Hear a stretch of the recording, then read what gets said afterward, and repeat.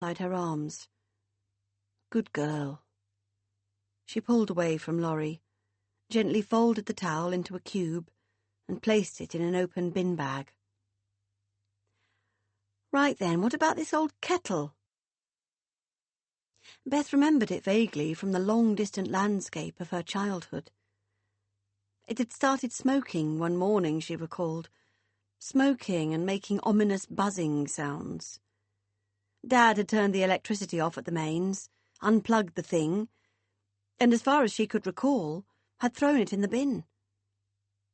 Yet here it was again, like her duvet cover, risen from the ashes of her childhood, still living and breathing. Laurie looked up at Colin with sad eyes, and then glanced wanly at the blackened kettle. "Oh, but darling," she said, in her soft voice, the one she'd used when they were all children, "don't you remember that day? The day it exploded? Don't you? It was the morning of the twins' first nativity. It snowed, and they were so adorable, the two of them, with their little matching silver wings and their tinsel halos. Do you remember? And everyone said, 'Ah,' when they came onto the stage together, because they were so blonde then, the pair of them, remember? So precious. I mean, they actually looked like real angels. They really, really did." Lorelei started to cry, and Vicky wrapped her back up in her arms, and Colin said, "They did, darling, it's true. And I have photos of them. Lovely big colour photographs that we can look at every day if we want. We can stick them up on the walls and ceilings, look at them all the time. We don't need old exploded kettles to remind us of that day." Lorelei sniffed and lifted her head from Vicky's embrace. "Photographs are lies, darling. You know that. They're one-dimensional. They only tell you about one precise moment in a whole infinite string of moments. They don't tell you about the kettle exploding or the snow on the ground. I need more than photographs. Much, much more, don't you see?" She looked up at them through her red, tear-streaked eyes. And then she saw Beth standing in the doorway, and she spread out her arms, and she said, "Look, darling, look what they're doing to me. These people who say they love me. They're killing me, Bethy. They're just killing me. Can't you make them stop?" Beth stiffened at her words. It was happening. It was finally happening. The acknowledgement of the cancer at the core of this house. Here it was, the dressings being removed, the scars being revealed. She flinched. She didn't want to see it. She didn't want to be a part of it. It needed to happen, that much she knew, but she did not want to be a witness to it. She forced a smile and shrugged her shoulders and said, "I was just popping home, just to get a jacket. And then she turned, before she could say anything that might drag her into this open wound. She ran through the house in her socks, seeing it suddenly through fresh eyes. Things loomed ominously over her and at her.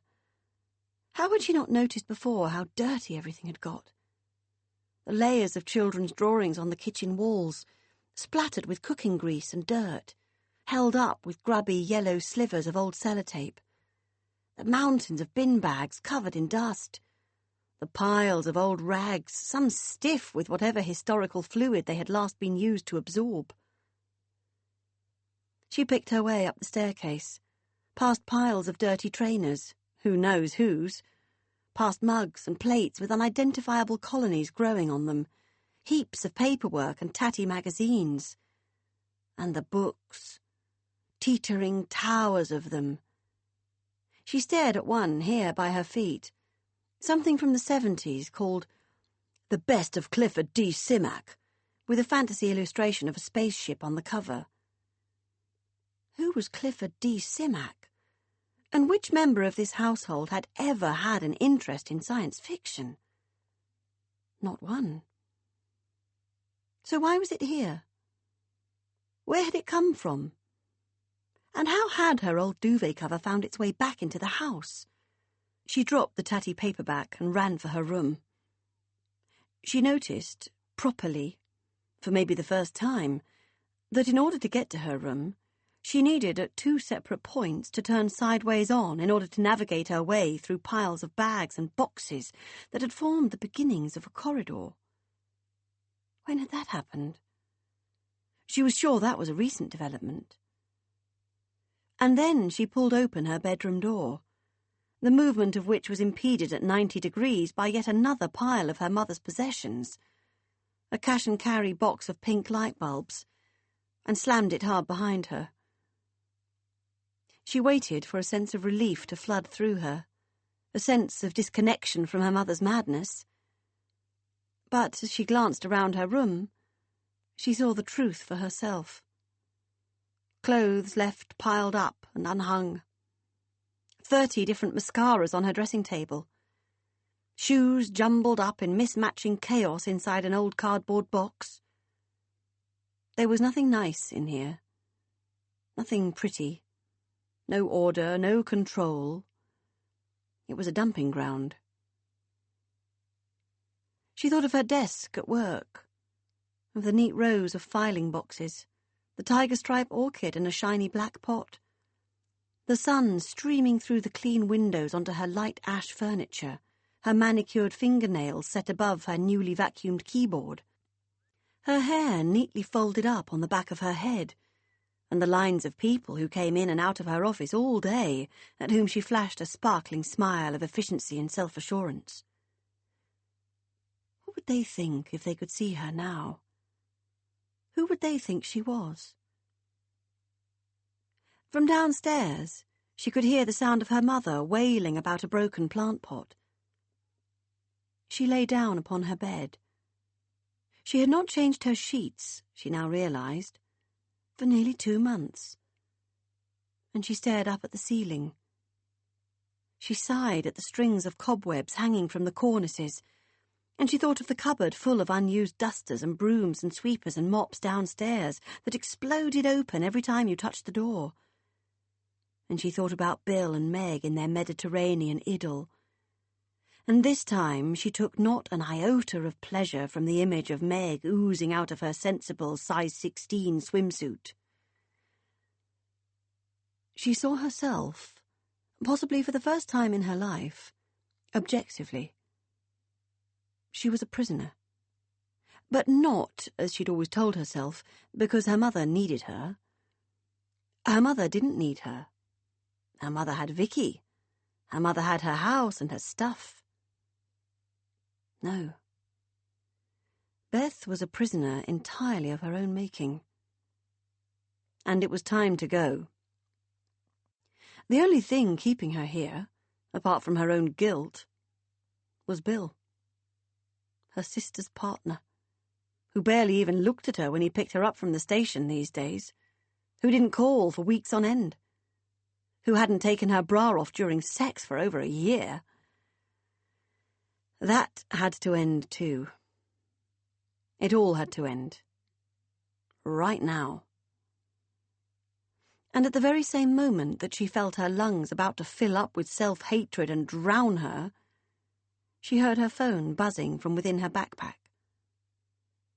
She pulled the bag towards her and located her phone, and there it was. A life raft. Hi there. Hope you're okay today. Feeling really guilty about pressuring you into drinking so much last night. Totally my fault. How'd you feel about a rerun tonight? Strictly orange juice and lemonade. I'd really like another chance to get to know you. Take care. Jace. 6 months later, on a particularly dark and long-shadowed October afternoon, Vicky, Maddie and Sophie hired a white van and moved all their things into a little flat around the corner. When they shut their new front door behind themselves a few hours later, Maddie came to Vicky and encircled her mother inside her arms. "Thank you, Mummy," she breathed into Vicky's soft sweater. "Thank you." Vicky kissed the top of her daughter's head and wiped away a warm tear from the side of her nose. "Darling," she said, holding Maddie's face in her hands. "I did everything that I could. I really did. But silly Laurie did not want to be helped. No. So, here we are, the three of us." "Will you go back, if she tidies the house?" Vicky sighed and pulled Maddie back towards her. "She's not going to tidy her house, Mads. I know that now." Another tear spilled from her other eye. It was not in Vicky's nature to give up on anything, least of all love. "Poor old Laurie," she said. "Poor, beautiful soul." The timing had been dreadful. Here they were, moving away, and in 2 months Beth would be gone too, to Australia to try and make it work with that nice boy, Jason. Laurie would then be completely alone for the first time in her life. The worry was overwhelming. But there you go. It had to be done. Maddie pulled away from her then and smiled. "Can I invite Jade to come over?" Vicky blinked. There it was, the thing she hadn't noticed for all those months and years, that most mundane of childhood requests which had been absent. She smiled, and then she said, "Yes, gosh, absolutely, definitely. Tell her to come over now." Chapter 8. Monday, 3rd of January, 2011. Hello, lovely Jim. I missed your emails these last couple of days. Sorry to hear you've been under the weather, and delighted to hear you're all better now. Maybe it was something you had to eat on New Year's Eve. One thing after another, isn't it? I'm glad you liked the pics. Thank you for your sweet comments. I was quite a looker in my day, but not vain with it, if you see my meaning. Rather a tomboy, always running around barefoot, forgetting to comb my hair. Anyway, you asked what I meant by Meg thinking I should see a therapist. Clearly, I have alarmed you horribly. I jest, Jim. From what little I know about you from our emails these past few weeks, I have very much taken the impression that you are an open-minded man, unshakable, to an extent. Am I right? Well, here it is. The truth about me, or should that be, the truth about me? You have been very honest with me about your problems with drink and marijuana. You have used the language of a man who accepts what he is and can put a name to it. So I suppose it is only fair for me to do the same. I am a hoarder, Jim. I only use this word as using any other word might be misleading. I could say that I am a collector, maybe, or a magpie. I could perhaps describe myself as a person who does not like to throw things away. But none of these would be at all sufficient, because I can only assume that once a social worker has been to your home to assess it in terms of health and safety considerations, not for me, you understand, but for my next-door neighbours, the shame, and referred to you over and over again as being a person having a hoarding disorder, then really you just have to hold up your hands, sigh, and say, well, OK, you got me. So, yes, I am. But remember, Jim, that just as alcoholism carries myriad implications, so the hoarding disorder covers 1 trillion different variations on a theme. I am not dirty, and nor is my house. I just have too many things, almost to the extent that there is no room for dirt. I have heard about people who hoard rubbish, their own actual litter and filth. That disgusts me. And people who hoard animals.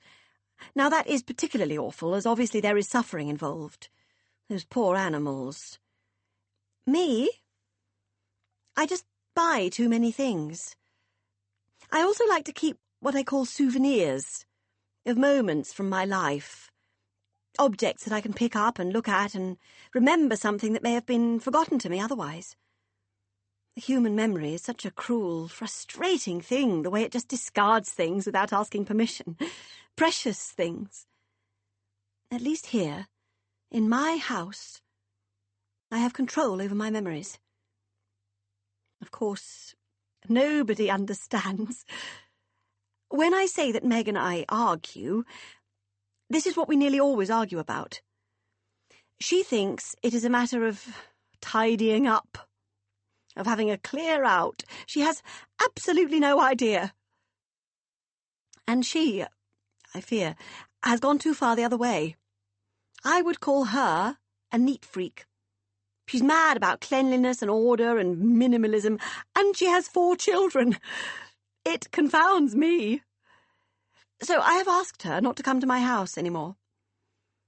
In fact, since we're being so frank, you may as well know that no one has been to my house. Not since the funeral.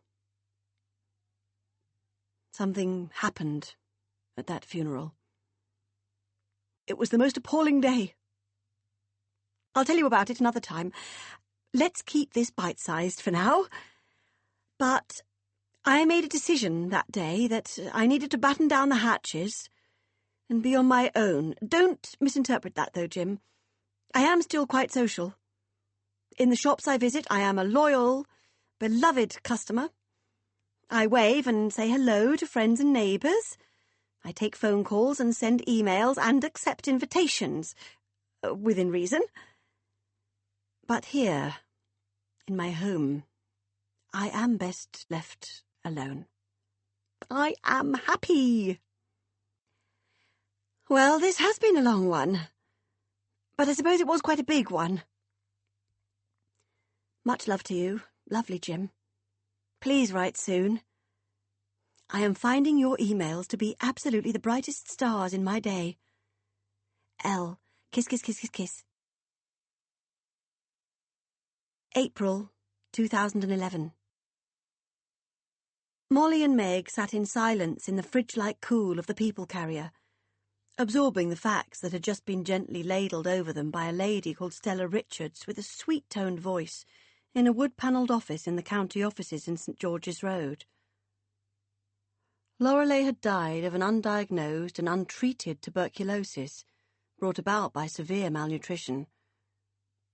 She had weighed 6 stone 8 pounds at the time of her death, had lost all but 5 of her teeth, and had been brought in mainly bald. The contents of her stomach had been hard to identify, as they had been more than a week old. But it appeared that her last meal had been a rice cake and a mouthful or 2 of orange juice. They had also found a small cancerous tumour inside her lung cavity, but this was not being recorded as related to her cause of death.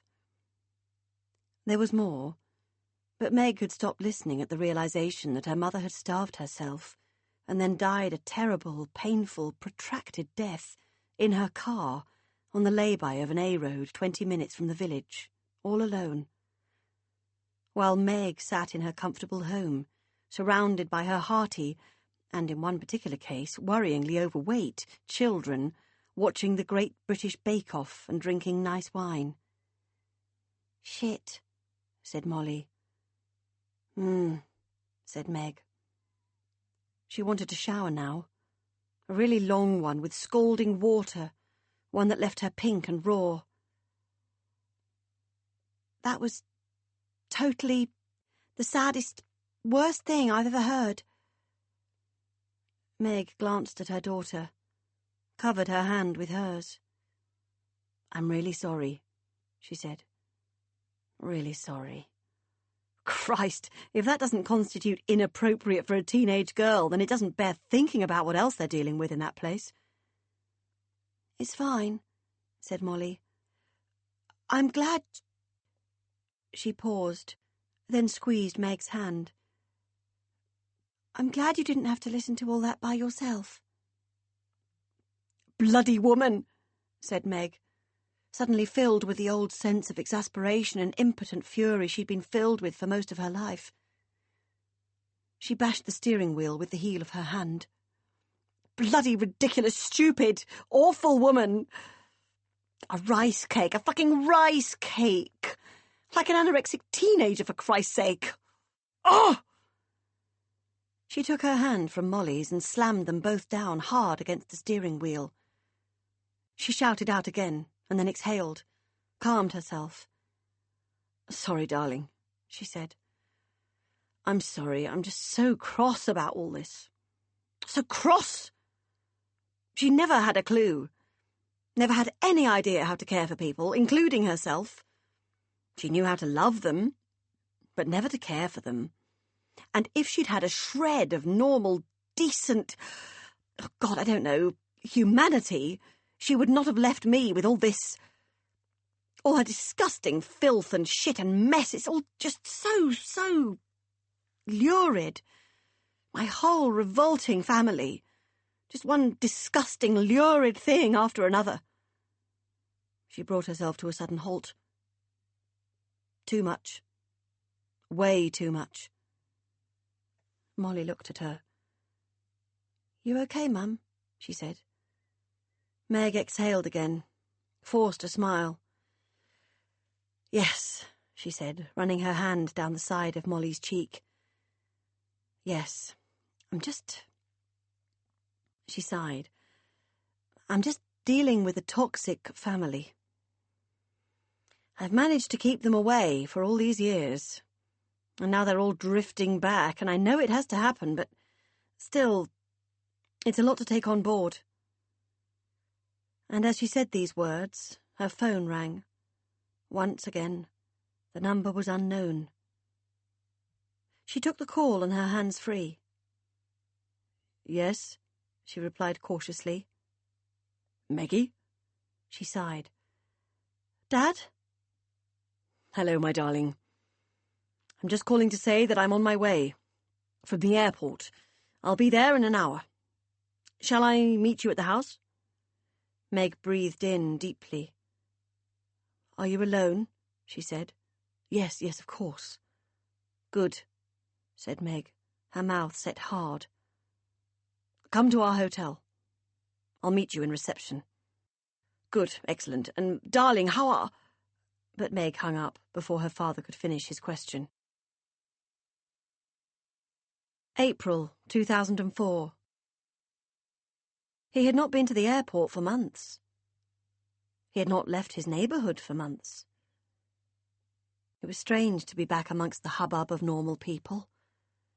Odd to see children and families and teenage groups, people who had not set foot inside a brothel or a girly bar, people who were not in Thailand to get high or have sex with anyone. They looked so fresh, these other people. Bizarrely, unnaturally so. Rory glanced down at his own self. Sweaty polo shirt, baggy shorts, some bleached flip-flops, gold link bracelet, skin tanned to the colour of roast beef, more tattoos now, new ones on his shins and calves, around his wrists and his throat. He ran his fingers through his hair. Collar length, burned blonde, not related in any recognisable way to fashion. There was no fashion where Rory lived. He just wore what Owen wore. He'd subconsciously started to dress the same as Owen over the years.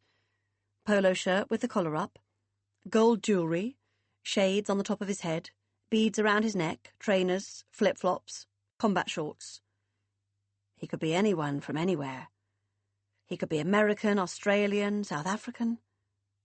It was just easier. He scanned the crowds filing through the arrivals gate. After a 5-minute procession of dairy-skinned Scandinavians, the next influx looked English, pasty and pale-faced after a long winter. He pulled himself up straighter, pushed his hair down over his ears. And then there he was, And it took Rory totally by surprise. The flood of emotion, the tears. His dad. Colin's face broke apart at the sight of him, and they hurtled towards each other like victorious teammates, bundled up against each other, lost their faces into each other's shoulders and squeezed hard. Then they pulled apart and regarded each other. It had been 4 years, almost to the day. His dad had a rucksack slung over one shoulder and was wearing classic middle-aged man gear. Sensible jeans, a T-shirt with a logo on it, a North Face jacket, cheap trainers. He looked so old. Or actually, no, not old. He looked like a young person with an ageing disease. "Oh, my goodness," said Colin, his eyes twinkling with pleasure. "Look at you, just look at you. So brown, so—" He searched for a word. "So laid back. Wow." It was the first time that Rory and his dad had been alone together since that afternoon in the pub, when Colin had given him his birth certificate and set him free. Rory had missed him the most. More than his mum. More than his sisters. More than his niece and nephews. He'd only actually met one of Meg's boys, and he couldn't even remember his name. "Here." He took his dad's rucksack from his shoulder and slung it over his own. He was glad, in a way, that he'd never grown taller than his dad. It was nice to be able to look up at him, even if it was only a couple of inches. He'd warned his dad about his circumstances, about the barewood room behind a shop on the Strip, about the people coming and going, the pounding music and the shrieks of delight late into the night. He'd told him about the ineffectual ceiling fan and the cockroaches and the mattress on the floor. But he hadn't told him everything. Not yet. Rory drove them back in his new car. Well, new to him. It was an old Fiat Panda that he'd bought off someone for a few $100. It smelled of spliff and dog shit, but it had aircon, and Colin smiled into the chilled blast as they cruised down the freeway. "Oh," he said, "that's nice." He still had his North Face jacket on, and his grey hair was stuck to his head like wet strips of papier-mâché. "This heat," he said, "is like a furnace. How do you cope?" "I've acclimatised." He turned and smiled at his dad. He had not seen a human being he was related to since the day he'd left his baby daughter in Spain 4 years ago. It was a good feeling. "You must be really tired," he said. "No, not at all. Doing nothing makes me tired. All this," Colin gestured through the windows at the passing scenery, "this makes me feel alive." His father's life over the last few years was as much of a mystery to Rory as he imagined his own life was to his father. He had no idea how Colin spent his days, who he saw, where he went, what he did. He knew there'd been a memoir of some description undertaken, but he didn't imagine that had ever come to much. He knew that there'd been a girlfriend for a while, someone much younger than him, called April or May or something, but as far as he was aware, that had not come to much either. And now his dad was 59, retired from the college he'd taught at for all those years, living alone, and travelling for the first time in his life to another continent. Rory parked the Panda behind his building and pulled Colin's rucksack from the back seat.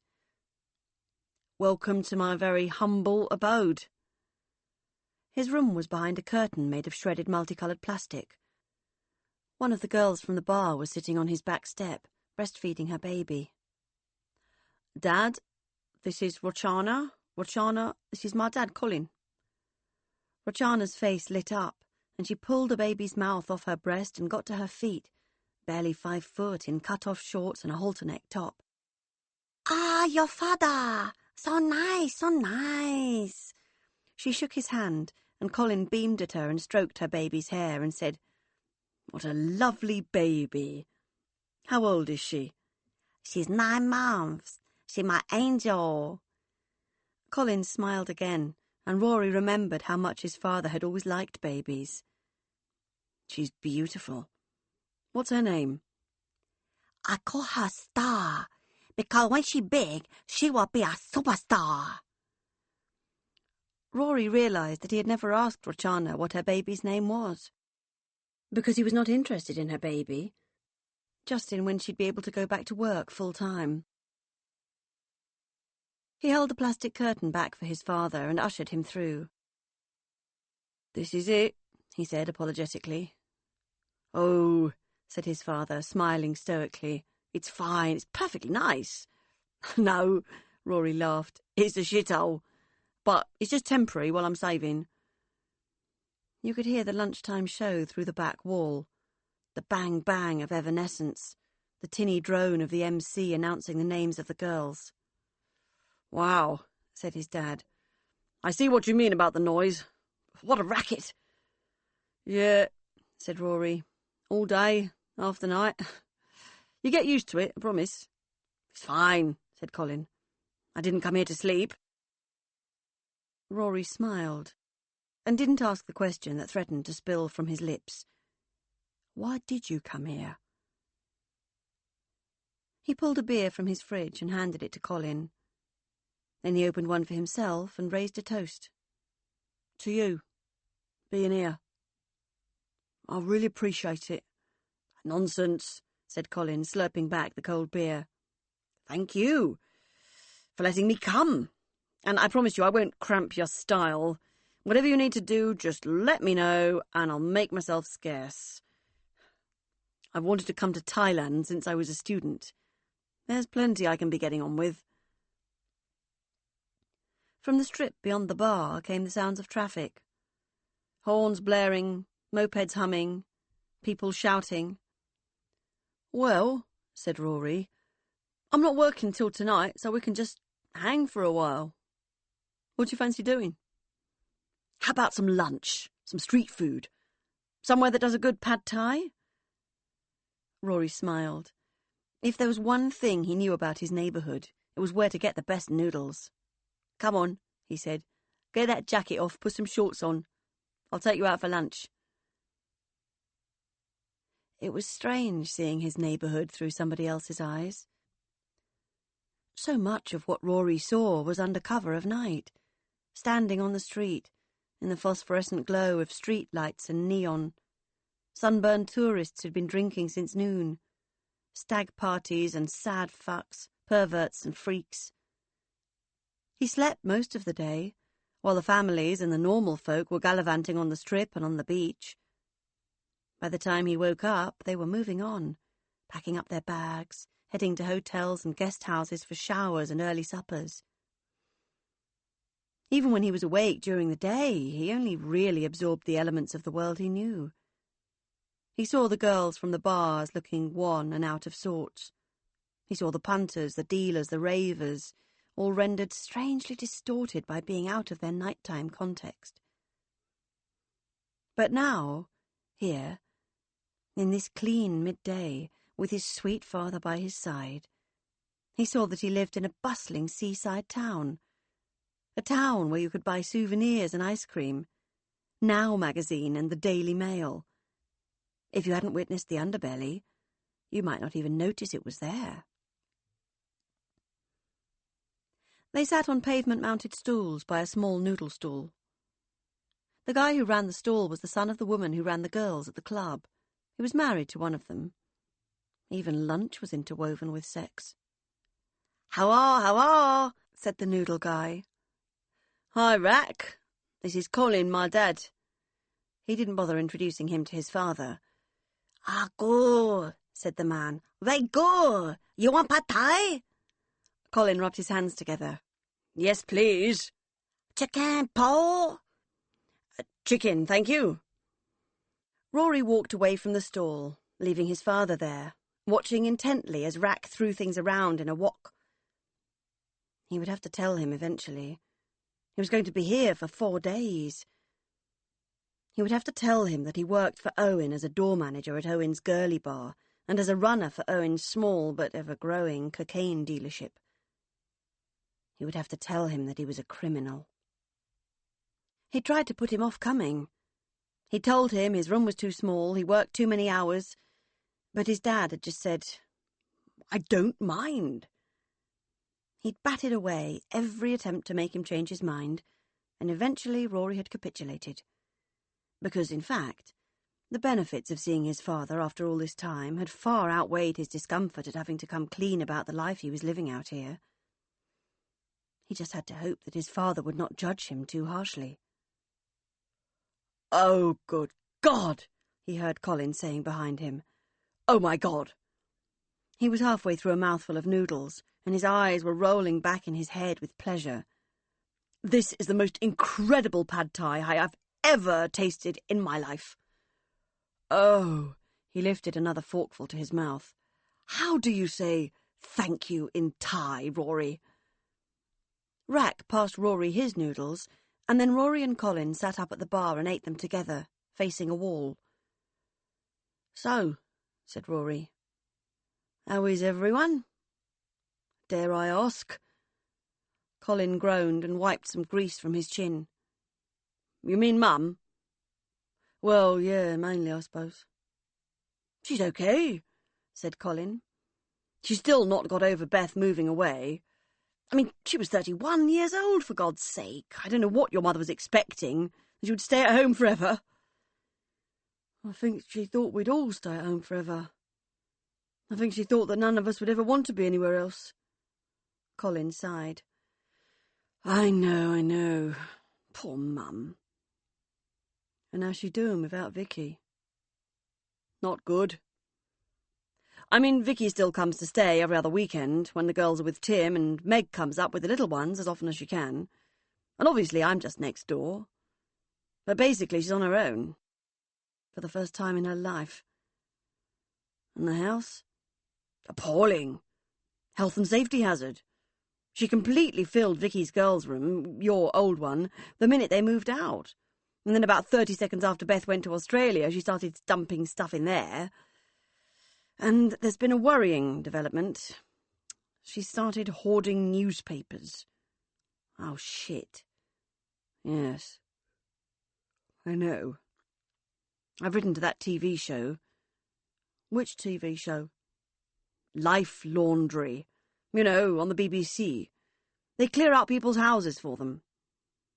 Cool, said Rory. Have you told her? Colin rolled his eyes at him. What do you think? Anyway, I doubt it'll come to anything.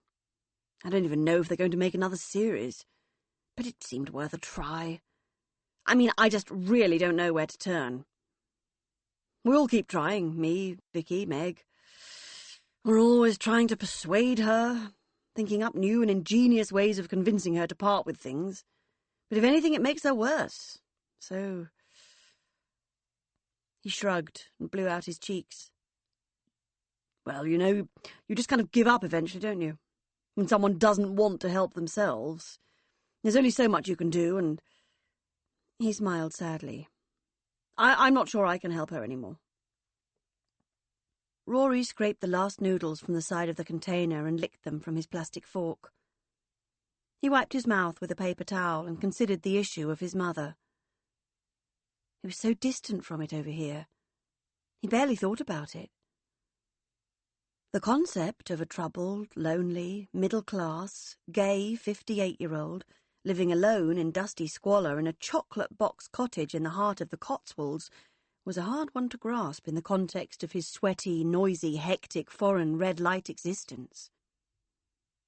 I can't say I blame you, he said. You shouldn't beat yourself up about it.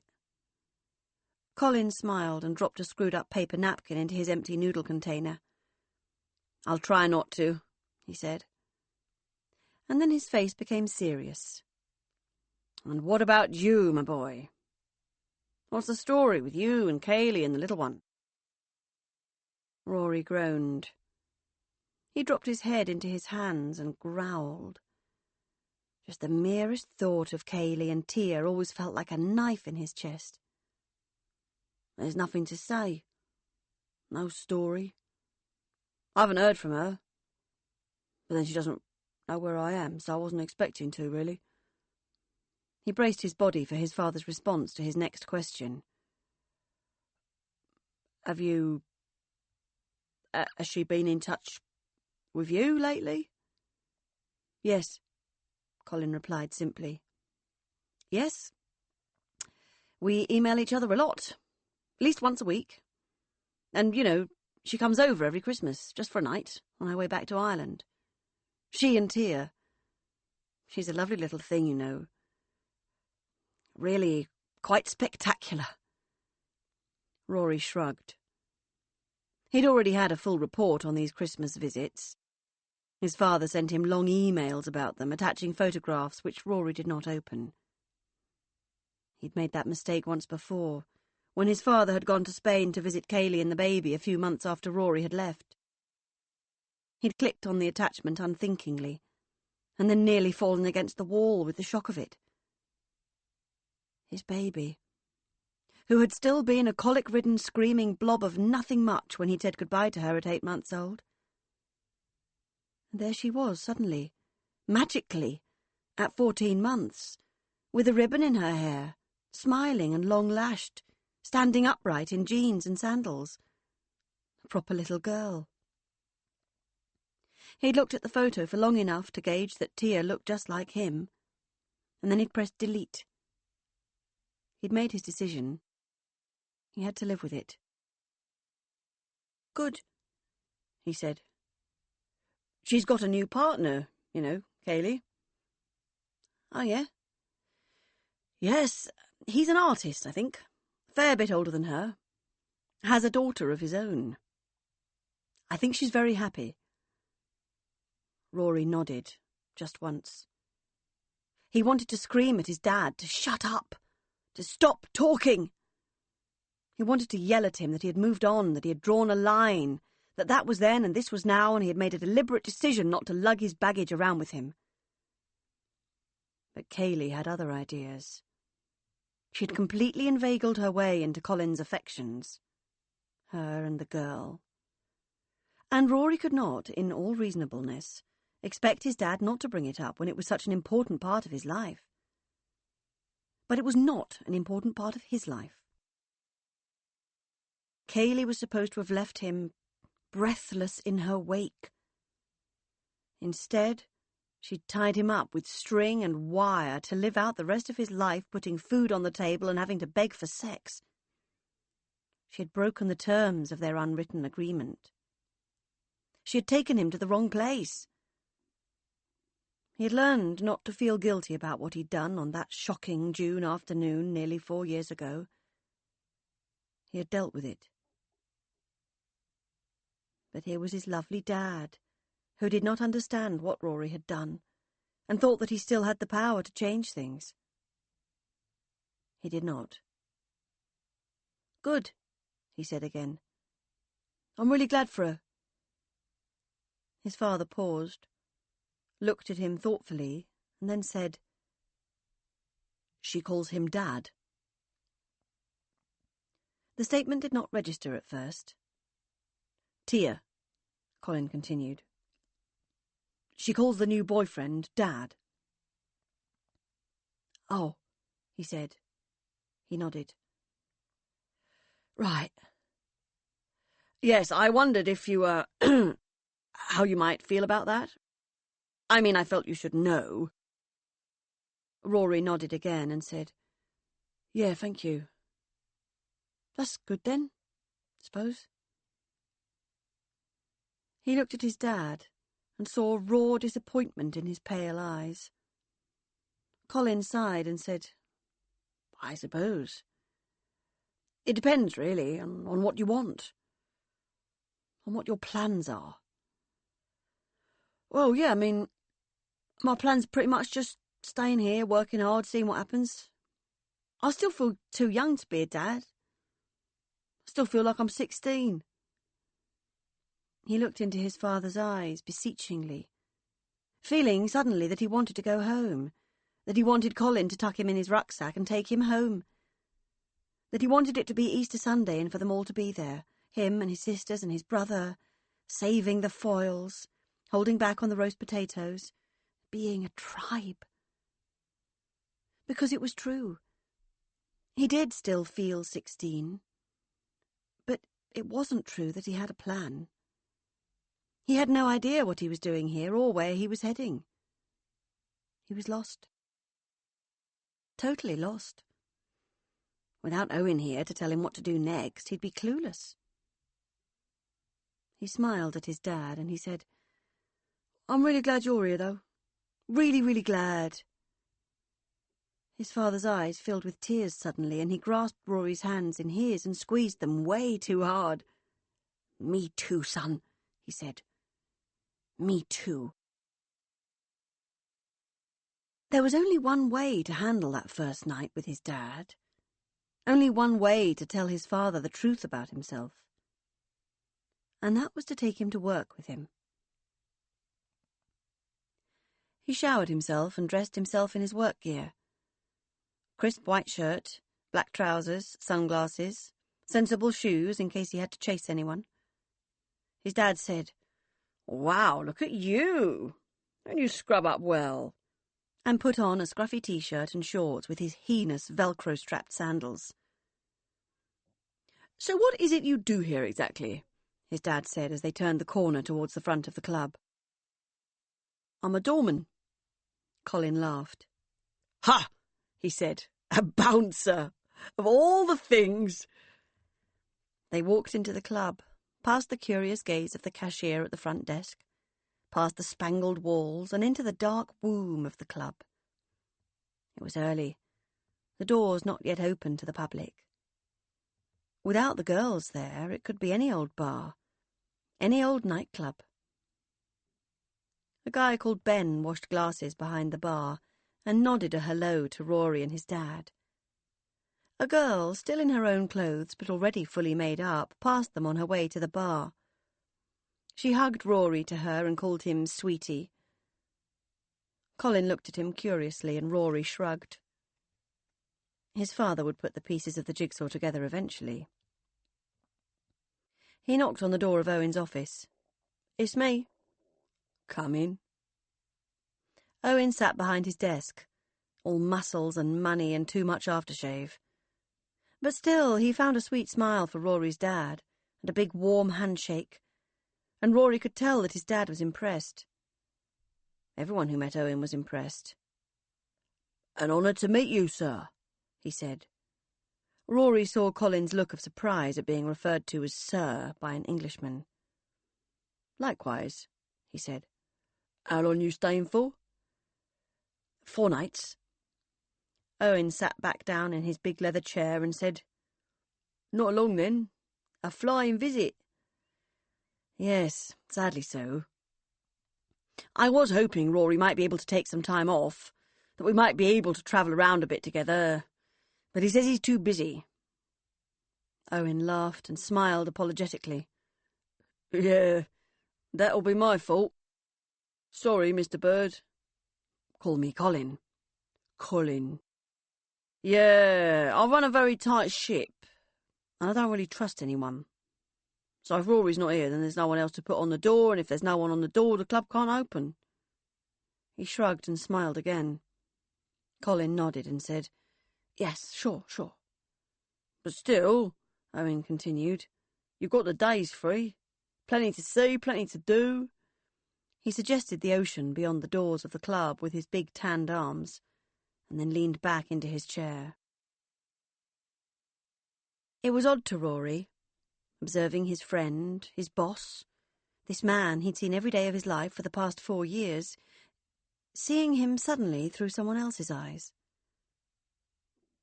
It was discomforting and strangely sad.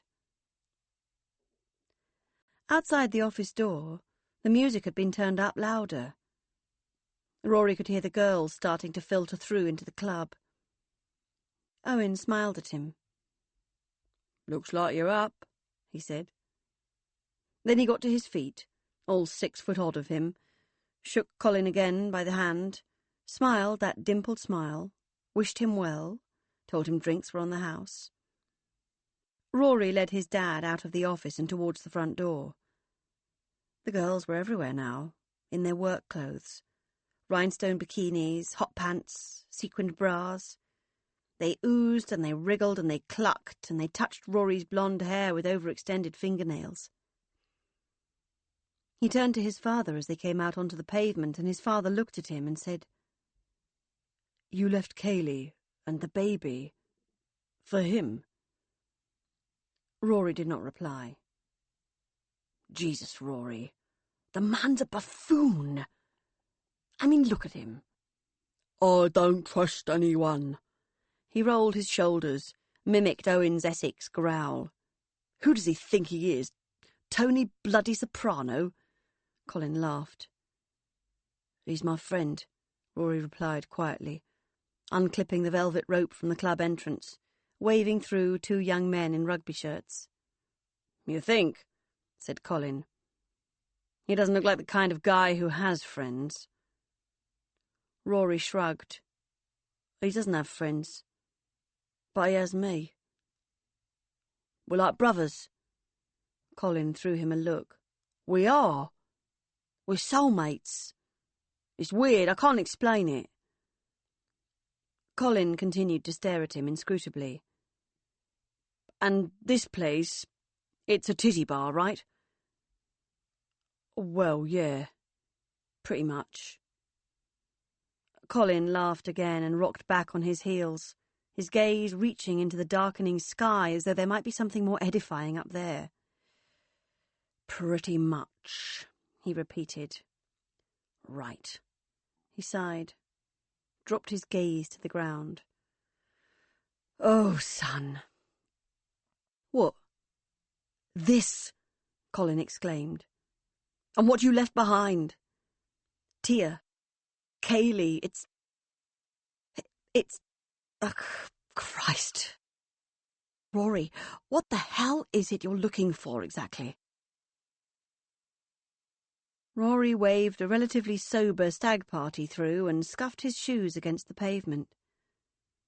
"I'm not looking for anything." Colin nodded. He looked for a moment as though he were about to say something, but then he stopped, exhaled. "Just as well," he said, "because I can tell you this. You won't find anything here." He gestured at the bar, at the line of young men waiting to gain entry.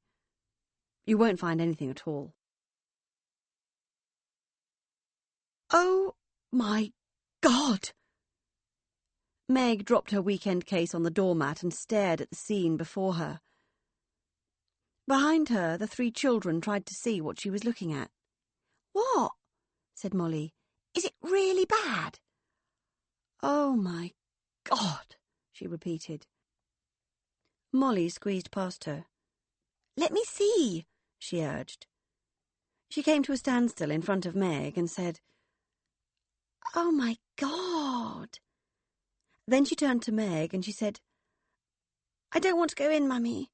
I really don't. Can you let me into Grandpa's house? Please?" "No," said Meg. "Not until we've said hello to Grandma. Come on." "Boys!" she called out behind her to the two youngest, who were now grabbing handfuls of the gravel on the footpath. They all trooped in, and for a brief moment they were silent. It was Meg's first visit home since Christmas. 6 months since Vicky and the girls had finally jumped ship, and 4 months since Beth had moved away. And in those 4 months, Lorelei appeared to have put her kitchen completely out of commission. Dad had warned her, but still nothing could have prepared her for the devastation that her mother had wrought upon the heart of her home. The detail that struck her first was that the Aga was no longer visible. The precious orange Aga that had cooked their meat for them, warmed their winter gloves, dried out wet socks and heated pans of bedtime milk was gone, cloaked entirely under piles of laundry and cardboard boxes. The surface of the kitchen table was also invisible, loaded up with piles of newspapers and plastic carrier bags tied up by their handles into knots, empty pizza boxes, empty drink cans, and a colony of empty wine bottles.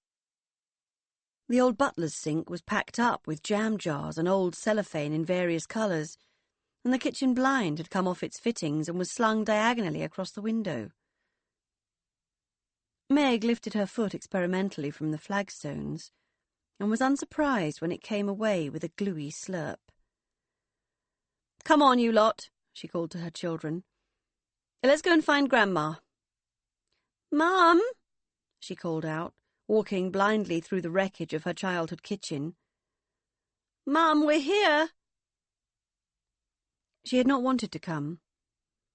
She and Bill had been busy searching the internet for a last-minute deal to somewhere sunny when Dad had called to say he was going away to see Rory and Beth, that Vicky and the girls were going to be at her parents' in Surrey, and that Lorelei was going to be on her own at Easter for the first time in her life.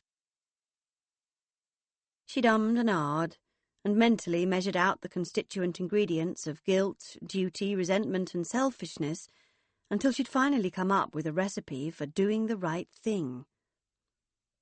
Bill had stayed at home, and she did not blame him in the least. She traipsed through the kitchen into the front hall, the 3 children following behind her, silent in awe and wonder. The square space was filled almost to the height of Stanley's head with cardboard boxes from the cash and carry. She idly lifted flaps as she passed through the narrow space between the boxes, her breath held against the prospect of what she might find within.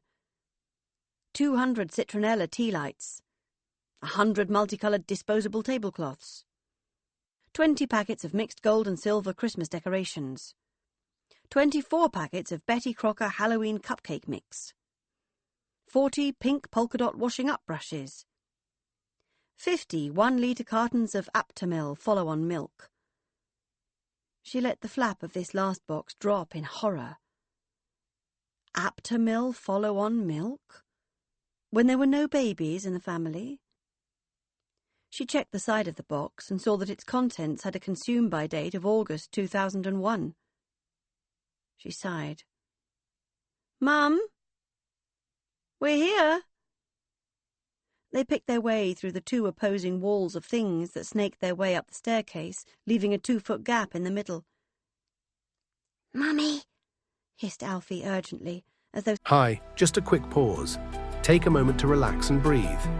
Here's a short musical interlude, and remember, this audiobook is completely free for you. Thanks for listening.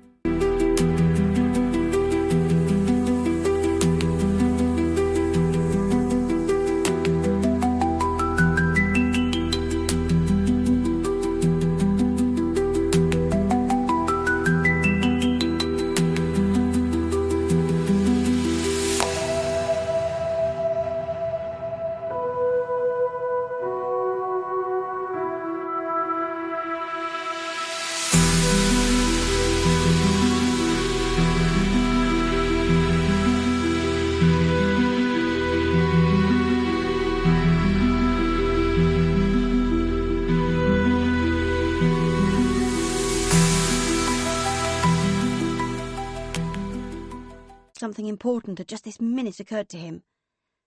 "Why has Grandma got all these things on the stairs?" "Shh," cautioned Meg. They followed her through the continuing wall of objects and into Lorelei's bedroom. Meg couldn't see her at first and was about to turn and leave when she spied her, curled up inside her floral armchair with a huge pair of headphones on, listening to, she presumed, the radio and painting her toenails. She was buried, virtually, within more piles of unidentifiable things.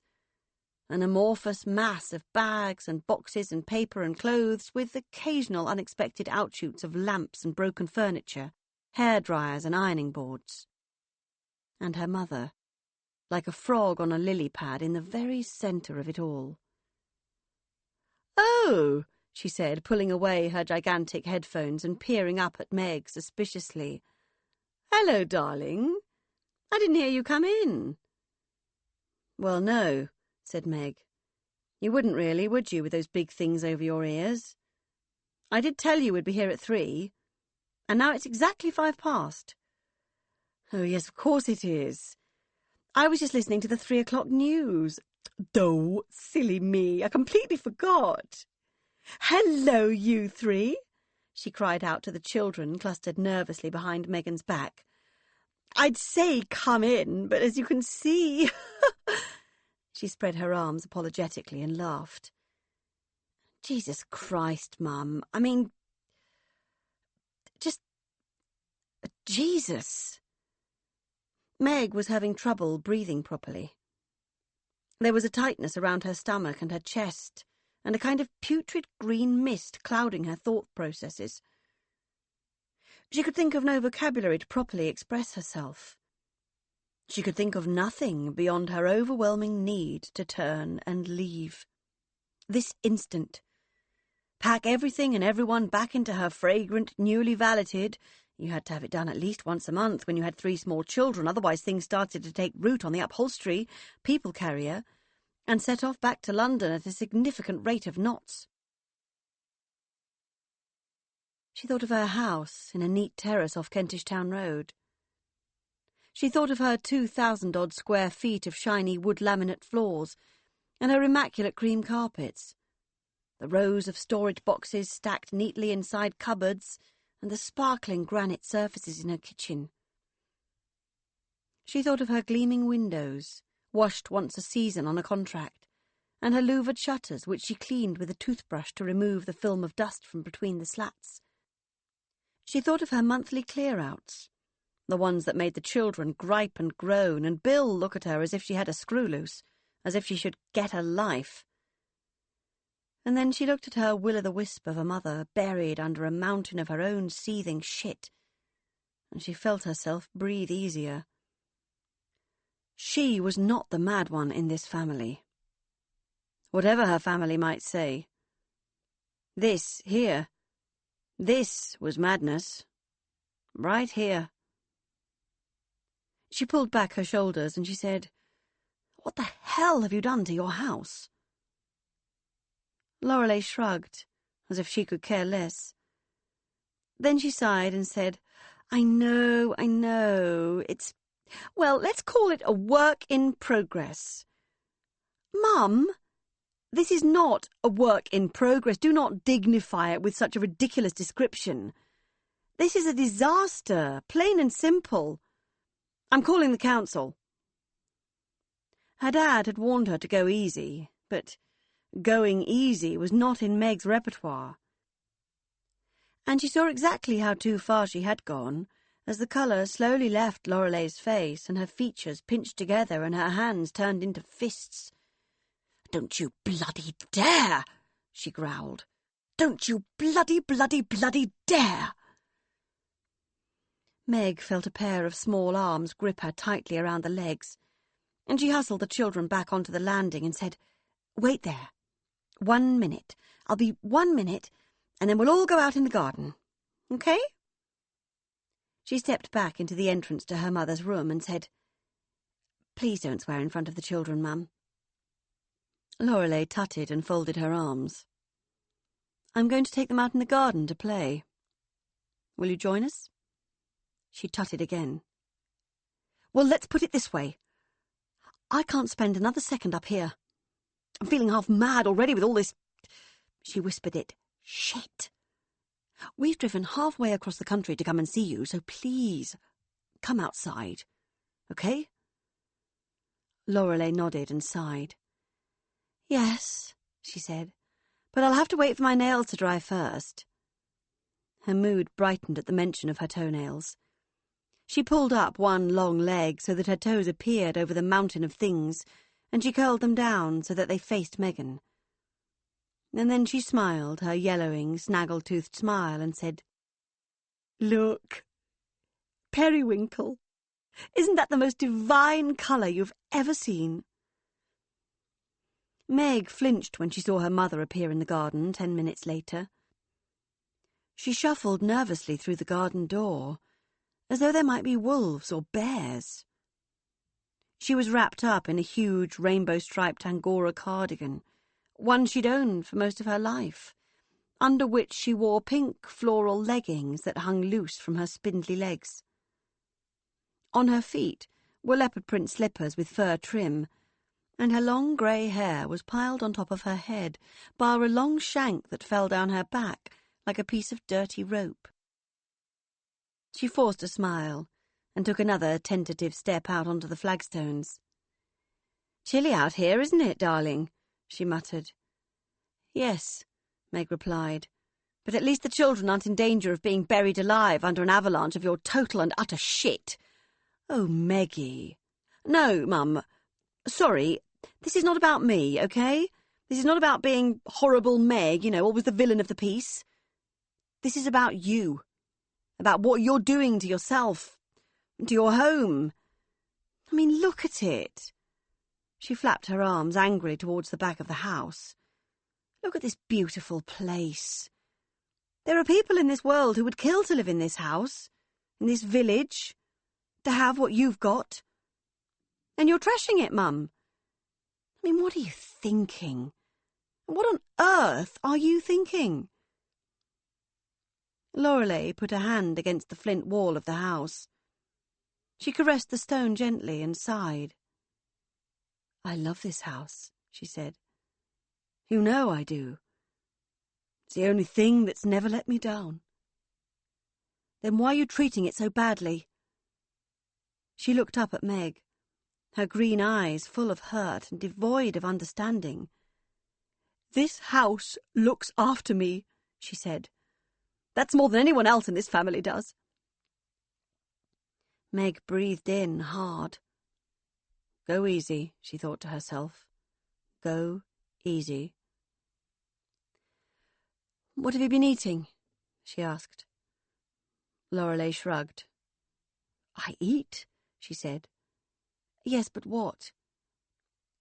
"Cottage cheese." "Cottage cheese?" "Yes, I buy it in those big family-sized tubs from the supermarket in all the different flavours. They do one with paprika now. Cottage cheese with smoky paprika. Kind of terracotta colour, that one. It's absolutely delicious. And the pink one with the prawns, that's my favourite.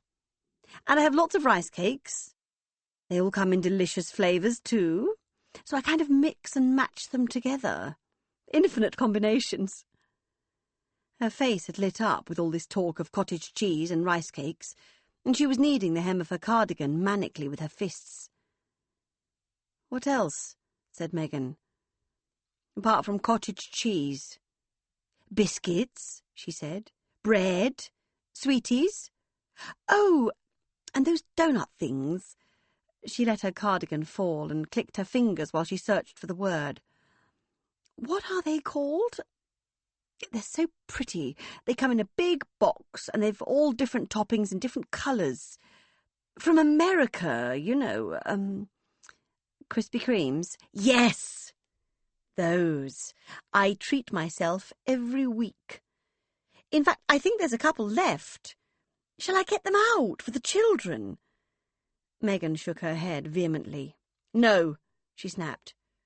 "God, no. Thank you." "Oh, yes," sighed Lorelei. "I forgot. You're all super healthy, aren't you? Those poor children." Megan breathed in again. This was not about her, she reminded herself. Not about her. "So you're not actually eating anything hot, then? Nothing cooked?" "Well, the doughnuts are cooked, I assume. At some point."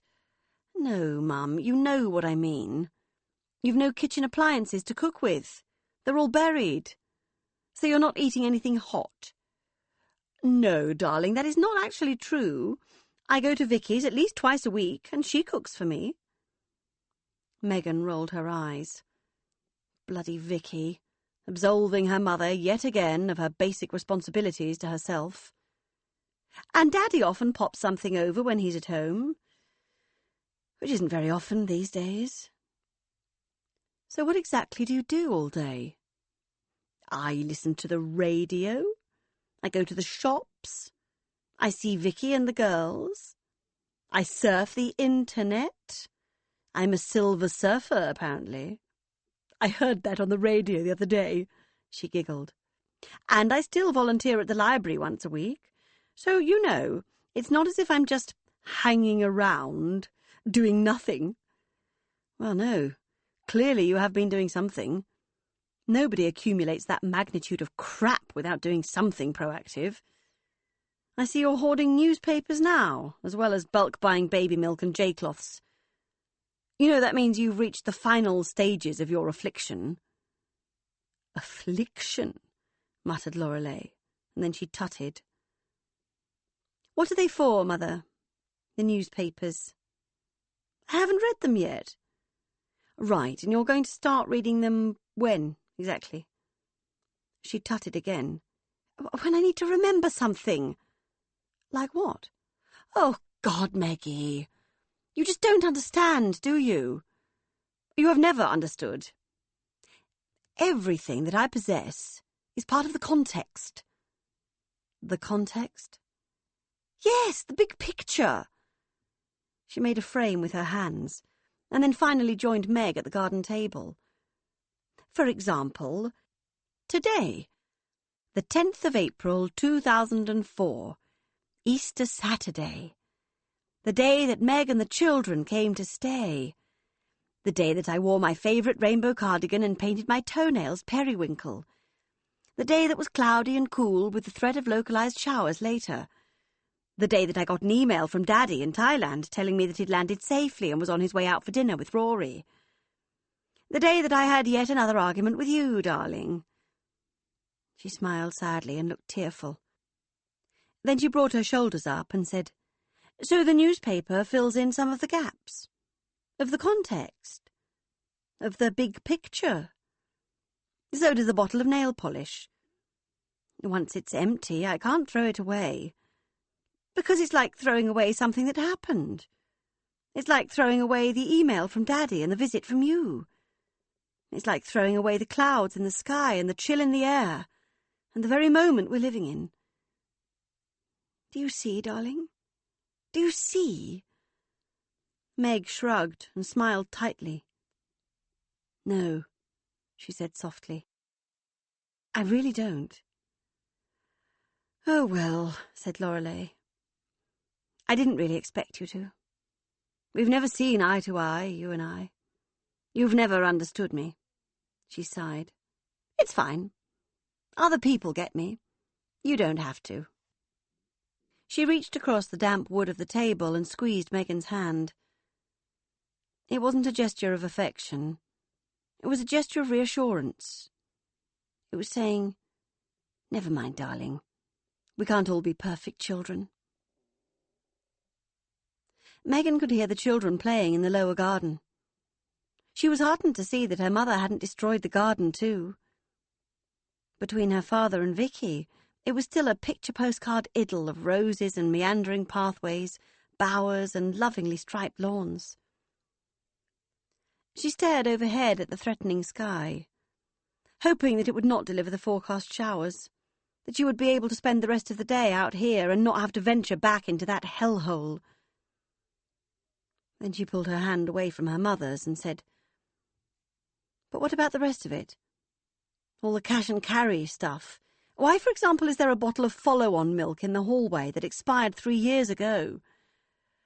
Oh. Her mother took back her hands and rubbed at her pointy elbows. Well, obviously, I bought that when there were babies around. You know, I thought it would be nice for you not to have to cart a load of formula down every time you came to visit. And then? She shrugged. I forgot I'd bought it, and suddenly the babies weren't babies anymore. And you have kept it because? Because buying it brought me pleasure. Because I stood in a shop and saw it and thought of my babies and your visits, and imagined myself with a little Stan or a little Alf on my lap, drinking the milk that I bought them, and I imagined you smiling and saying, Thank you, Mummy. What a brilliant idea. And all the things I thought when I looked at the milk and bought the milk were good things. And if I throw the milk away, then I'm throwing away all those good things I thought and felt when I bought it. Megan sighed. Her mother's view of the world was an impenetrable wall. Empty food packaging? Ah, yes, Her mother smiled mischievously. There you have a point, darling. I really do need to get on top of that. It's just... I'm trying to be good about my recycling, and so often a whole day goes by without me leaving the house, and the recycling box fills up so quickly, and sometimes I just sort of leave things, and I intend to do something about them, but then once they've been sitting there for a few days, I kind of stop noticing them, and then before I know it... You're living in utter squalor. Well, I wouldn't call it squalor. I would. I know you would, Meg. You've always been very critical of the way I live my life. You've always been very critical of me. Megan sighed and reminded herself yet again that she was not here to fiddle around with the knobs and switches of her unsatisfactory relationship with her mother. So, she said, steering things back to the relevant, you wouldn't mind, in that case, if I threw away the empty food packaging? Just the empty food packaging? Lorelei smiled. Of course not. I'd love it. Vicky always has a little go when she comes to visit. And your father, of course. It all builds up so quickly, doesn't it? If you say so. Lorelei laughed nervously. And then she sighed. I'm quite lonely, you know. I know you are. I never expected to be on my own. I know it sounds silly because everyone ends up on their own eventually, don't they? But I never really thought it would happen to me. Well, you're not strictly on your own, are you? You've got Dad right next door and Vicky up the road, and you know, don't you, that if you could get on top of things, if you could, acknowledge your affliction, that word again, then Vicky and the girls might be able to think about moving back in, and you wouldn't have to be on your own. You do know that, right? Of course I do. Of course. I still don't really understand what that was all about. One minute we were all here together having a lovely time, the next... She blew out her cheeks. The next, Mum, you were calling her precious girl a little shit and filling their home up with so much stuff that they were embarrassed to bring friends home to play. Lorelei tutted into the sky. I don't even remember it, she said. Yes, you do. Of course you do. Lorelei tutted again. Right, so Meg got to her feet. I'll get some things from the car and make a start on your kitchen. Lorelei jumped up from her chair and said, I shall want to watch, you know. Yes, said Megan. Of course you will. Come on then, Mother dearest. Let's go and have a big old screaming row about egg cartons. Oh, no, said Lorelei. I never throw away egg cartons, darling. They're useful. No, said Megan. They are not useful, and I will be throwing them away. Are you coming? Lorelei let her shoulders slump just a degree, and then she looked at Megan and she smiled. Yes, she said, I'm coming. It was, strangely enough, after all Megan's misgivings and resentment about missing out on her last-minute sunshine getaway, a very nice Easter weekend. Vicky came over in the late afternoon and kept the children entertained next door with Sophie, but no Maddie, while Lorelei graciously allowed Megan to empty her kitchen. She did not, of course, allow her to throw away anything apart from food packaging. Even that had its fraught moments. A small tussle over a sheet of blue bubble wrap, for example. But, darling, it's blue. I've never seen blue bubble wrap before, which ended in Lorelei's favour, and was very controlling about exactly where Meg could relocate the objects elsewhere in the house, but all in all, she was quite good-natured about the process, and actually burst into tears as they stood a few hours later and admired the newly unentombed kitchen surfaces. Oh, look! It's my kitchen again. Look at my lovely kitchen, my aga, my sink. Vicky had come in with the little ones, and they all stood and smiled at each other, and Vicky said, You've clearly got more sway over her than me. Never in a million years would she have let me do this, and believe me, I've tried. Meg had smiled sardonically and said, "It's because she's scared of me." And Vicky had sighed and said, "Ah, yes, indeed. That's where I always went wrong with her. I just always wanted her to like me more than anything." Vicky and the girls left, and then they all drove up to the supermarket by the roundabout and had what could only be described as a fun time shopping for Easter lunch. Finally uncoupled from her long-standing embarrassment of her mother's little ways, and distracted anyway by her marauding tribe of children, she saw, for possibly the first time since her very early childhood, some of Lorelei's charm. Viewing her objectively, she was still very beautiful. She had tied back her unruly hair inside a willow print headscarf and was wearing what looked like one of Beth's dresses left behind when she went to Australia. A pink cotton thing with white trim around the hem, with a battered denim jacket over the top. She looked bohemian and youthful. Only her haggard hands and slightly drooping jowls giving away the real extent of her age. But it was her manner, her movements, which made her truly a sight to behold. So tall and lean and graceful, so light on her feet, so different from her own rather lumpen eldest child, who had inherited the body of some distant relative from a very different, rather stolid branch of the family tree. She swooped about the supermarket like a swift, touching things and exclaiming over their beauty. "Look, Maggie, look at these tiny little aubergines. Aren't they precious? Do you have any idea how to cook them? Rhubarb and custard-flavoured yoghurt. Look, darling. Do you think the little ones would like them? Do you see, Maggie? They're selling these lovely speckled eggs now. Look at those lovely different shades of blue and green. Aren't they exquisite?" And then, of course, they came to the Easter egg display, and Lorelei stood and for a moment just stared in silence. "Every year it gets more beautiful," she said. "Look at them all. And look at these. 3 for £5, what a bargain. Kiddos," she called out to Meg's 3. "Look, see these little eggs here? Choose one each. Treat from me." All 3 had stared up questioningly at Meg. She nodded. How could she not? It was Easter, after all.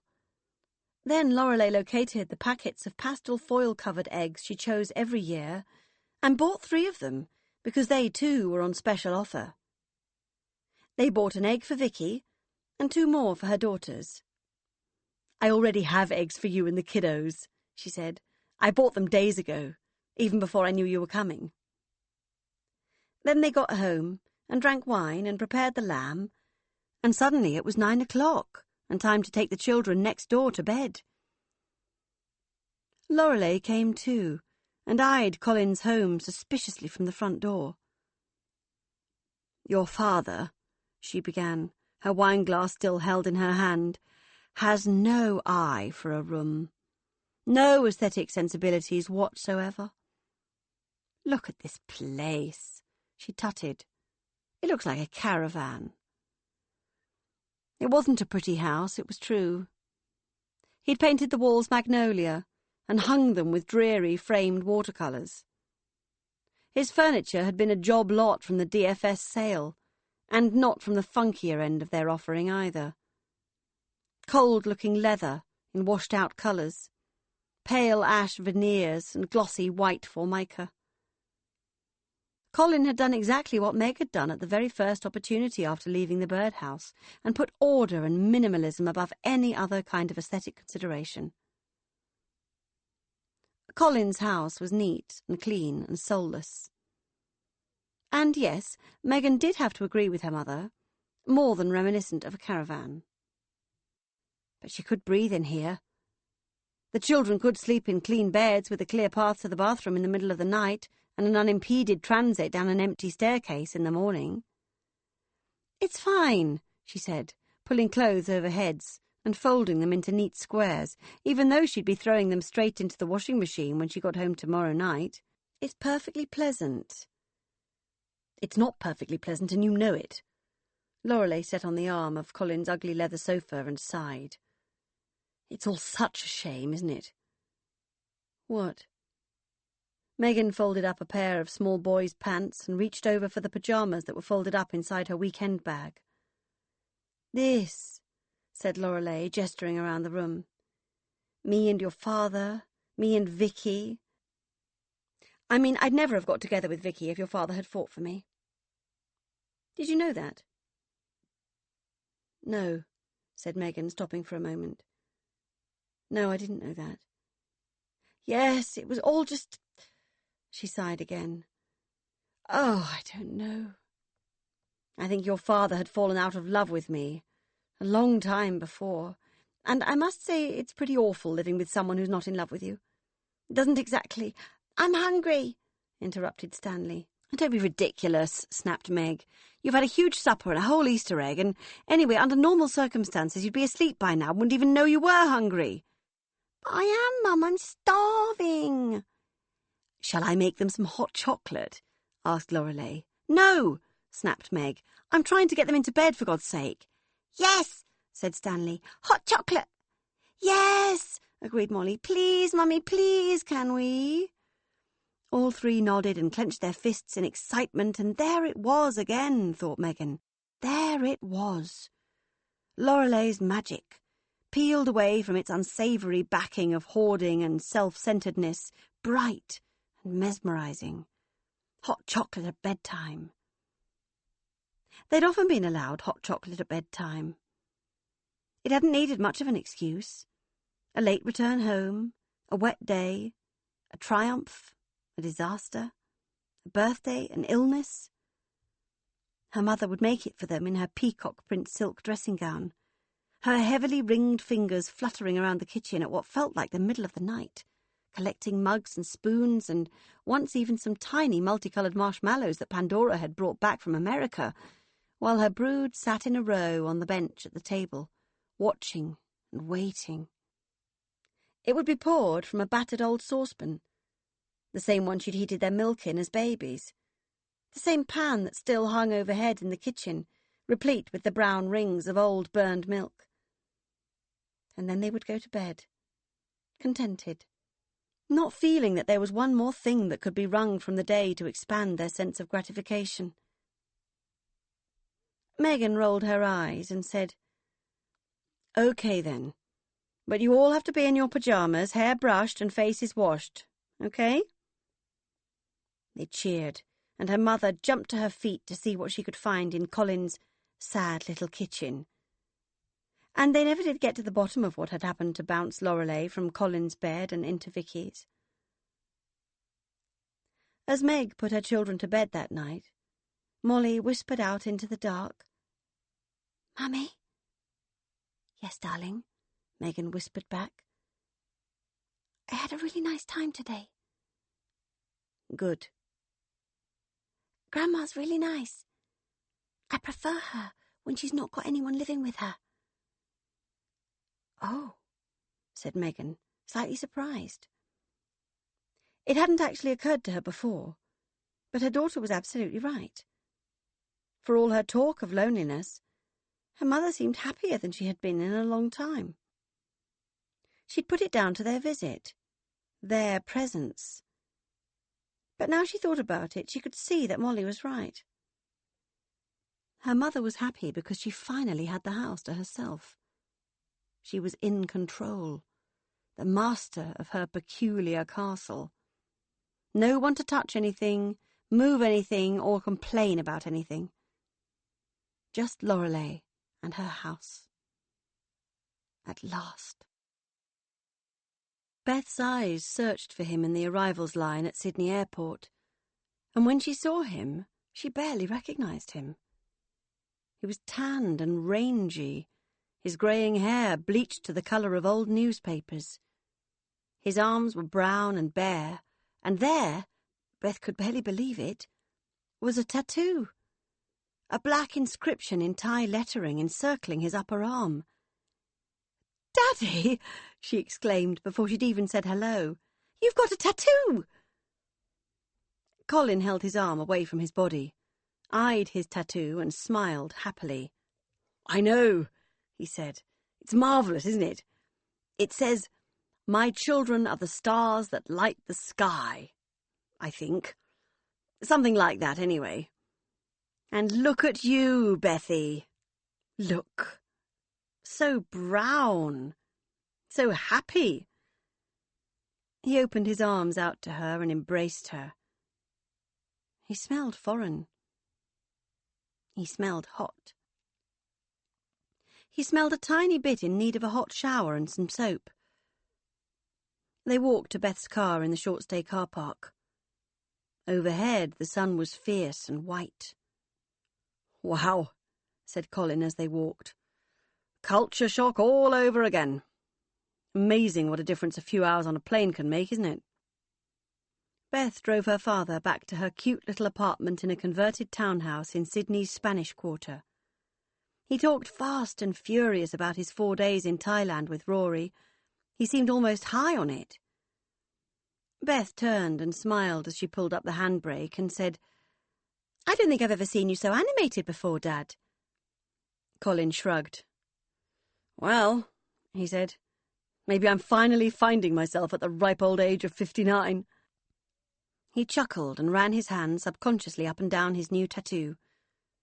I always wanted to travel, you know, and I never could because of, well, your mother, obviously. I should have started years ago. Beth smiled at him again and squeezed his arm. You've still got plenty of time, she said. Another 40 years, potentially. He laughed. I think that's pushing it a bit, Beth, but hopefully another 20. That would be nice. She showed him into her home. It's small, she said, but cosy. After where I've just been staying with your brother, this looks like a veritable mansion, I can assure you. Her first home, at the age of 31, was a one-bedroom attic with a terrace from which, if you stood on the wall and stretched, you could see a slice of ocean. It was furnished entirely from local junk shops and flea markets, as she'd brought virtually nothing with her from home, barely a weekend case. She'd started to pack, and then realised that everything she touched had a smell about it, a damp, mouldering smell of neglect. She might have been imagining it, it might have been entirely in her head, but she'd left it there, all of it, and taken just a change of clothes and some toiletries.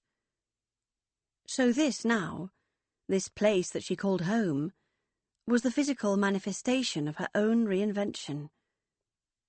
It looked as though she'd been here for years. It looked as though she was surrounded by family heirlooms and mementos, but in reality it was a stage set, bought in a flat-spin retail frenzy over the course of her first few weeks in Sydney. She was still rather surprised to find herself here. Things had changed so quickly. She could clearly remember sitting on her bed in the birdhouse, listening to her mother screaming about broken plant pots, staring at the cobwebs in the coving, hearing the ping of her phone with that message from Jason. Everything that had happened after that felt like a blur. She'd called Bill that very night and told him she had a new boyfriend, that it was over. And what was it he'd said? Oh, yes. He'd breathed an audible sigh of relief. Then he'd chuckled and said, Thank fuck for that. Now you and I can get on with being nice people again. A month later, she said yes to Jason's invitation to be his +1 at his sister's wedding, and everything had begun to spiral dizzyingly, sucking her up in a vortex and depositing her in Hobart, just over 6 months later, with only the clothes on her back.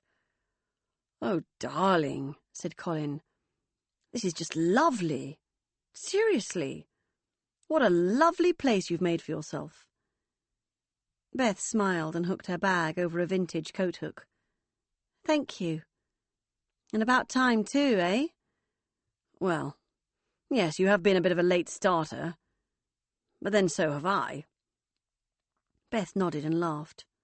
All Mum's fault. Yes and no. I think we both played our own parts in our pitiful existences." Beth laughed again. She could not argue with that. Long gone now, Jason. It hadn't lasted more than a few weeks once she'd established herself in his hemisphere and discovered exactly how many beautiful beach-burnished girls had been patiently waiting for his return, and exactly how delighted he was to see them again. He'd stayed in Hobart. She'd moved to Sydney. And Beth had a new boyfriend now. Just like that. About a week after she arrived in Sydney. A guy at work. A nice English guy. Richard. 33. Not tall, but very dark and very handsome. No baggage. No wife. No big age gap. No bullshit. She could barely believe it. After all those years with Bill, followed about by the stale stench of their dead attraction, their affair dragged out beyond the point of human decency, the weight of guilt and disgust always heavy on her psyche, she was finally able to sit across a table from a normal man and feel nothing stronger than liking. She was still not entirely sure that she herself was normal. When she looked in the mirror, she was occasionally thrown by the person she saw there. Who was she? What was she doing? Why was she looking at her like that? But her life was normal, wholesome, clean. She would work out the rest of it as she went along. She poured her father a glass of cold water and handed it to him. "So," she said playfully, "what's with the tattoo?" He shrugged and stroked it again. "Your brother's covered in the things now, you know. Head to toe, almost. I thought practically naked in comparison. And this guy," he pointed at the tattoo, "he's done all of Rory's. I was having the time of my life. I just wanted to kind of mark it, somehow." He shrugged. Seemed like a good idea at the time. "Does it look ridiculous?" Beth looked at the tattoo and then at her father, and thought, no. In the context of her father here and now, tanned and shaggy, loose-limbed and free, no, it did not look ridiculous. "No," she said. "It's a nice tattoo. It looks good. But you'll have to keep up the attitude to go with it once you're back home." "Ah, yes," he said, glancing from his tattooed arm to the gnarled wooden floorboards between his feet. "Once I'm home. He pulled his hands down his face and grimaced. "You know, darling, I won't be going home. I don't think." His eyes darted about as he said this. He looked both nervous and guilty. "You mean not back to the cottage? Or not back to England?" "I mean not back to England." "Oh, my God!" She clasped her hand to her breastbone. "Why not?" He shrugged and caressed the sides of his water glass with his fingertips. "It's not home," he said. "That cottage, that place, I didn't choose it. You know, I kind of ended up with it, like the burned edge of a slice of cake. What your mother let me have. And I took it because I wanted to be close to you all, and now, of course, none of you are bloody well there." He laughed hoarsely. "And your mother, she has Vicky, and frankly she's better living on her own. The more people she has flapping about the place, the harder she is to manage, and—" He stopped completely then. His eyes started to dart about again. Beth drew her breath in. She could feel something bad coming her way, like a rush of dirty water through a tunnel. "I've kind of... well, I'm with someone. Well, not exactly with someone, but potentially with someone. Someone... Oh, God!" He pushed his hands into his hair. I'm going to live on the commune. In Spain. Beth nodded numbly, waiting for the bullet. With Kaylee. Beth felt her hand squeeze itself too hard around the waist of her glass, and she put it down. What? Colin took off his spectacles and rubbed his sweaty nose. I don't really know, he sighed. It's all crazy. The whole thing. She came to stay at Christmas with Tia, like she always does. But this time, something happened between us. Something... Beth felt warm water rising through her gullet. She felt her temperature drop and then rise again just as quickly. She swallowed hard. It's so wrong. And I promise you, darling, that I did not instigate it. Truly, it was the furthest thing from my mind. I mean, we've always got on well, Kaylee and me, but I promise I'd never thought of her in that way. And then... No, said Beth. She put her hand between herself and her father's words. No. Oh, Beth. I'm so sorry. And truly, I don't even know what it is yet, what this thing is. She still has her boyfriend. Tia calls him Dad. But it sounds like she's tiring of him. And he'll be there, this man. And I'll be there. And I suppose something or other will transpire. Fucking hell, Dad! Jesus, that's your granddaughter. How can you even... I mean... She made a guttural sound in the base of her throat, formed out of all the thoughts she could not stomach and all the words she could not immediately find to express her horror and disgust. I mean, that's practically incest.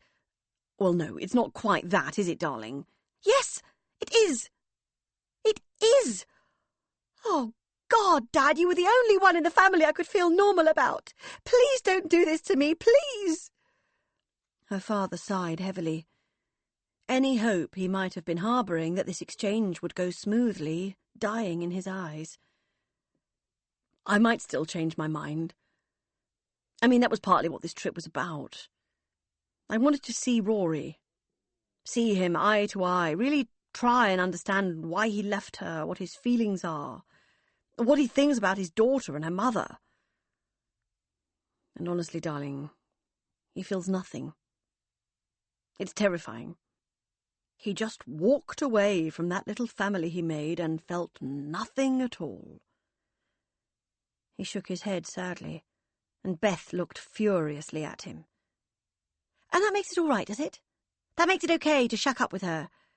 I mean, Dad, she's half your age. I know. But she doesn't feel it. Doesn't seem like that when we're together. She's lived a lot of life for a young woman. She's more mature than me in some ways. Oh, God! I just knew you'd say that. That's what dirty old men always say. Of course she's not more mature than you. She's younger than me, for fuck's sake, Dad. Yes, but Beth, without wishing to cause you any offence, you are a very young 31. So? She demanded. What did he say? Rory. I didn't tell him. Why not? Colin shook his head. I couldn't quite find the words. Or the moment. And anyway, as I say, nothing's actually happened yet. Nothing concrete. Beth shook her head slowly in disbelief. I can't believe this is happening, she said. You were the only one, Dad. The only one who I could feel normal about. Dark shadows skittered around her head. Shadows of moments from the past that she couldn't quite form into memories. Feelings of wrongness and discomfort. She thought of Reese half naked in their parents' bed, of the footsteps outside the bathroom door, of Vicky kissing Lorelei in the kitchen one morning when they didn't think anyone was looking, the slick of saliva still shining on her mother's chin when she turned to smile at her a moment later. From nowhere, another memory hit her. Her mother, coming out of Reese's bedroom the evening before he hanged himself. a look of sheer black horror on her face, her eyes bright with shock. She shook the memory away, not even sure what it was, not even convinced it was real. And then, as a final gift from her subconscious, she saw herself in a cheap hotel room, being roughly and insensitively serviced by her sister's partner. The dark waters pounding through Beth's head quietened, and parted then for just long enough for another thought to occur to her. "Does Meg know?" Colin looked up at her, aghast. "Oh, God, no." She gulped. For all these years, Kaylee and her little secret, overheard in the garden of the birdhouse that balmy spring night on the last Easter weekend of the old millennium, when Beth's affair with Bill was still new and sweet, and not the rancid old hash of bad habits and careless romance that it had eventually decayed into, had been safely at arm's length in an incommunicado hippie commune in the middle of nowhere. Now Kaylee had slept with her dad and would be bringing her secrets to their shared pillow. "Are you going to tell her?" she asked in a quiet voice. I think, perhaps, I was hoping that if it does happen, which it may well not, that she would find out via some form of osmosis. I'm not sure I could find the words. "No," she snapped, "and I'm not surprised. You know you can't do this, don't you, Dad?" He shrugged. It made him look about 10. "Well, actually, I sort of can. The question really is whether or not I will." "It'll cause mayhem. You know that, don't you?" Colin nodded. But then he said, "It might not. Your mother dumped me for the woman next door, split up 2 families, made us all the gossip of the decade.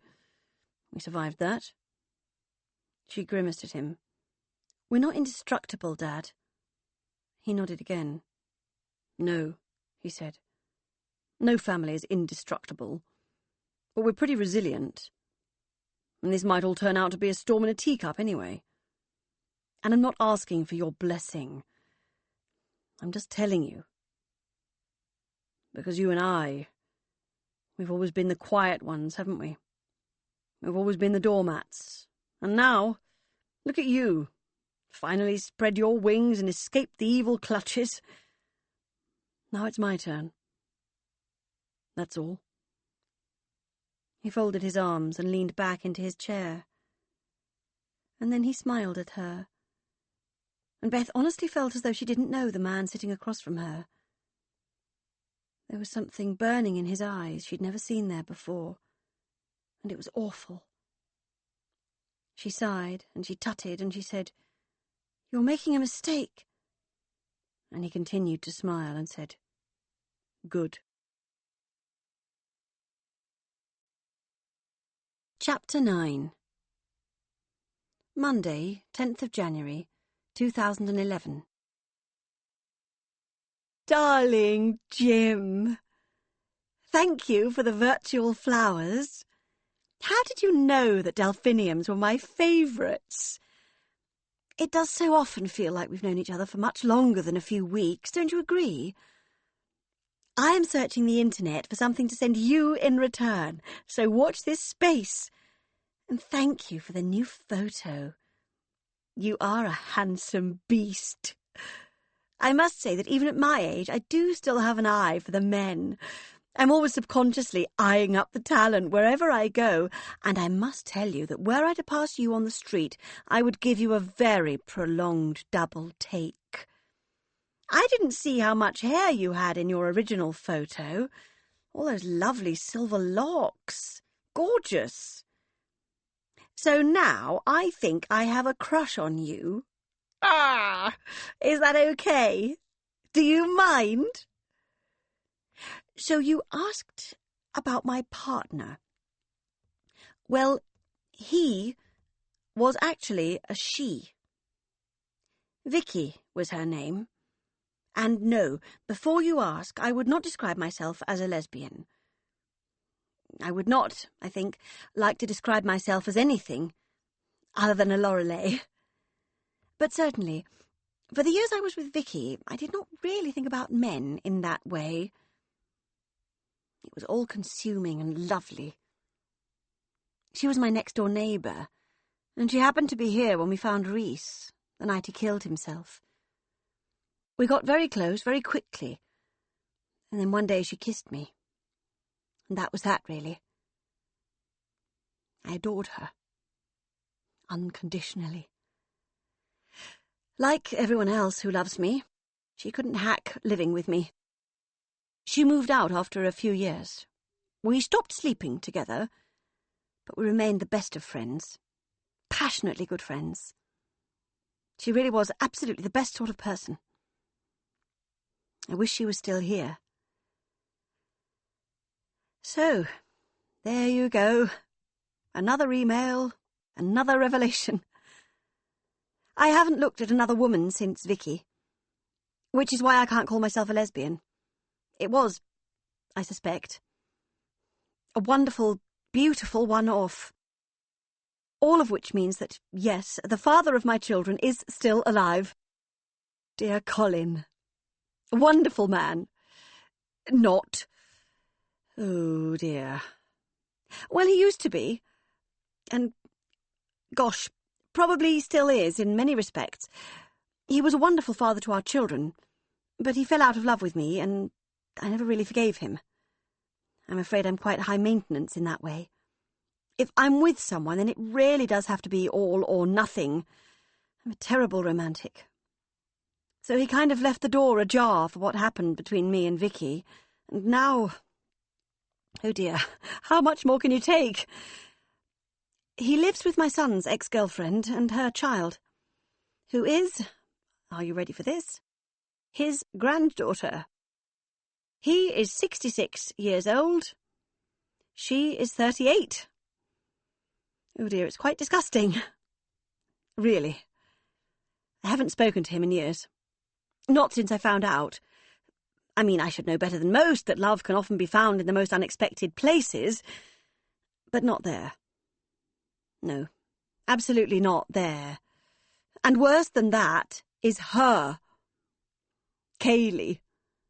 At least Vicky was a wonderful person. Kayleigh is just an utter bitch. Honestly, a spiteful, terrible person. It was her, in the end, who really rent my family apart. It was her who ruined everything. Ah! Another tale of woe for another day, I think.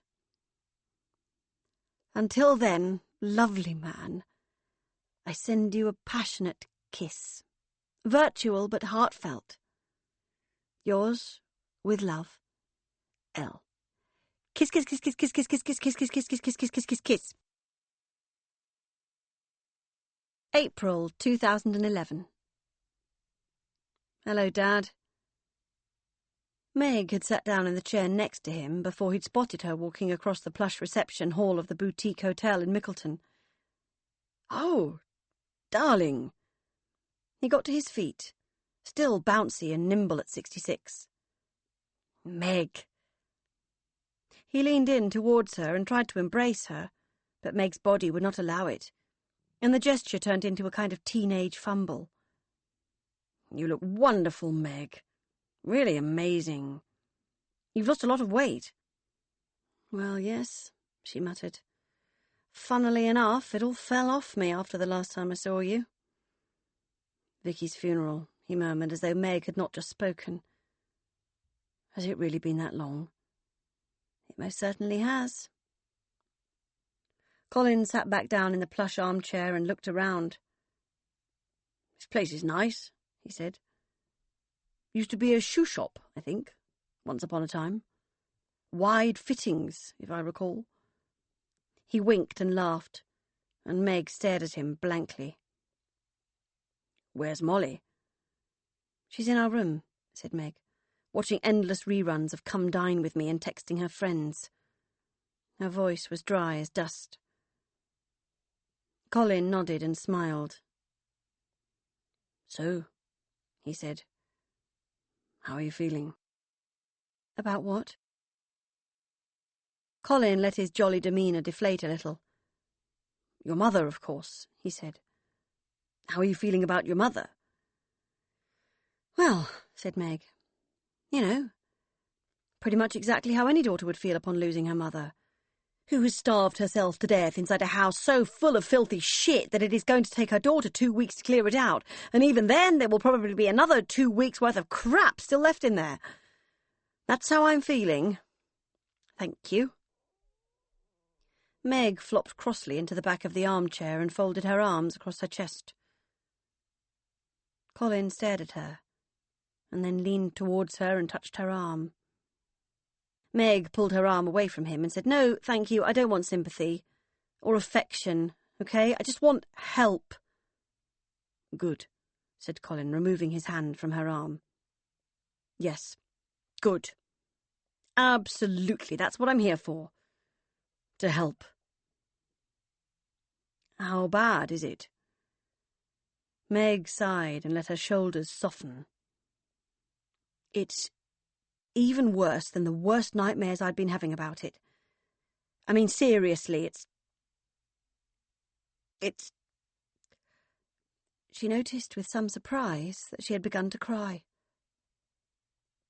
Colin touched her arm again, and once more she shook it off. She was not sure she would ever accept her father's touch again. She pulled in her tears and continued. It's absolutely shocking. Particularly downstairs. I mean, there's literally no daylight down there. It's all piled to the ceiling. There's like this corridor, you know, through the piles, like walls. And it smells. She put her hand over her mouth. It smells disgusting. And then there's her place. Her armchair. In the middle of all of this, and it's all stained and shabby, and that was where she lived. She widened her eyes at her father, finally feeling able to make eye contact with him. She lived on that chair, slept on that chair, ate on that chair. She shuddered and lowered her gaze to the floor. It's all so fucking tragic. Colin sighed and put his fingers against his mouth. I feel awful, he said.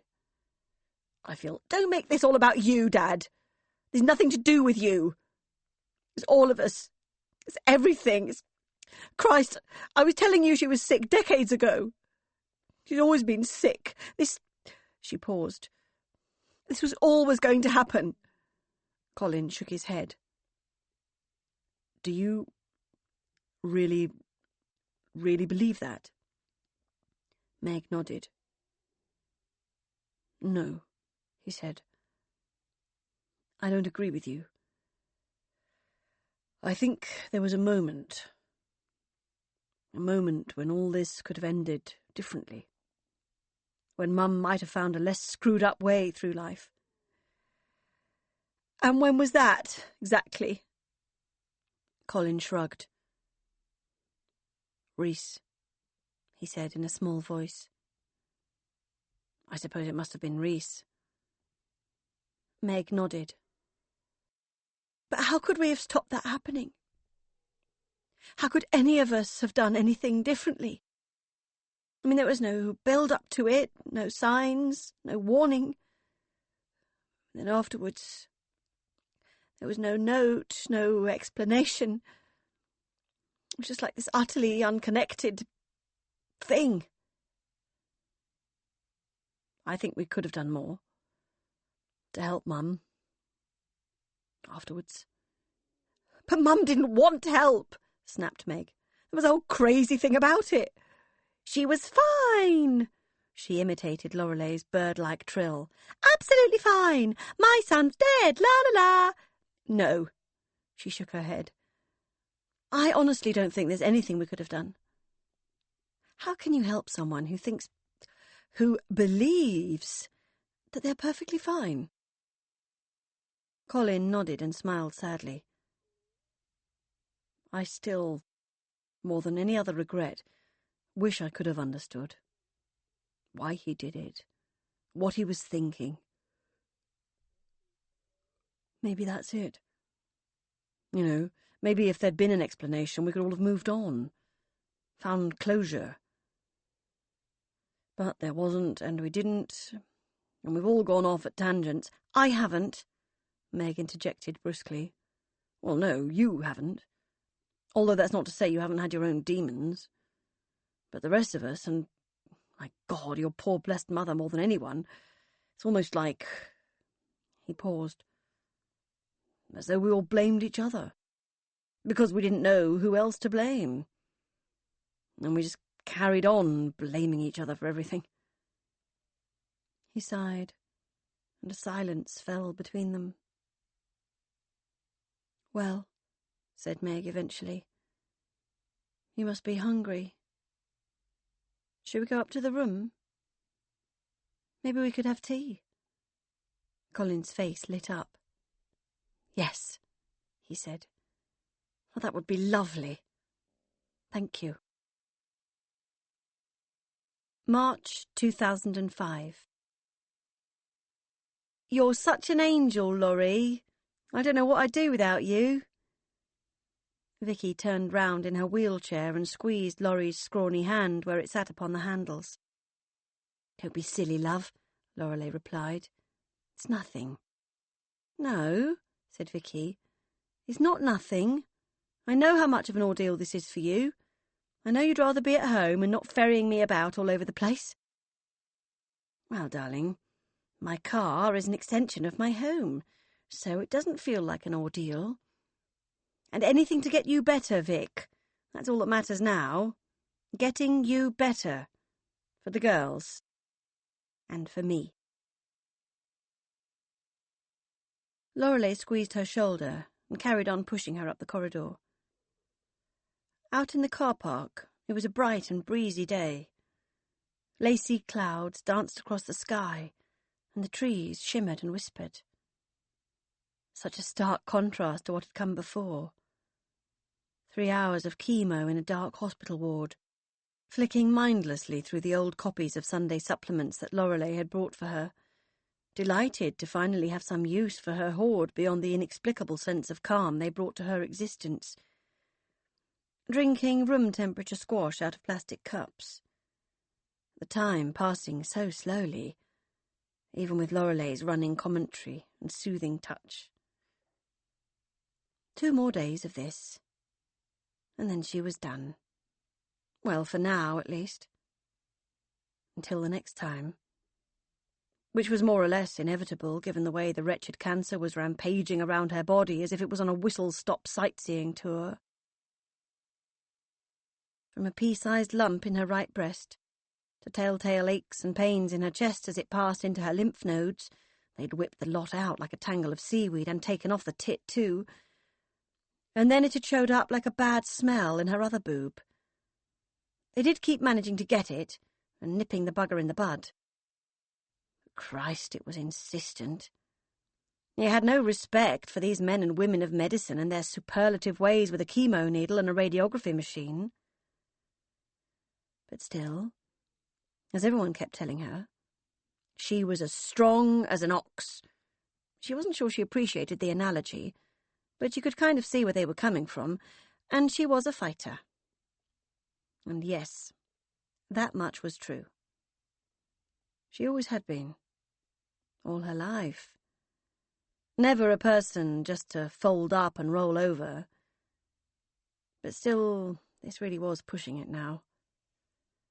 3 lots of cancer, 3 bouts of treatment, the tits gone, the hair gone, the body gone.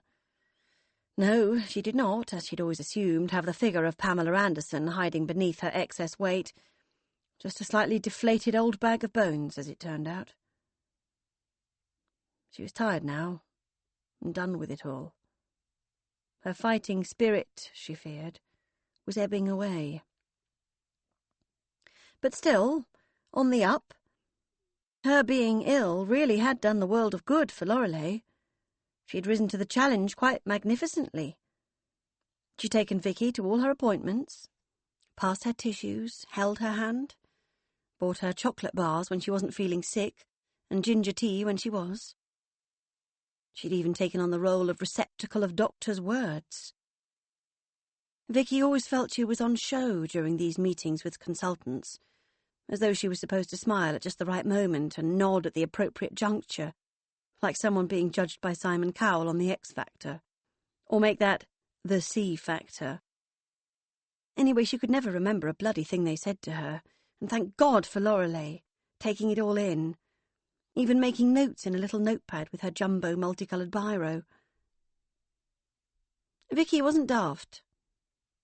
She knew why Laurie was being so strong. She knew now that she was all Laurie had left. Megan, pregnant again down in London, pretty much pegged to the ground she stood on by the sheer weight of all her bloody children. Beth, busy being remote and unattainable in Australia. Rory, pimping his soul away in Thailand. And Colin. Oh, God, Colin. She could barely bring herself to think about that utterly revolting can of worms. So really, Vicky was it. The tattered remnants of Lorelei's once dazzling family. And she needed Vicky more than life itself. So of course she would pull herself out of her comfort zone to do the right thing. She was so often her worst enemy. But not now. Even sweet Lorelei wasn't that bloody stupid. Lorelei, sensing that this was not, for once, her Easter, spent the day with Vicky and her girls in their little flat around the corner. She arrived at midday, buried under a dead weight of Easter eggs and daffodils.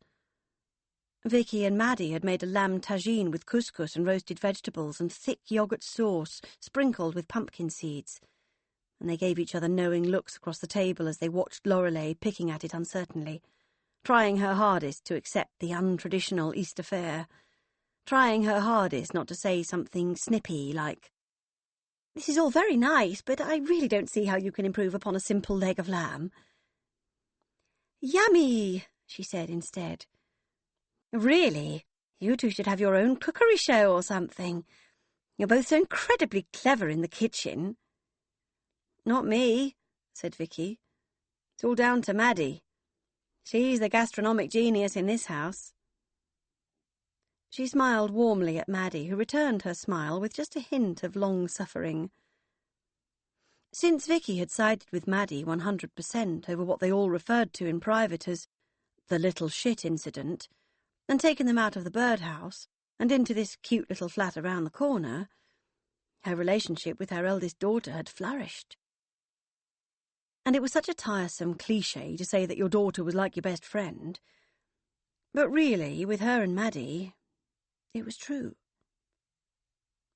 It was almost as if the aftermath of the little shit incident had somehow taken them on a different route through these potentially tricky teenage years. A bypass around the hell that Vicky had been expecting ever since she'd first been presented with a baby daughter 14 years previously. Never a cross word, never a dramatic sigh, never a slammed door, just companionship. Vicky felt truly blessed. And in this last year, since her initial diagnosis, that bond had grown even deeper. She mouthed the words, "I love you," across the table at her daughter, who rolled her eyes and smiled. "How amazing," said Lorelei, oblivious as ever to undercurrents. "None of mine can cook. Well, not that I'm aware of, at least." She let out a brittle laugh and pushed some grains of couscous around her plate. "Meg makes a nice stir-fry," said Vicky, trying to leverage some positivity into the conversation before it got too bogged down in poor old me. "Anyone can make a nice stir-fry," Lorelei responded. "Well, no, that's not strictly true. It does take a certain knack. I did think that at least one of them might end up with some flair in the kitchen." Vicky and Maddie exchanged another look. Another pair of suctioned-in smiles. Just the way Laurie's children always used to. Those looks that had so angered Vicky when she was crazy in love with her. But she was no longer crazy in love with her. That illusion had been well and truly shattered. "Says the woman who subsists on rice cakes and Krispy Kremes," she said affectionately. "Well, really, there's hardly any point cooking when it's just you. I used to be a good cook. When I was younger, when the kiddos were about, I was always in the kitchen. I just don't see the point anymore." She had joined her knife and fork together in the centre of her plate, although she'd eaten barely half. Vicky, too, had eaten only a handful of food, just to be polite, just to keep it all ticking along. Her poor, poisoned stomach could not have taken any more. The girls were still eating, in that delicate, bird-like way of young girls, as though there were no pleasure to be had from it at all. Maybe there wasn't, thought Vicky sadly. Maybe there wasn't. This time last year she'd been well. Megan and the kids had been here. They'd been high with the euphoria of clearing out Laurie's kitchen. Nobody knew about Colin and Kaylee. Nobody knew about Rory and his sleazy lifestyle. And surely, yes, the food must have tasted better that day. So much better. "Lovely lunch," said Laurie, a film of tears over her eyes. "Really lovely lunch." "Thank you, darling," said Vicky, squeezing her bony hand across the table. "You are sweet." From colin.bird@hotmail.com to meganroselidingtonbird@yahoo.co.uk, rorybird2@hotmail.com, bethanbabybird@arthouseframing.co.au. 27th of March, 2005. Hello, my dearest, darling children. I'm writing this from a cafe in Madrid. I've decided to spend a few weeks away from the community. I think all of us needed some space. It's been getting a bit messy. Well, messier than usual, let's put it that way. AD, that's the guy who Kaylee lives with, he's having some kind of breakdown or, God, I don't know, a manic thing. I'm not really sure, but there's medication involved and he's refusing to take it, and yada, yada, yada. He doesn't seem to be quite so relaxed about our arrangement anymore and doesn't really want me around. And to be perfectly frank, it's come at a good time. I had hoped that, given time, the three of you might have accepted the choice I made a year ago, but that clearly isn't the case, and I'm half mad with despair and longing for you all. I feel like we're at opposite sides of some warped mirror. Like I can see you all, but when I go to touch you, you're not there. I realise I'm going through something mad and ridiculous. But then I think all of us, in different ways, have made some not-so-great choices over the years. I think all of us have baggage that we didn't ask for. I wanted you all to understand and to give me the time and freedom to make my own mistakes, but I cannot blame you for not doing that. You're my children. I am your father. I should be better than that. I understand. If my own lovely dad, God rest his precious soul, had done something along the lines of what I have done, I would have had terrible trouble accepting it. So now I have two choices. A, go back to the community, see it through, whatever it is. And I know none of you want to hear this, but God, I love her. I really, really do. And hope that you will all come round to the idea, but accept that maybe you never will. Or B, give her up. Go home. Pretend none of it ever happened. And wait for you all to forgive me. Talk about Sophie's choice. In the meantime, here is a recent photo of Tia. She's 5.5 now, bright as a button. So clever. She calls me Papa, in case you're wondering, and she's desperate to meet you all one day, her aunties and her cousins. We took her back to Ireland for Christmas. It was a perfect joy to see her with all her cousins over there. But joy tinged with sadness, because she's not yet met the ones who really matter to me. So I'll be here for a while, until Adie is either better or gone. And hopefully, while I'm here, I can reach some kind of resolution with everything. And quite apart from me and my own issues and ruminations, remember to speak to your mother over the Easter weekend. She's spending it with Vicky, and as you probably all know, it may well be the last for the pair of them. Make sure they feel loved. I love you all so much. You can't ever imagine the physical pain I feel not being with you all, knowing what my actions have caused. Happy Easter, my beautiful, glorious children. Love, hugs, kisses, from your dad. Kiss, kiss, kiss. Megan looked around the table. It was, as they kept telling each other, a bumper day of celebrations. Alfie's 8th birthday, Easter Sunday, and the return of Molly from her first stay away from home after a week on a PGL camp with the rest of Year 5. And so, arranged round the table in no particular order, were all 3 of her children, Bill, Bill's brother Frank, his girlfriend Sonia, their son Frank Jr., Bill's recently widowed dad Bobby, and Meg's recently divorced best friend Charlotte, who also happened to be the mother of Alfie's best friend at school, James. Extra chairs had been commandeered from other parts of the house, and Charlotte had brought 4 extra place settings. There'd been oysters and shell-on prawns with garlic mayonnaise for starters, and now they were clearing their plates of roasted lamb and vegetables with a red wine gravy. She'd had to do it all from cookery books. She wasn't a natural-born chef, and had been up at 7, apron on, everything arranged on the counter, a pre-printed timing sheet sellotaped to the tiled wall, hair tied back, ready to go. She didn't cut any corners the way she normally did. No expensive shop-bought gravy or ready-to-cook roast potatoes. All from scratch.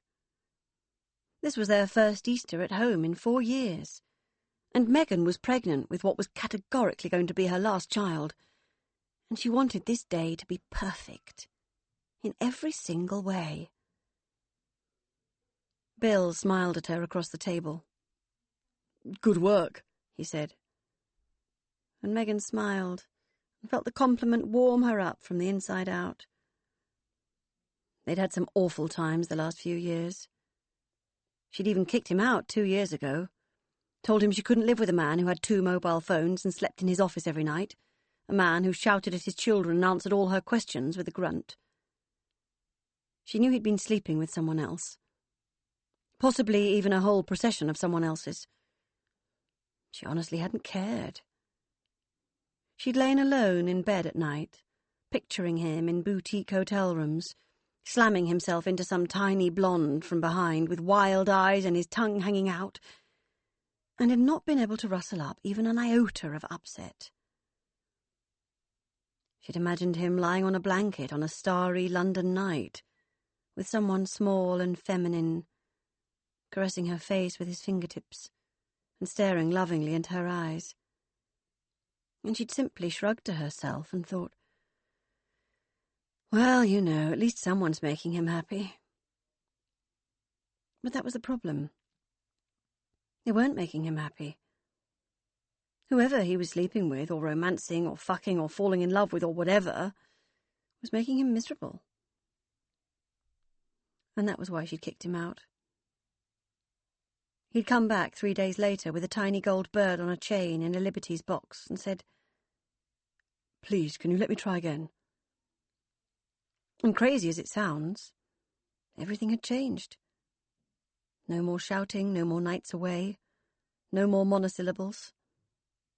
And after a year, once she truly believed that this was it, that they'd broken the cycle and found a better way of being together, she'd suggested a last baby. And he'd smiled and said, "Well, I was going to suggest a wedding, But if you'd prefer a baby... And she'd smiled and said, baby first, maybe a wedding later. 6 months later, she was pregnant. She waited for a lull in the chatter, and then she said, by the way, we had the gender scan on Thursday. Charlotte and Sonia let out little gasps of excitement. After 2 virtually identical boys, Alf and Stan were almost impossible to tell apart when they were sitting down, and a 6-year gap, there was a tangible and rather irritating bias towards a girl from most quarters. And really, honestly, Megan did not mind. Her mother had managed the neat little 2 boys, 2 girls combination. Look how that had ended. Just a happy child. That was what she wanted. A happy, bonny child with a winning smile and a sunny disposition. It's going to be... She dragged out the suspense, almost spitefully, knowing that she would not be giving her guests what they were looking for.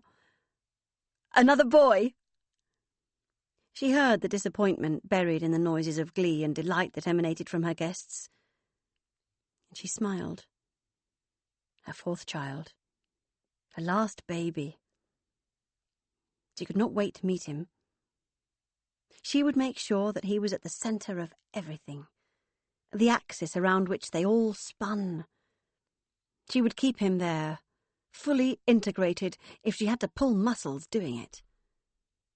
This boy would never miss an Easter lunch unnoticed, unremarked upon. She held her hand soft against her stomach and thought, my special boy. My lovely special boy. She called her mother after lunch, taking her mobile into the quietest corner of the house and shutting the door. She sighed as she waited for Lorelei to pick up the call. It had been nearly 2 months since her last visit to the birdhouse. She was racked with guilt. Here she was, in the bosom of her family, warm and loved, her future unrolling in front of her like a feel-good movie, another baby on the way, surrounded, completely surrounded, while her mother sat 100 miles away and ate food with her dying lover. She should have been there. She knew that. It was probably Vicky's last Easter. It would have taken everyone's minds off everything, the chaos and clatter of her unruly family. But she'd looked at the day from every angle and seen objectively that she had to be selfish. Alfie wanted his friend here on his birthday, and Molly had only just got back from a trip away. She did not want to have to pack up and sit on motorways again, sleep in someone else's bed. Bill's dad couldn't be alone today, his first Easter without his wife. She'd invited Lorelei, but purely to ease her guilt, which it hadn't, in the least. "Hello," she said when Lorelei finally picked up after 10 rings. "Oh, hello, darling. How lovely to hear from you. How's things?" "Good," she said circumspectly. "It's been a nice day." "How about you?" "Oh, well, you know, it's been perfectly nice." "Where are you?" "I'm at Vic's. We're just about to have tea and a cake." "One of yours?" Her mother laughed wryly. "Oh, no, darling, not today. Apparently we've got a lovely shop-bought one from Waitrose." "You mean you've covered over the Aga again?" She tried to keep her voice soft and kind, but even she could hear the strand of annoyance running through it. Lorelei sighed, and Megan felt awful. "How's Vicky?" She changed the subject. "Oh, trooping on, you know. She looks absolutely dreadful. But the girls are being amazing. So supportive. They never leave her side." Megan said nothing. The comment sounded innocent in Lorelei's sing-song tones, but was as loaded as a double-barreled gun. "If it was you, Mummy," she began patiently. Yes, I do know that. Of course I know that, but still. Still what? Oh, I don't know. It's all such a terrible shame. All of it. What happened to us? We used to be such a tight-knit little bunch. Now we're like a bunch of raggle-taggle gypsies. Megan thought briefly of the heinous email from her father this morning that she had both read and deleted in roughly 35 seconds. Well, you know, that's life, isn't it? Families aren't all the same. I wonder... What? Oh, gosh, I don't know. I do sometimes wonder how different things would have been for us all if Rhys hadn't... well... Hanged himself? Meg winced. So harsh, but really her mother was nearly 60. Rhys had killed himself 14 years ago.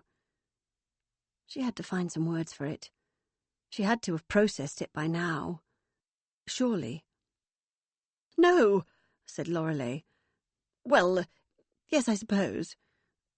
But do you think, Meggie, do you think we might all have been a bit closer now, if Rhys was still here? Meg absent-mindedly rubbed her stomach with her spare hand. She sighed. That's something we'll never know. I do sometimes think it's quite amazing how I've dealt with it. You know, I do sometimes think... Well, I barely grieved. Isn't that remarkable? Megan took in a sharp breath, felt it bruise against her ribs. I mean, it was terribly sad, obviously, but I never felt... Megan let the silence play out towards her mother's next words with a terrible sense of dread.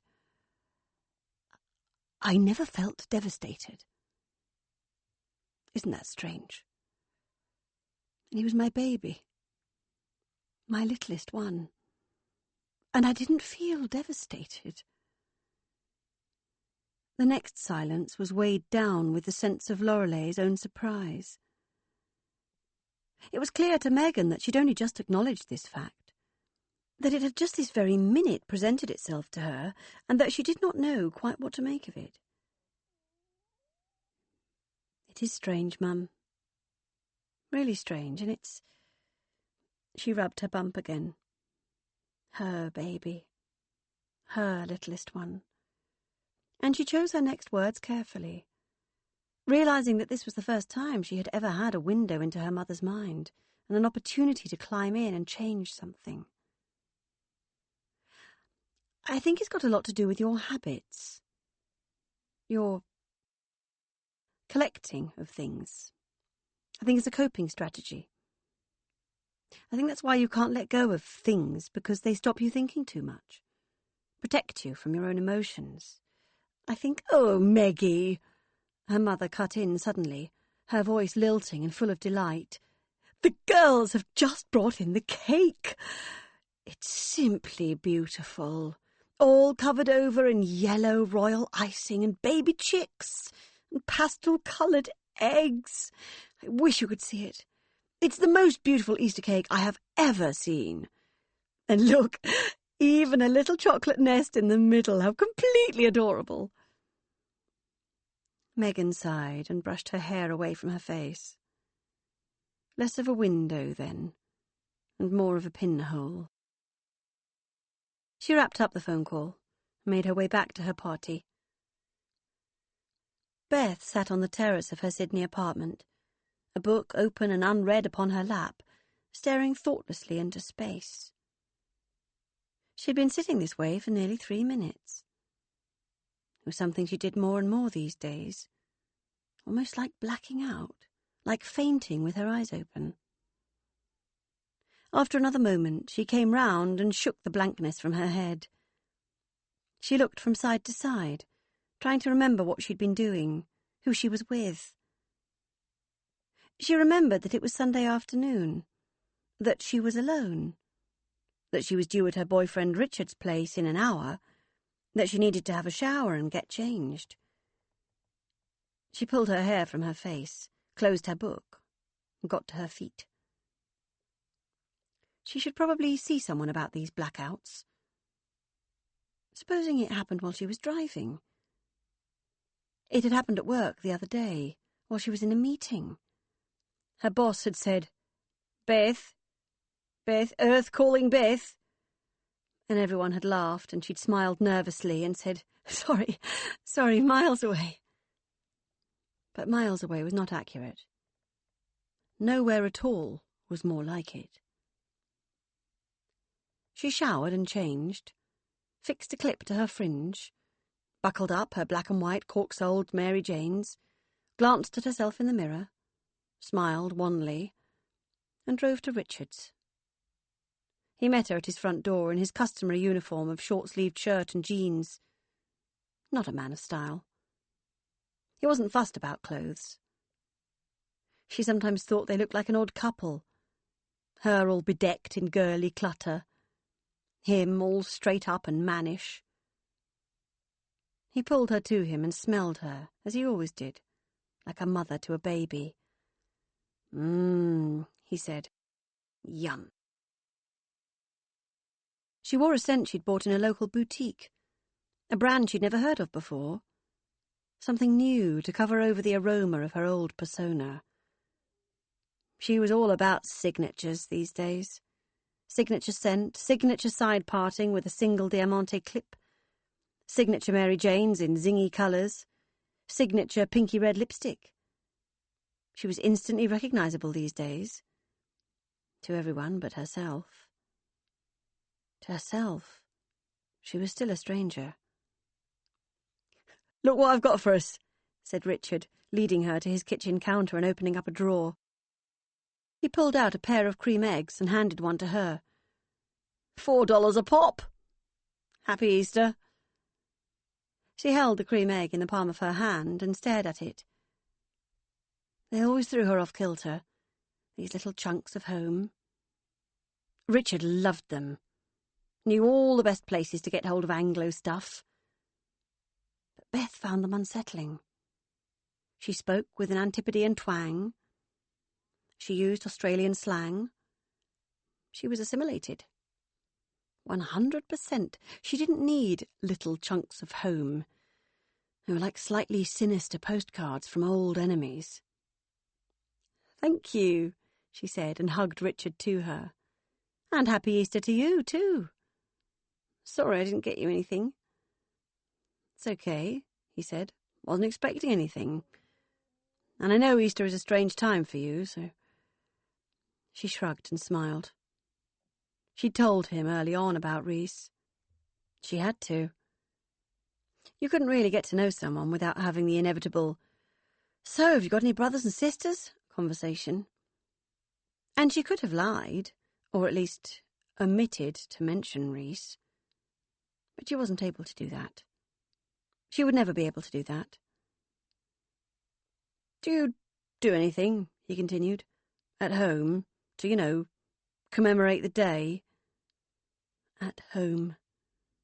She shuddered at his words. This was home. "No," she said quietly. "Not really. I mean, it was 14 years ago.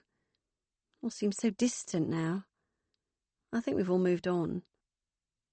He nodded sagely, as if this was somehow a satisfactory response, when it clearly wasn't. He poured her a coffee, and they sat together on his sofa. He slung his arm around her shoulders and picked up the remote control.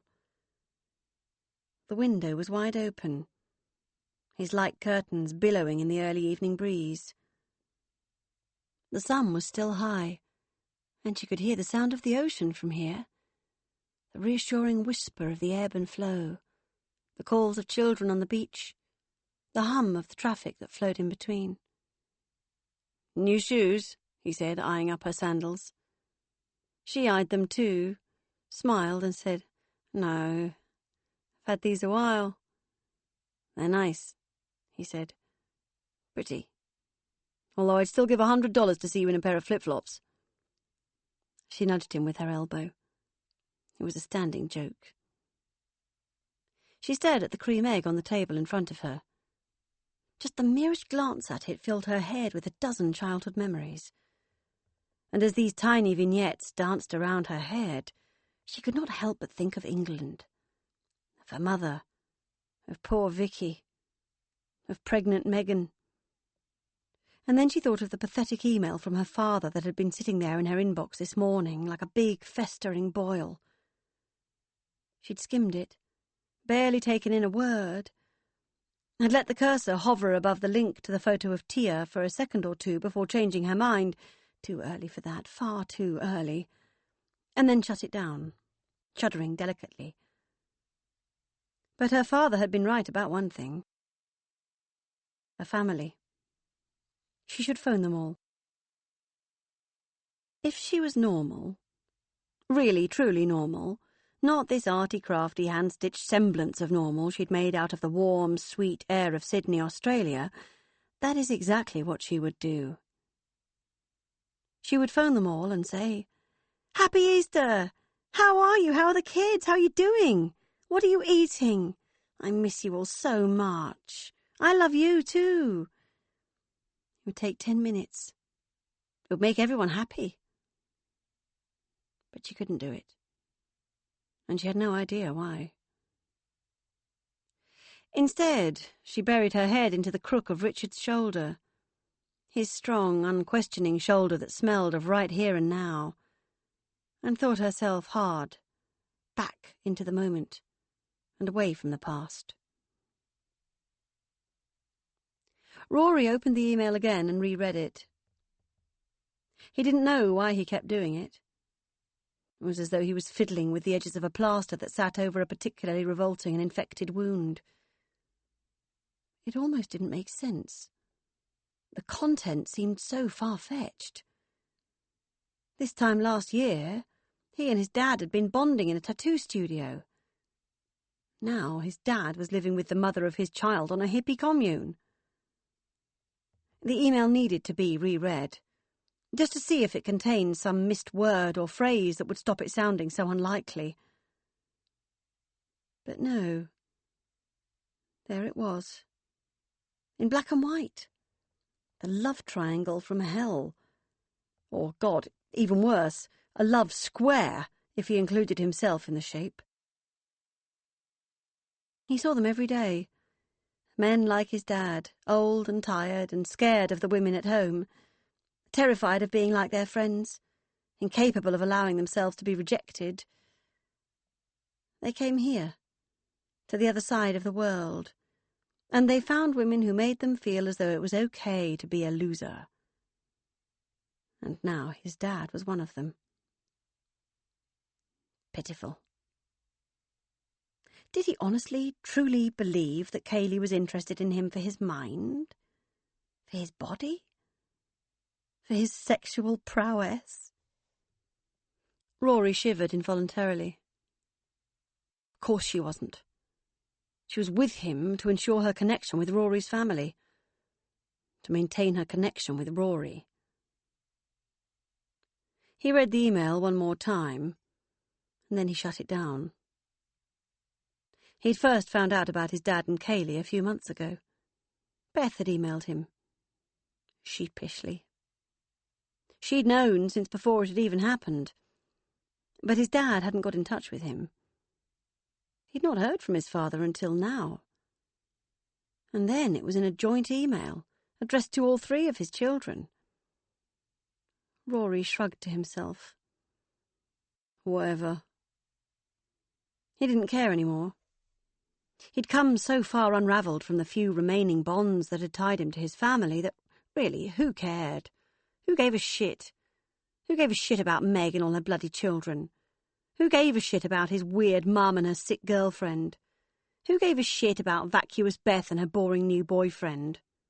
Who gave a shit about Kayleigh and her kid and his dad? And who gave a shit about who called who dad or granddad or whatever? Who gave a shit about any of it? Seriously. Rory left the internet cafe and pulled his phone out of his pocket. It was Owen. Yeah? Mate, where are you? I'm on Moo too, just heading back. What the fuck are you doing there? Nothing, just sending some emails. Seriously, you need to get back here, like, right now. Right this fucking minute. Rory's heart rate picked up and he started walking faster. What? What's going on? Just get here. Make sure there's nobody following you. Oh, what? Rory spun around as he walked. He didn't know what he was looking for, but assumed he'd recognise the threat if he saw one. Should I chuck it out, Owen? Should I dump it? But Owen had already hung up. Adrenaline blasted through him. He half walked, half ran, looking over his shoulder. It took him 20 minutes to get back to the club. By the time he burst through the doors and into the back room, he was soaked with sweat. Owen sat behind his desk. A plug-in fan blew his paperwork about in front of him. He looked cool and collected. On the chairs in front of him sat 2 Thai men wearing short-sleeved shirts and trousers. As he entered the room, they both turned and appraised him. Rory vaguely recognised one of them, had seen him around. "This is the man," he heard Owen saying. "This is the man who brings the drugs into my bar. Please arrest him." Both men nodded, and one of them stood up and turned Rory backwards against Owen's desk, while the other clipped a pair of handcuffs around his wrists. Hands rifled through his pockets, came out clutching little bags of pills and powder, the currency of his work. "Owen?" Rory breathed out, looking up at his friend from where his head rested against the warm wood of his desk. "Mate." "You're not my mate, you're a drug dealer." Owen stood up and held the door open for the 2 policemen. Rory stared beseechingly at his friend over his shoulder, struggling against the pressure of the men's hands against his body. "Seriously, Owen, what is this shit? What the fuck is going on? What are you doing?" He was shouting now through a closed door. His heels were dragging against the floor of the club. Girls and customers were staring at him in horror. "Jesus! For fuck's sake, someone help me! Owen! Jesus!" Somehow the 2 policemen had got him onto the pavement. They were shouting at him urgently in Thai, with some occasional words of English. "Stop moving! Just come!" A police van sat outside. Rory hadn't even noticed it before. He was pushed into the back, and the doors slammed shut behind him. He was on a hot metal floor. The van smelled of sweat and cigarettes. Then they were moving, slowly, through the midday traffic. Rory closed his eyes and saw Owen's face again. That cool, hard expression of professional disappointment. The satisfaction buried beneath it of having swerved a curveball, dealt with the problem, sorted it, taken care of business. Rory let his face fall onto his chest. He'd almost believed that he was Owen's friend. Voices in his head had told him time and time again, "Don't trust him. He's only out for his own interests. He doesn't care about you." But he'd ignored the voices and fooled himself that he was the special one in Owen's tightly controlled, sordid little world. He bashed his elbows together against his ribs with frustration. "Fuck!" he shouted to himself. He kicked the sides of the van with the soles of his feet. "Fuck, fuck, fuck!" He breathed back the tears that threatened to fall. He kicked the side of the van again, and then he breathed out. Fine, he thought. Good. Here it is. The thing. The thing that had been hanging over him ever since he left Kaylee alone in Spain with an 8-month-old baby. The cartoon anvil above his head. Here it was. It had fallen on him. Fine, he thought again. Good. Chapter 10. Tuesday, 11th of January, 2011.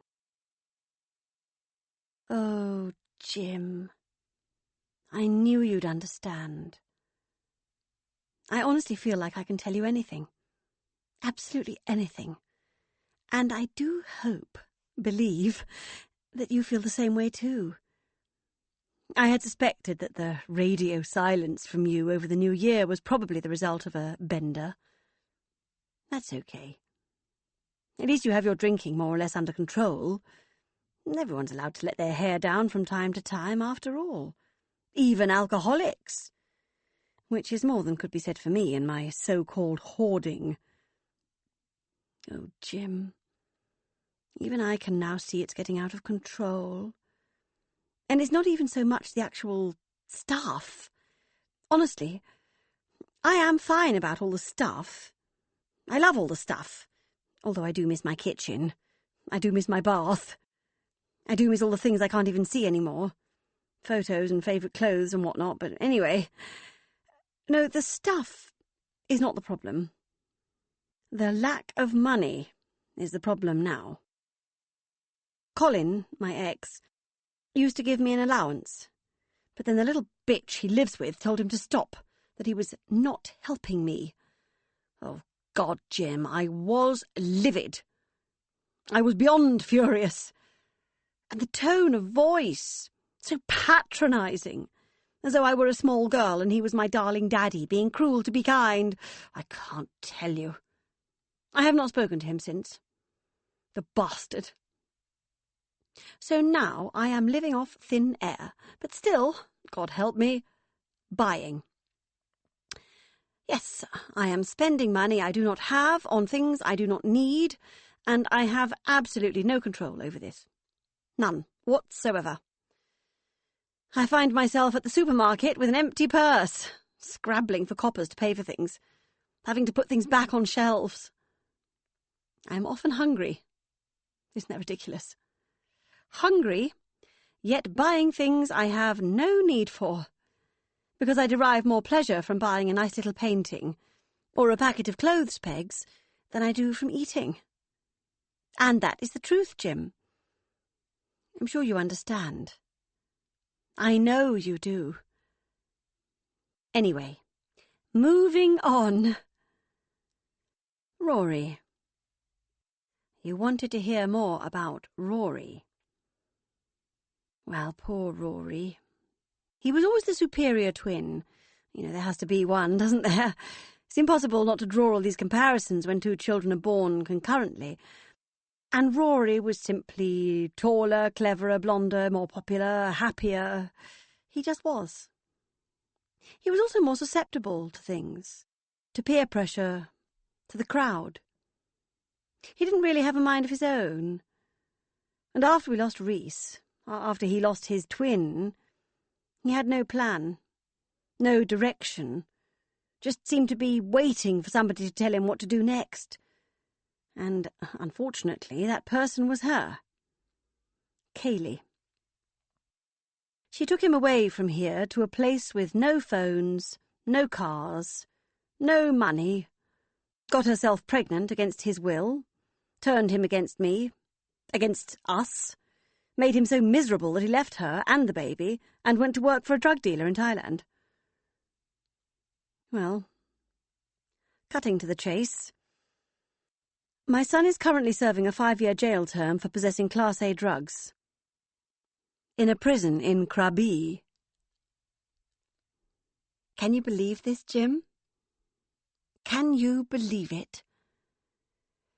Anyway, he'll be released any day now, apparently. I only know this because Megan told me, and Megan only knows this because she read it in the paper. Megan tried to get a campaign started to appeal the sentence, but he told her no. He wanted to do the time. He said it was his destiny. And he didn't reply to any of our letters and told us not to see him. He's completely estranged himself from us, turned himself into a stranger. It's like he's painstakingly extracted the DNA from himself, become someone not related to us. I don't know who he is anymore. I have no idea. Honestly, Jim, would you believe me if I told you we all used to be close? Like a paper chain family, inextricably linked. And now we're just ephemera, scattered across the globe. Nothing to link us together. Absolutely nothing. Apart from the past. Do you ever wish you'd had more children, Jim? I'm sorry if that sounds insensitive in the light of what happened to your lovely boy, but I'm curious. Because I truly thought that the advantage of having so many children was that I'd end up close to at least one of them. That one of them would end up being my friend. But not only have none of them ended up being my friend, they've all become strangers to me, Jim. My own children. Anyway, sorry. This has been a very depressing email. I promise next time I'll be upbeat and full of fizz. Tell me more about your life, Jim. Tell me about your flat. What does it look like? What can you see while you're typing to me? Lots and lots and lots of love. L. Kiss, kiss, kiss, kiss, kiss, kiss, kiss, kiss, kiss, kiss, kiss, kiss, kiss, kiss, kiss, kiss, kiss. April 2011. Molly looked shy when she saw her grandfather standing in the doorway of their hotel room. She'd been lying on her stomach on her bed, the remote control in her hand, pointed at the TV. She quickly brought herself up to a sitting position. "Hello, Molly." She nodded and said, "Hi," in a barely audible squeak. "Wow," said Colin. "You're all grown up." Molly smiled tightly and looked beyond embarrassed. Meg had tried over the years not to discuss her father in front of the children, not to let her feelings and her opinions filter through to them, but it was impossible to protect them from everything. Stuff got through by osmosis sometimes. And Molly was old enough now to feel the full horror of her grandfather living with his son's ex. "It's like one of those true life stories in those trashy magazines at the dentist," she'd once said in horror. Meg pulled out the dressing-table chair for her father and switched on the kettle. "Where are you going to stay?" she asked. Colin smiled, his gaze still on his oldest grandchild, his eyes full of regret. "Oh, gosh, at the house, I would have thought. I mean, I don't suppose this place would fit my budget somehow." "No," said Meg. "Probably not. What are you living off these days?" "Well, my pension, obviously. And Kaylee makes a bob or two running these courses, you know." "What sort of courses?" "Oh, God, well, I'm not sure how to describe them.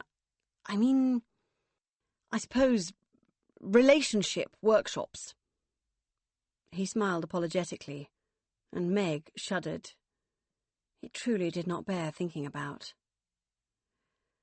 "Well," she said, changing the subject, "if you want to stay at the house, you'll have to sleep in Reese's room." Colin shrugged. "I thought as much. It's fine. I'm cool with that." I'm cool with that. Jesus Christ, thought Meg. Who was this man? "And you'll need to eat out? There's no kitchen to speak of. And no bath or shower. But the toilet on the landing is still usable." Colin nodded. Good, good, he said. "I'm pretty used to basic living these days." The kettle clicked off, and Meg poured water into a posh glass teapot filled with fresh leaves. She opened a packet of handmade biscuits tied with black ribbon and dropped them onto a china plate. She tried not to ponder too long on the contrasts between herself and her father. The 5-star boutique hotel with the £4.50 bag of shortbread and the unfurnished bedroom of a dead son. The 5-bedroom house in Tufnell Park with off-street parking and CCTV, and the shed on a dusty commune in southern Spain with a chemical toilet and a goat tethered to the gate, she imagined.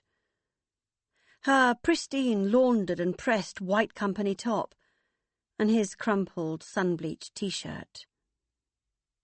Her father. Hardly seemed possible.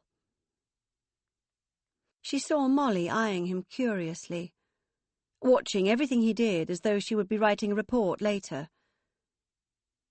She took a tiny bottle of organic milk from the minibar and poured it into a milk jug. "We've been to the coroner's," she said. She gave Colin the breakdown, The dreadful details. They'll release the body tomorrow morning, so we need to, plan a funeral. Yes. She stopped for a moment. She'd been desperate to get her mother's body back. Desperate to start organising everything. And now she could, and she felt herself suddenly, dramatically, losing momentum. "You should do it," she said. Colin nodded. "Absolutely," he said. "Yes, of course. I'll arrange everything. Did she leave any—" "No," said Meg. "Nothing. Although, of course, I think we could all make a pretty good stab at it. Dancing, music, colour, all the obvious mum stuff." Colin smiled sadly. He turned to Molly. "Do you remember her?" he said. "Your grandma?" Molly shrugged shyly. "Sort of. I remember her in her chair, in her bedroom. I remember her being kind of weird." Colin sighed. "That's so sad, isn't it?" He turned to Meg. "Sad that her grandchildren never saw her at her best. When she was bustling and mad and full of energy and rainbows." Meg nodded. Yes, she thought. It was. But then so was all of it. Sad that Molly only knew her grandfather as a sleazy old man, not the sweet, patient, sexless man who'd played such a big part in the upbringing of all his children. Sad that Molly only knew her uncle as a pathetic drug dealer who'd spent the last few years of his life in a Thai jail, not the beautiful blonde child who'd been everyone's best friend and the most popular boy at school. Sad that Molly only knew her aunt as a half-formed shadow on the other side of the world, not the sweet, naive child who'd once been the centre of Megan's universe. And sad that Molly had never got the chance to know her other uncle at all, because he'd hanged himself when he was 16 years old. "And Beth," said Colin, breaking her train of thought. "What's going on with her?" She flashed him a warning look, turned her eyes to Molly. Molly did not know. She had managed to protect her from that much. "I mean, have you managed to make contact? Is she coming?" "I've sent her an email, but I haven't taken her calls." Colin nodded understandingly. "So she could be on her way, in theory." "Yes, I suppose she could be. But then again, she might be having another nervous breakdown." She shrugged dismissively. "So," said Colin. "Just us. For now." "Yes," said Meg, feeling a chill of dread running through her. "For now." September 2006. From rainbowbell@yahoo.co.uk to Megan Rose Liddington Bird @yahoo.co.uk, rorybird2@hotmail.com, bethanbabybird@arthouseframing.co.uk, colin.bird@hotmail.com. Dear family of mine, I am writing to you all because I cannot bear to form the words with my own mouth. But yesterday morning, at 11:16 a.m., my precious Vicky finally passed away. I was honoured enough to see her pass, and it was very peaceful and very sweet. Maddie and Sophie were both there. Tim and her mother were there too. It was a good end to a beautiful life. And now she is suffering no more. But now I have to ask you all something very important.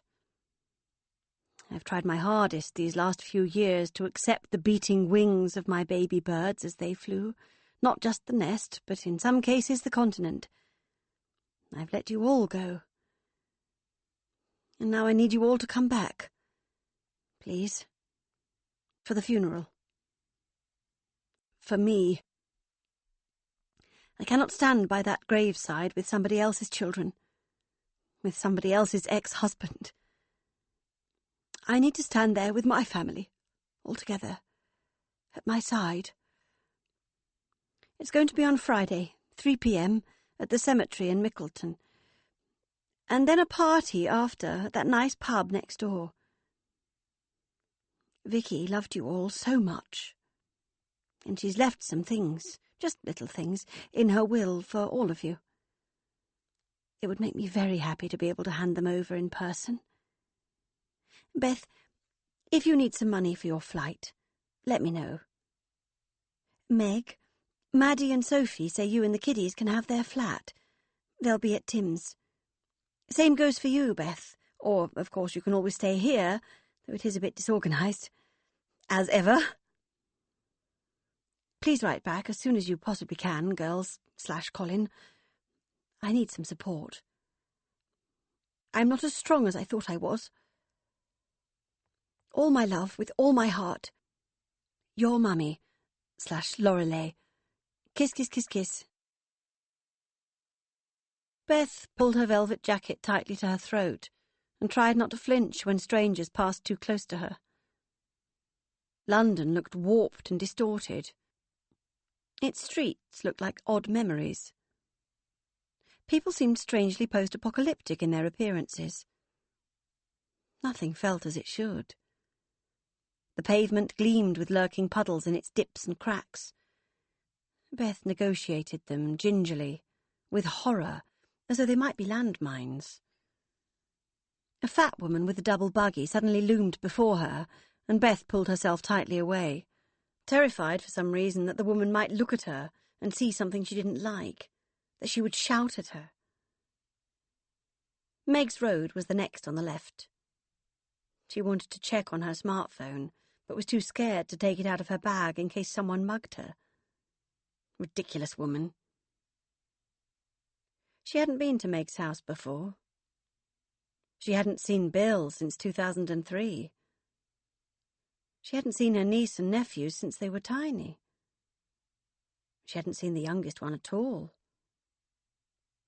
She was 34 years old, single, too thin, just shakily recovering from a breakdown the previous year that had seen her in bed staring at the ceiling and crying for nearly 6 months. Tomorrow morning, she was going to a funeral that would be painfully, unthinkably sad. She had many more worrying things to fret about than someone taking her mobile phone. But still. The last thing she should be doing in this condition of pathetic mental frailty was travelling across the entire planet to be reunited with her family. She tried to get out of it. She'd tried to persuade her mother that it would be better if she didn't come. She'd invented logistical hurdles that her mother had batted effortlessly out of the way. And then she'd found an iota of strength from somewhere and persuaded herself that she could do it, that she should do it, that she would do it. Meg had booked her flights and insisted that she come with them. Plenty of room in the people carrier. Beth had shuddered at the very concept. But also, upon reflection, quite liked the simplicity of it. Once she'd made it to Meg's house, she wouldn't have to think about anything else until it was time to fly home again. Meg would look after everything. As for Bill... No. There was no room in her head for thoughts of Bill. Bill was just a man. Her sister's partner. Nothing more. She turned the next corner and found herself in a street of large, semi-detached Victorian houses, each with off-street parking and mature trees and nice front doors. It was still fairly early. Her flight had landed at 9 a.m. She would not have to face Bill until much later, and had already decided that she would claim jet lag and put herself to bed before he came home from work. Meg's house stood before her. A huge step up from the garden flat she'd been living in the last time Beth had been to visit. 3 stories high, 4 windows wide, a gigantic people carrier parked on the driveway, and louvered shutters at the windows. It looked as if it had been freshly painted and pointed that very morning. She rang the doorbell, adjusted the collar of her jacket, the thick flick of black hair that sat on her forehead. She glanced down at her yellow Mary Janes and cleared her throat. She fought the urge to turn and leave. And then there she was, her big sister, in a red lycra dress, with big square-toed boots, her curly hair cut unflatteringly short. And large. So incredibly large. Beth stared at her, open-mouthed for a moment. "Hi," she said eventually. And then suddenly she was being squeezed between those big arms and squashed against that huge soft stomach, and she could feel it underneath, the unyielding shield of a support garment, almost but not quite like flesh. And she thought, through the fog of jet lag and culture shock, that her sister had put it on for her, to look thinner and less lumpy, for Beth. "You look lovely," she said, once Meg had released her from the embrace. "No," said Meg, "I don't. I look fat, horribly fat. But thank you, and you?"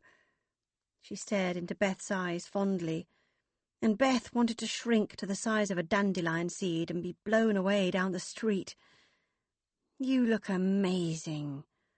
I can't believe you've just got off a long-haul flight. Look at you.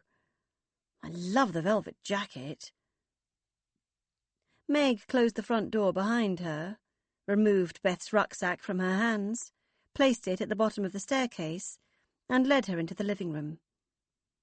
Cream sofas, cream carpet, framed photographs, marble fire surround, glass coffee table, everything just skirting the edges of modern but not quite getting there. As though Meg was too scared to make any kind of statement in case she got it wrong. "This is lovely," she said. "Oh, well, it's home," said Meg, plucking a red-haired baby out of a wheeled device and presenting him to her. "And this is Charlie Bear." The baby looked at Beth curiously. He was very fat, with a slightly angry look about him, but he wriggled his legs delightedly at the sight of Beth and delivered a winning smile. "And this is your Auntie Beth," Meg twittered into the baby's ear. "She has come all the way from Australia to meet you. Yes, she has." She bounced the boy vigorously in her big arms, and he beamed with pleasure. "He's gorgeous," said Beth. "Looks exactly like his brothers." "I know," said Meg. "Daft, isn't it? Like I had triplets with 8 years between them. Want to hold?" Beth eyed the proffered baby cautiously. He looked so happy there in his mother's big, meaty arms. No problem," said Meg, pulling him back towards herself. "Some people like holding other people's babies. I'm not one of them. I only like holding my own babies.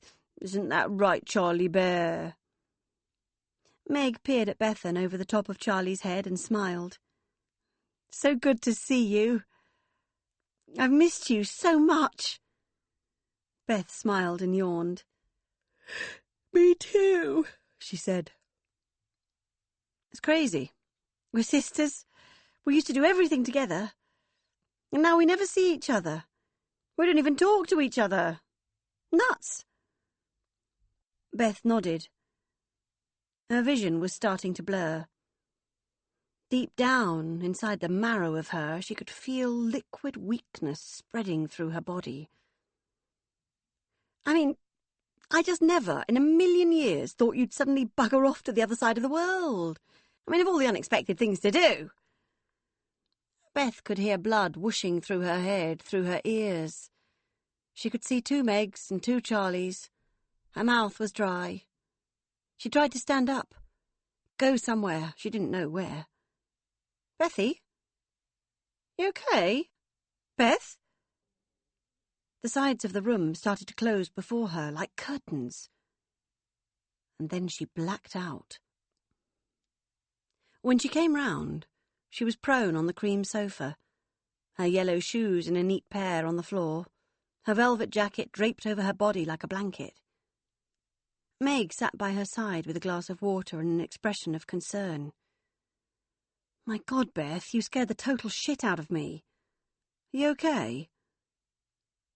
Beth nodded and sat up slowly, feeling the blood starting to pump regularly once more around her body. She took the water from Meg's hand and gulped it.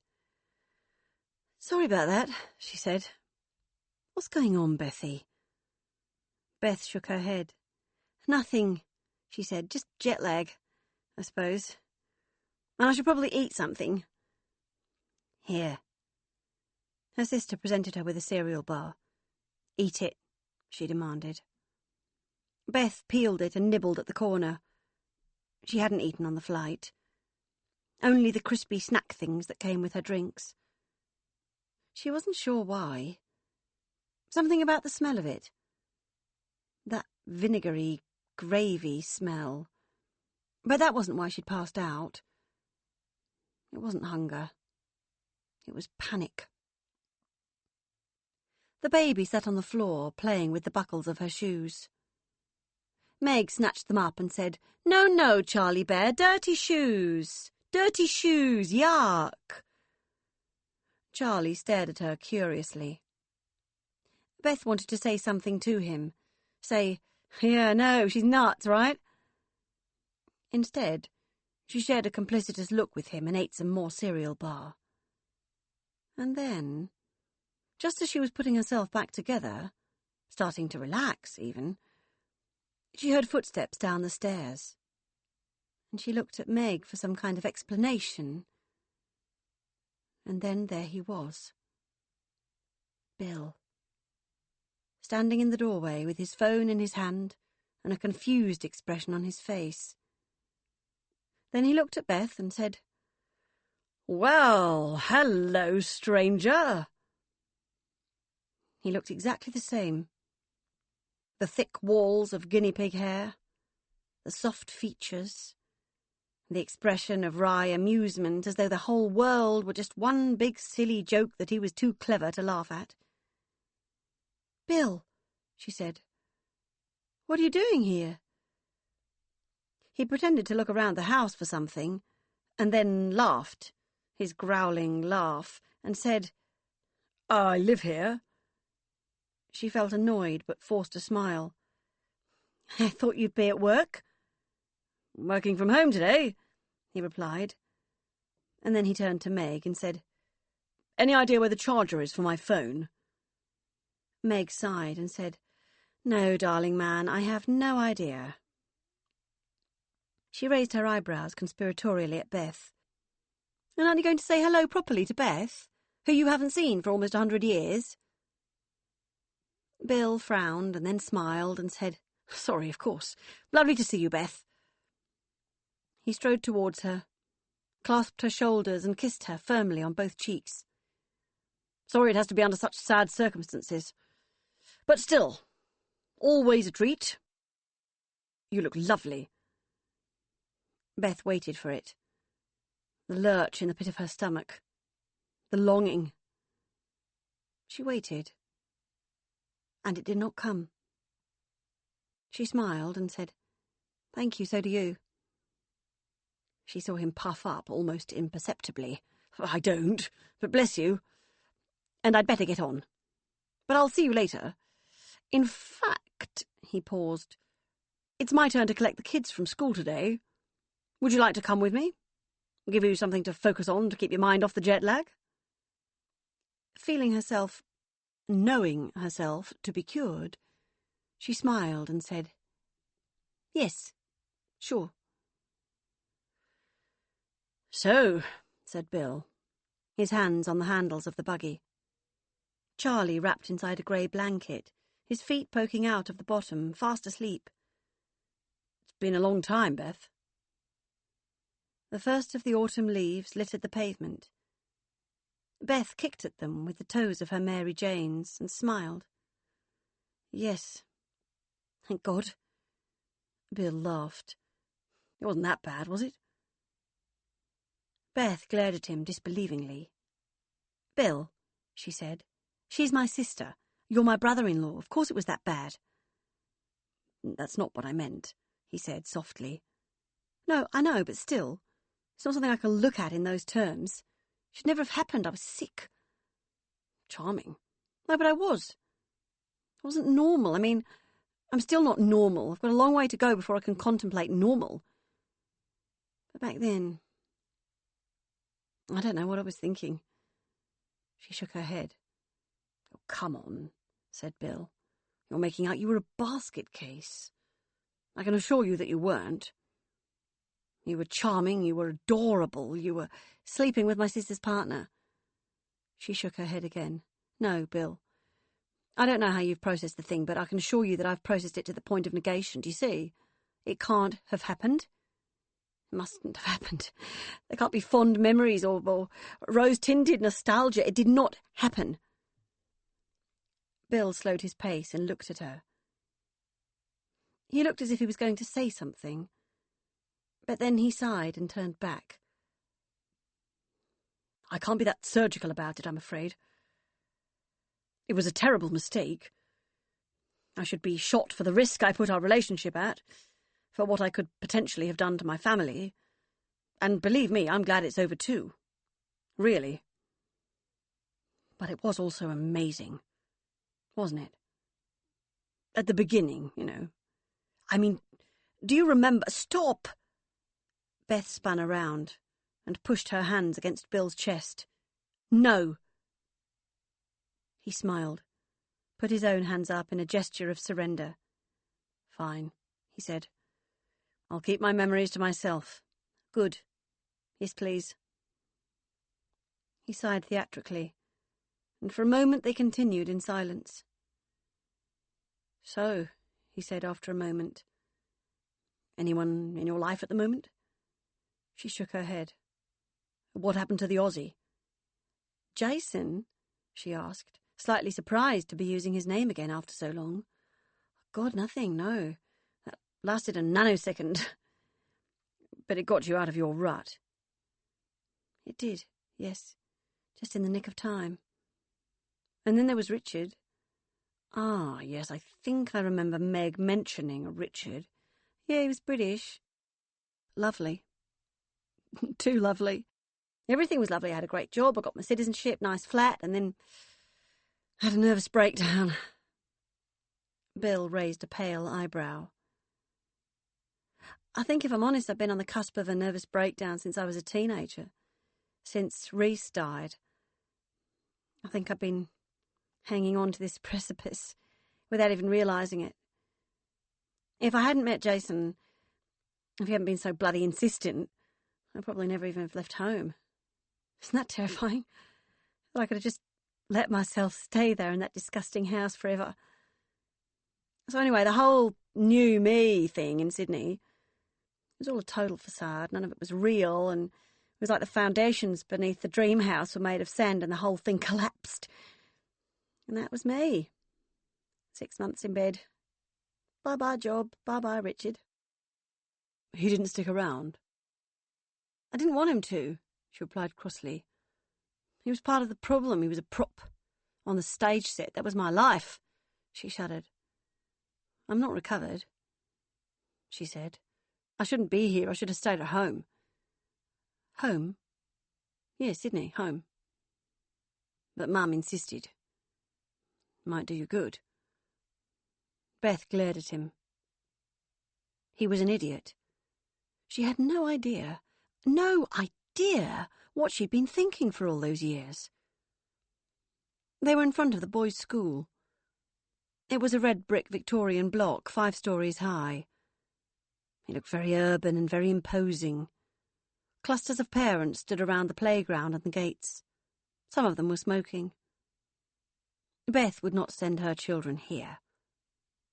She would want them to go to a small village school, cosy and cartoonish, like the one she had been to. "Are you going?"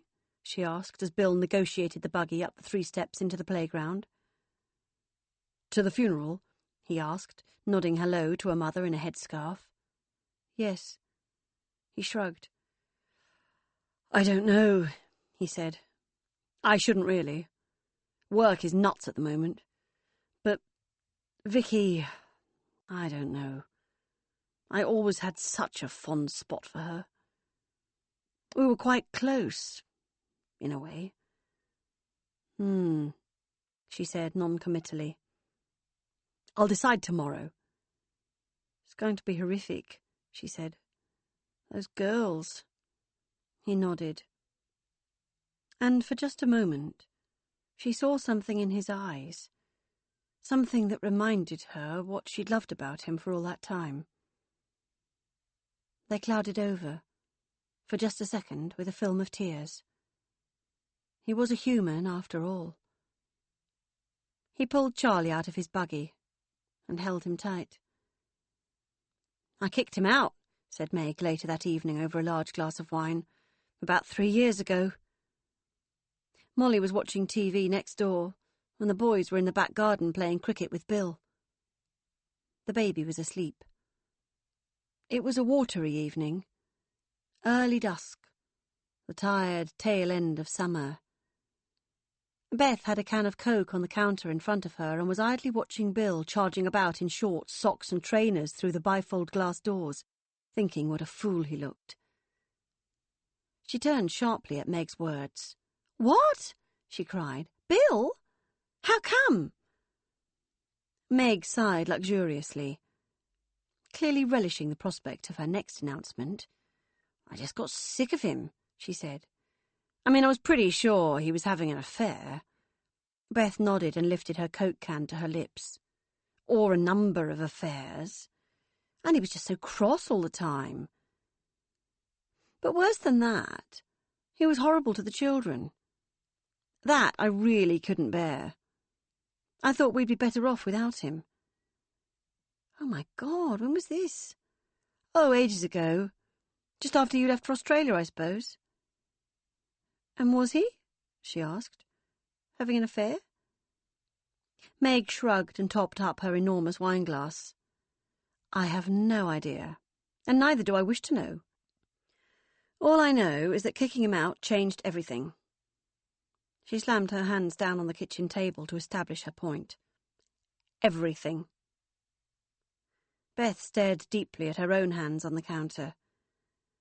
"Well, that's good then," she said. "Right?" "Yes, from a purely philosophical point of view, yes. Although honestly, at the time, I thought I was in hell. Living with a man who hated me, who hated my children, when we all loved him so much. It was like a nightmare. Seriously." "And that's the thing," she said, leaning in towards her sister. "That's what these stupid women don't realise when they sleep with a married man. They're not just sleeping with him. They're sleeping with his whole fucking family, Beth smiled tightly, but her eyes did not meet Meg's. The following day, the sky glowed with illuminated clouds. Thin drops of rain fell at intervals. But it had promise. And, my God, thought Meg, some sunshine would be good on a day like today. Bill did not come in the end, and Meg was glad. She wanted her sister to herself.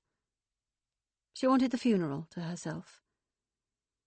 So he had stayed at home with Molly, who didn't want to miss school. An unlikely excuse, Meg had suggested. It was more likely that she just couldn't stand the thought of numerous weird family members asking her stupid questions about school and telling her how tall she'd got. It was just the 3 boys and Beth, zooming up the middle lane of the M40, dressed in pink, Vicky's last, rather cliched request, and girding their loins for a testing day ahead. They talked about Rory. He'd been in jail for 9 months, on remand since the previous Easter. He did not want any help. He did not want any contact. According to their dad, he'd been stitched up by that Essex boy he'd run away from Spain with.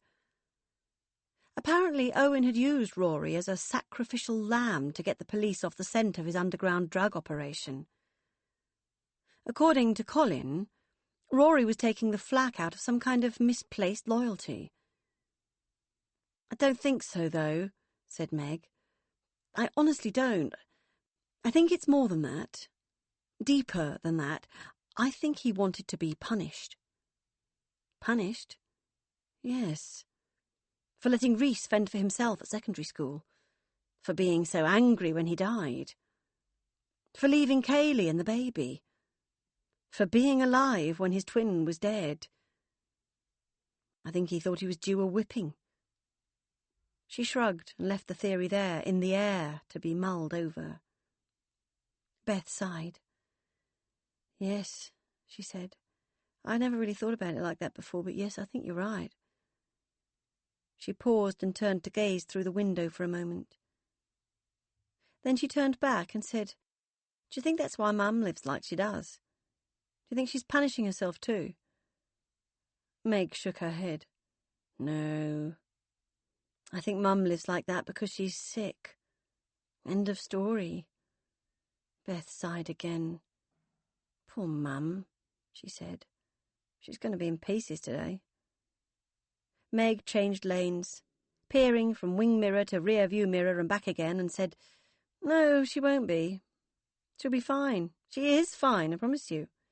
She has once again processed her grief through some bizarre, unknowable channel and come through the other end just as nuts as ever." "Who's nuts?" asked Alfie, his voice barely audible from his seat at the very back of the people carrier. "No one's nuts," called out Meg. "No one. We're all 100% sane!" She laughed out loud at her own words and smiled at her eldest son in the rearview mirror. He returned the smile and then popped his earphones back in. "I know who you're talking about," said Stan, sitting behind Beth. "You're talking about Grandma."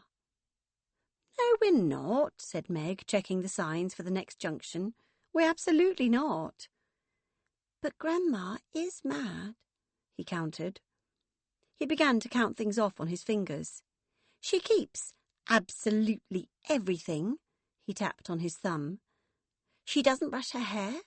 She's obsessed with rainbows. She does cartwheels and handstands even though she's like really old. She shouts a lot, and she called Vicky's daughter a little shit." He leaned back triumphantly. "And that," he added, "is just some of it." Beth and Meg exchanged a look, and then they both laughed out loud. A spilling over of all the politeness and strangeness that they had both been banging up against for the past 24 hours. "What?" said Stanley, but the two sisters were laughing too hard to reply. The cemetery was a sea of pink. In spite of her misgivings about the concept of a pink funeral, Meg was strangely moved by the communal, cross-generational, cross-gender adoption of a dead woman's wishes. She spotted Sophie and Maddie immediately. Two tall, blonde, almost women, in short skirts and ankle boots, with pink flowers in their hair. They looked like adults from a distance, but with every step closer their youth became more obvious, until, as she stepped towards them to embrace them, they were children once more. She breathed into their soft hair and told them she was sorry, and they were brave and stoic and told her they were fine. Mum was talking to Tim. She was monstrously thin and looked simultaneously incredible and bizarre in a fuchsia cocktail dress with feathers, pink zip-up boots, and a pink beret with a bobble on the top. She beamed her toothy grin and opened up her arms to her daughters and her grandsons. "You're too thin," said Megan, who hadn't seen her mother in about 8 weeks. Lorelei threw her a sad look and said, "Darling, I've just lost the love of my life." And Meg nodded apologetically and felt guilty. Lorelei held Beth in her arms for a count of at least 20, until Beth was forced to pull herself out of the tangle of her embrace and adjust her clothing. Lorelei turned to Tim and said, somewhat theatrically, "I have not been together with my daughters for almost 3 years. 3 years. Tim nodded sympathetically and left them to it. Lorelei took the baby from Meg's arms and cooed at him, and Charlie, thankfully, responded well, gifting his grandmother a smile and an expression of enchantment. "What a lovely, lovely boy you are!" she trilled. "What a lovely, lovely boy!" They chatted brightly, strangely, to people they vaguely recognised. Lorelei told Meg she needed to get her figure back. Beth looked blank. The boys stood shyly with their hands in their pockets. The baby gurgled and complained when he was strapped into his buggy. And then Lorelei linked her arms into her daughter's, and the three of them walked together into the crematorium, followed by Stan and Alfie, who was pushing Charlie in the buggy. A sudden blast of golden autumnal sun shone on them from behind, and this could have been a poignant and tender moment, possibly even the beginning of a new dawn, if it had not been for the fact that upon entering the chapel, the first thing they all saw was Colin and Kayleigh sitting side by side, with a small girl on their left. They were the only people in there, and they had been whispering to each other complicitously before they both turned at the sound of voices. Meg felt Lorelei turn brittle with shock. She and Beth gawped at each other. "Jesus Christ!" said Lorelei, not quite as inaudibly as would have been desirable under the circumstances. Colin's face broke open into an emotional smile, and he leapt to his feet. Meg and her mother and sister all froze instinctively to the spot. "Oh, wow, girls!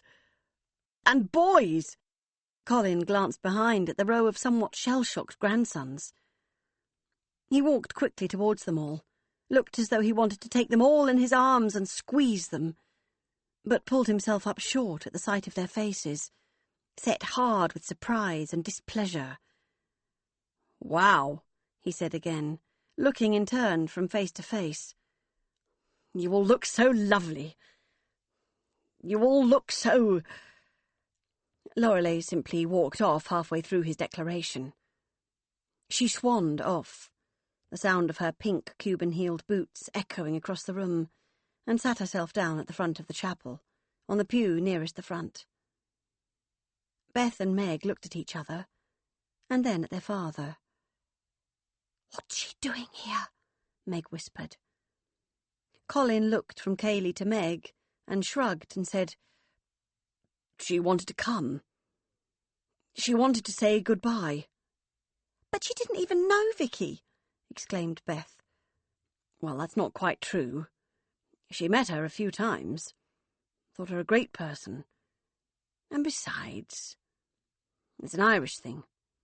An Irish Catholic thing. Paying respects. The need to observe the rituals, you know." Kayleigh turned, looked at Meg, and nodded a judicious greeting. Meg caught her breath, hesitated for a split second, and then nodded back. Kayleigh looked different, softer, prettier, older. Her hair, which had been brilliant scarlet the last time she'd seen her, was long, highlighted, and held on top of her head in a ponytail. She was wearing a baby pink jacket, a Chanel rip-off type of thing with braiding and gold buttons, and a high-necked Victorian-style blouse underneath. And her face, which had once been a sharp thing, all angry angles and set-in lines, had loosened and mellowed into something almost beautiful. And then the girl turned round to see what her mother was looking at, and Meg gasped. This was Tia. The name in countless emails, countless bitter conversations. The purely conceptual child, who had been discussed and abandoned over the years but never before been made flesh. And here she was, in, as her children often said, real life. The child was beautiful, ethereally, classically, remarkably beautiful. She had Rory's white blonde hair falling down her back in fat ringlets. And she had Rory's fine features, his dark-lashed blue eyes, his full lips, his aquiline nose and high cheekbones. She gazed questioningly at Meg, and then she saw the 3 boys standing behind her and blushed, turned her head away. But her face stayed on in Meg's consciousness like a sunspot. Her niece. Very nearly 7 years old. Only a few months younger than Stanley. The image of her father. The very image of him. Other people were filing into the crematorium now. Some of them looked curiously at Meg and Beth, at Colin, at Lorelei sitting alone at the front of the chapel. Some of them had no idea of the significance of this arrangement of people and the unfinished conversation that hung between them. "We'll talk afterwards," said Meg, her voice softer for the shock of seeing her niece's face. She put out an arm, touched her father's sleeve, and then headed to the front, to sit next to her mother. Beth and the boys followed behind. "Are you okay?" she whispered into Lorelei's ear. Lorelei nodded and kept her gaze to the front. "Arsehole," she muttered under her breath.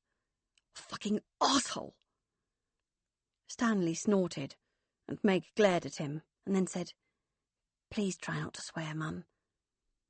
Lorelei tutted loudly and stared resolutely ahead. "I cannot believe it," whispered Beth. She looked pale and clammy, and Meg squeezed her hand and said, "You okay? You're not going to faint again, are you?" Beth shook her head tightly and swallowed hard. "I'm fine," she muttered. I just can't believe she's here."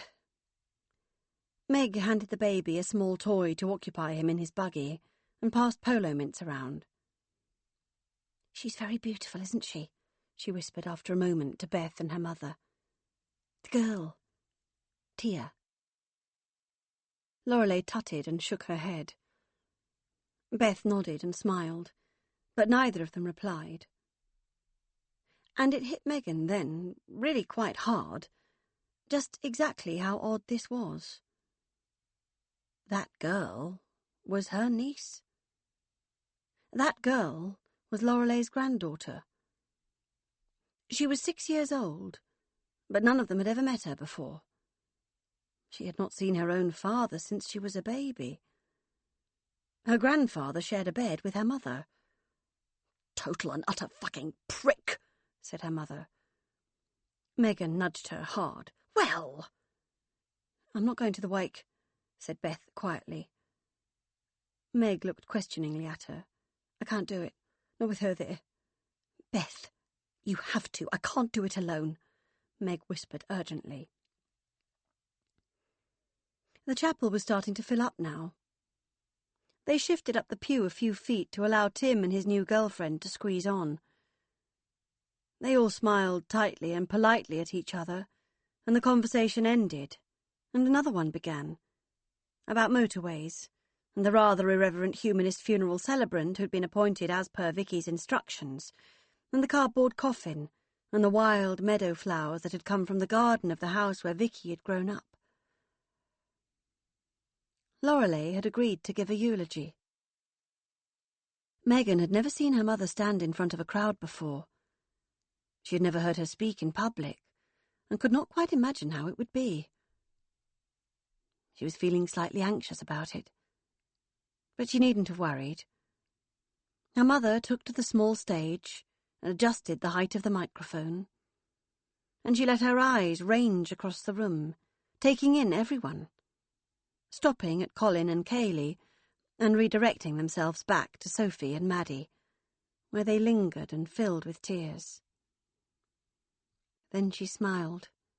Her lips closed over her teeth, and she pulled a piece of paper out of the pink handbag slung across her chest, unfolded it, cleared her throat, and began to talk.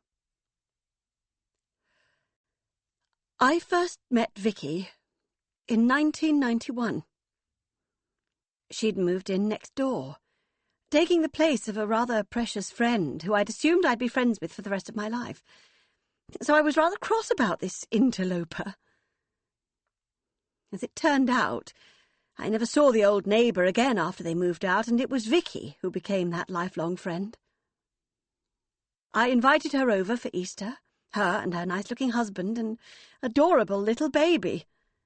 She nodded and smiled at Maddie. I thought she'd say no, make her excuses, but she said yes, just like that, on the spot. So rare in people, that quality. Most people have to check and double-check, keep their options open, you know. Nobody wants to commit to anything on the spur of the moment. And they came, and it was lovely. And I thought, what a charming woman. What a vibrant, joyful person.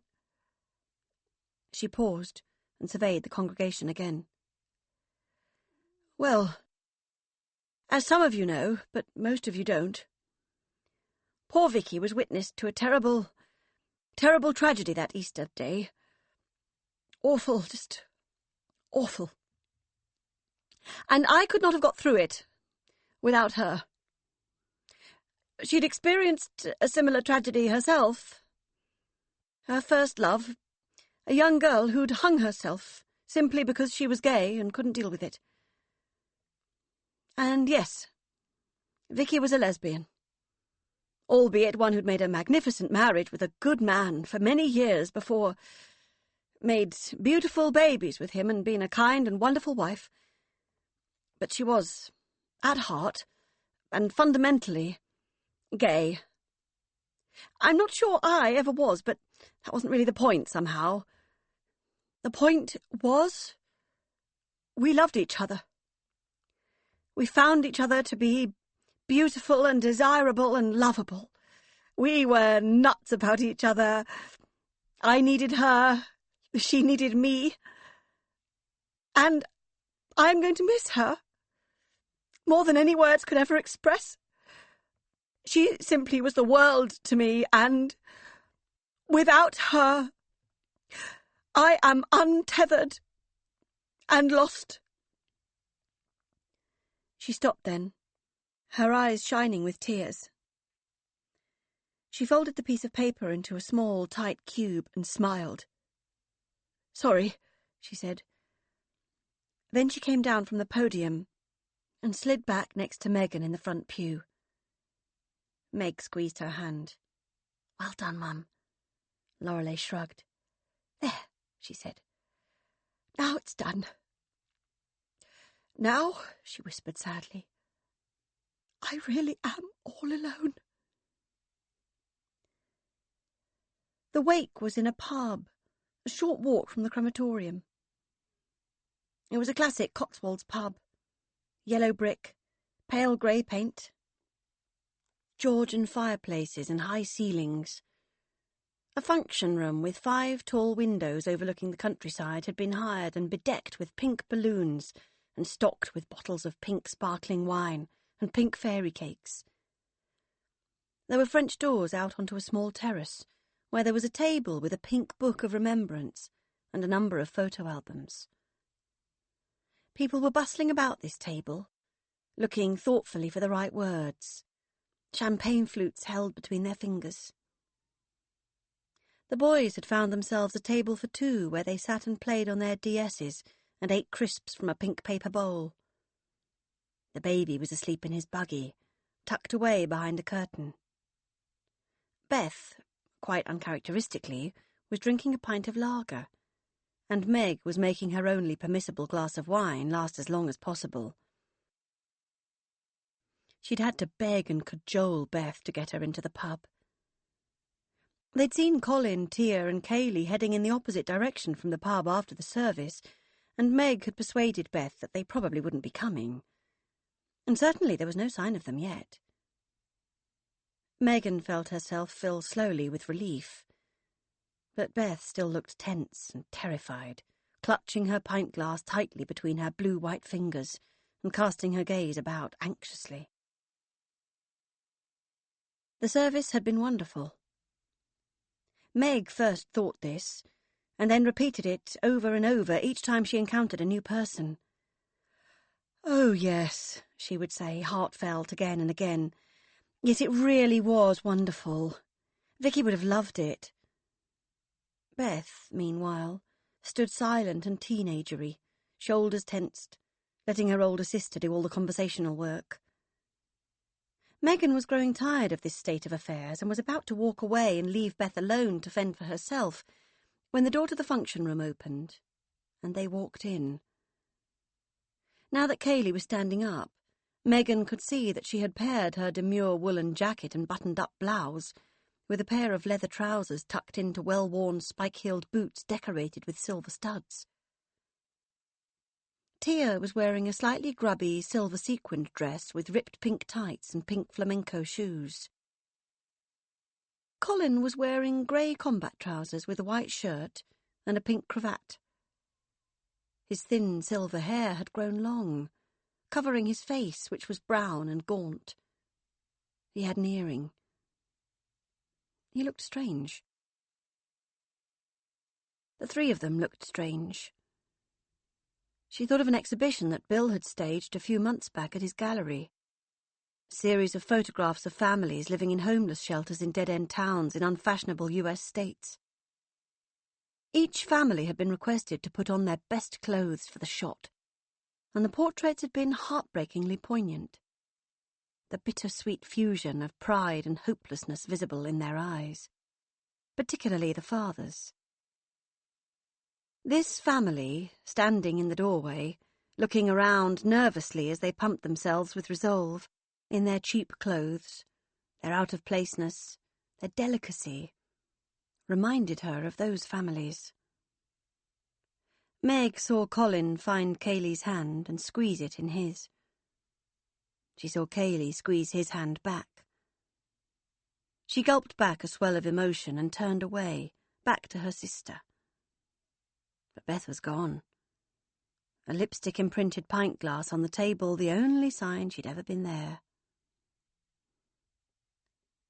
"Here," said Lorelei, ferreting through her shoulder bag, an empty champagne glass slung loosely from the crook of her thumb and forefinger, dripping its last drops all over her dress.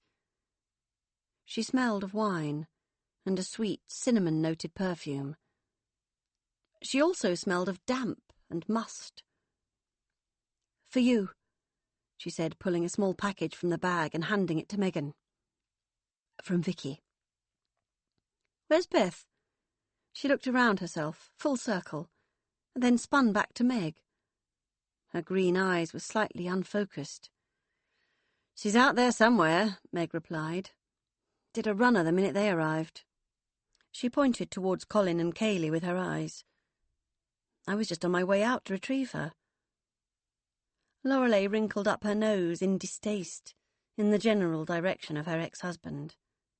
"They look horrible," she hissed, "don't they?" Meg muttered something neutral under her breath, but couldn't lose the tender spot in the pit of her stomach that had formed when she saw them walking in together, looking so pitiful. "Wait there," she said. "I'm going to get Beth."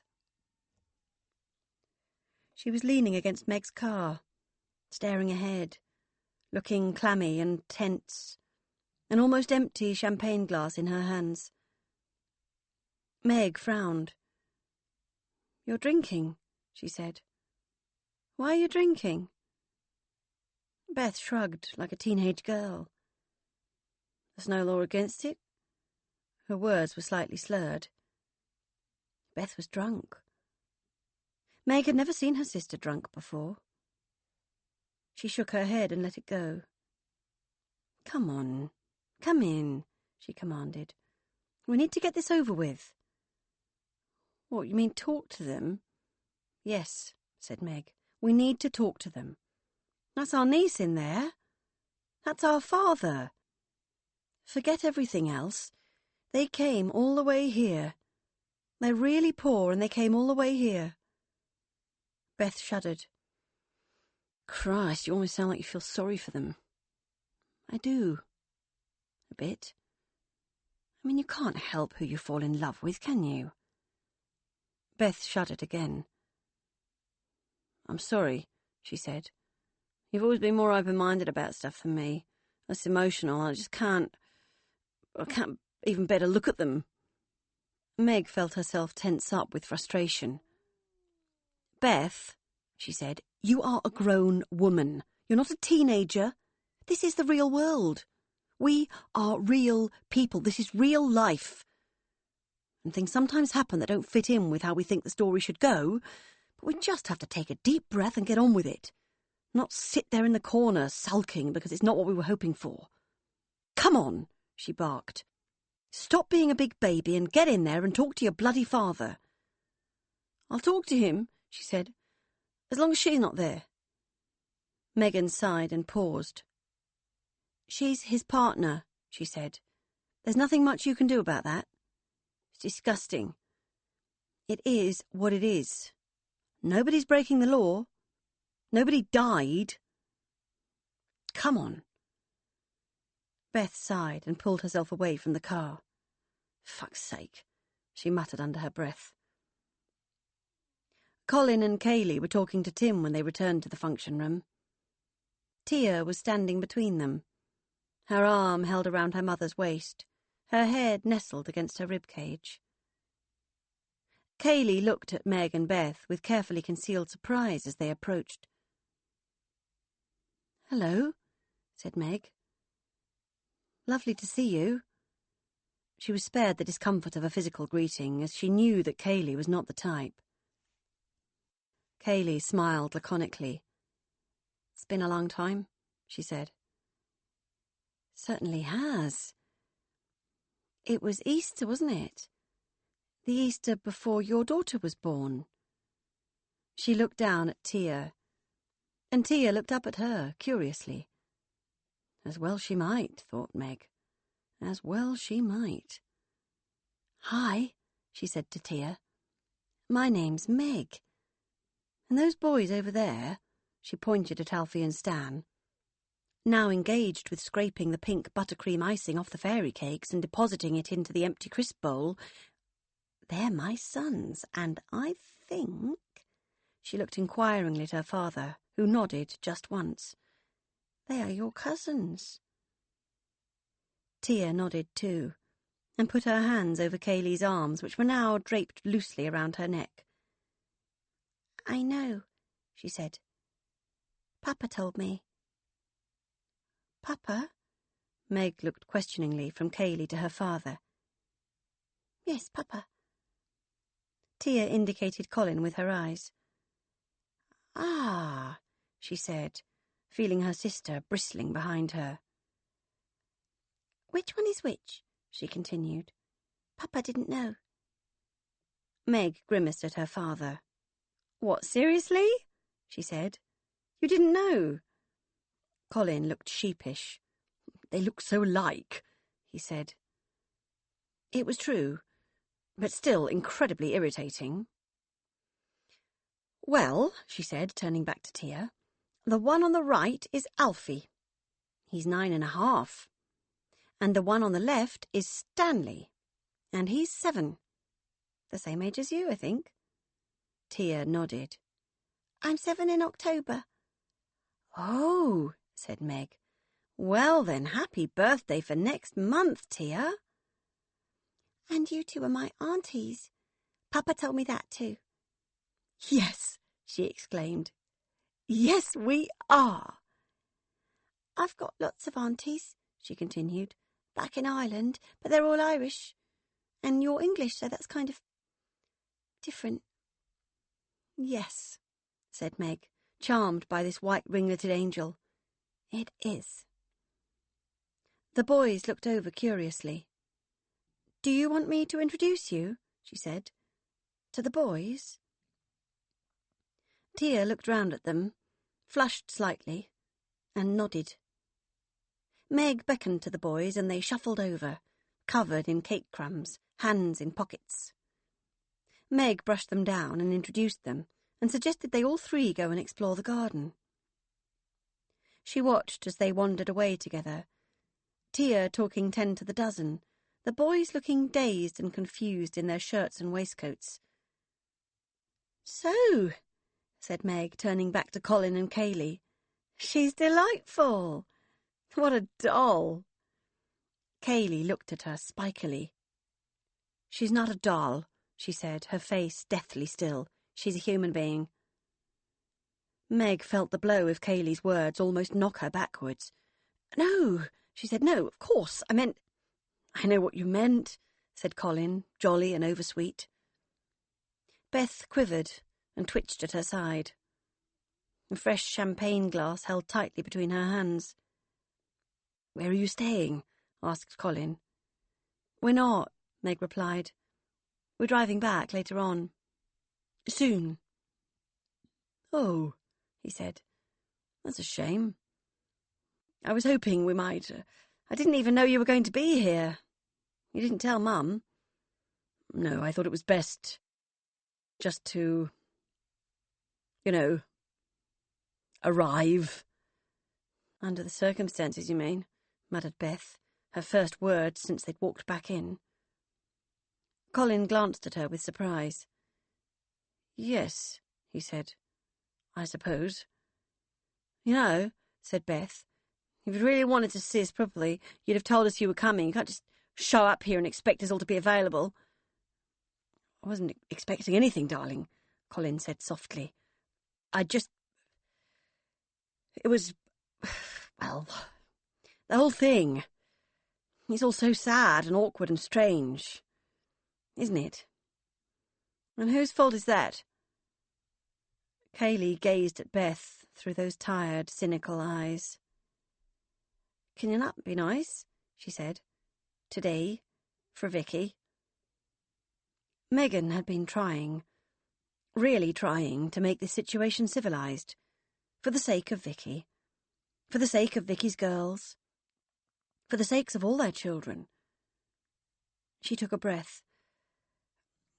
I think, she said, this is a difficult situation for all of us. I think we're all just trying our best. I don't think Beth was not being nice. She was just... She sighed. We're all just trying. Kaylee put her empty champagne glass down heavily on the table behind them. Megan could see the sinews in her thin neck straining angrily against things she wanted to say and punches she wanted to throw. She saw a large moth hole in the back of the pink jacket she vividly imagined as a last-minute purchase from a charity shop in the town. Where are you staying? She asked quickly. We're camping, said Colin, at a site just up the road. Oh, said Megan, camping? She sounded shrill and middle-class, horribly patronising, even to her own ears. And when are you going back? Well, we'll be going home via Ireland. We'll spend a few days over there with Kaylee's family. Beth growled quietly under her breath and shook her head. Kaylee looked at her.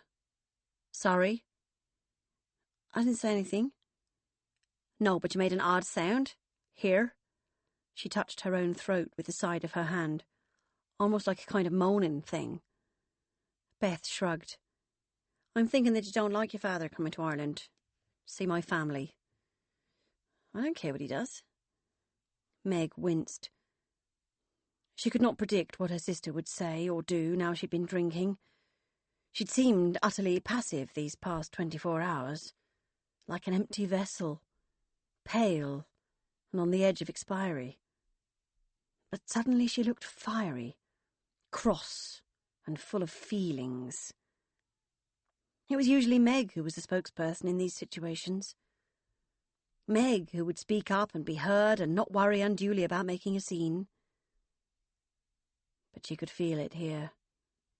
The gossamer slightness of everything. The potential for a terrible, bloody mess. And so she restrained herself. But the more she restrained herself, the more volatile the situation seemed to be becoming. So she held her breath and smiled tightly, pleadingly at her sister. No, said Kaylee, the touch paper at the other end of the time bomb. No, I don't suppose you do. What do you mean by that? Said Beth. Oh, just that I don't think any of you care all that much about each other. Not really. What? Said Beth. Of course we do. Kaylee just tutted and rolled her eyes. For a moment she looked as though she was not going to comment further. But then suddenly her head snapped into place, and she fixed Beth and Megan with that terrible, accusing gaze of hers. Your brother rotten in jail, your other brother unvisited in his cold, lonely grave, your mother living in her own filth, your niece a stranger, a dirty secret, your father cut off because you don't approve of the woman he loves. You're two heartless bitches if ever there were. She rolled her eyes again. Colin's smile finally faltered, and he said, Kaylee, now, that's not entirely fair, and you... I know what I know, Colin, she snarled. I know what I know. Why do you hate us so much? Asked Beth. Oh, said Kaylee, no, I don't hate you. To say I hate you would be to suggest that I had any feelings at all for you, and I don't, I can assure you of that. You don't know anything about us, cried Beth, her face pink, her fists in balls. Nothing. You only met us once, and we were really nice to you. Kaylee nodded. Yes, you're all perfectly polite. The way the people like you always are. You, said Beth, looking as though she had just remembered something. You were rude to Vicky that day, don't you remember? Dad, do you remember she accused Vicky of pretending to be gay to get her feet under our table? That's what you said, Kaylee. Now you're here at her funeral acting as if you really cared about her. I did care about her. Of course I did. She was a good person. But you're right. I had other reasons for coming today. Like what? Her. She arched her eyebrows in the direction of the doors to the garden, where Tia, Alfie and Stanley were kicking a pink balloon about on the lawn. My daughter. I wanted to show her to you. To show you what you've been missing all these years. And us. She pulled Colin gently towards her and placed her hand in the small of his back. He smiled awkwardly. I wanted you to see us.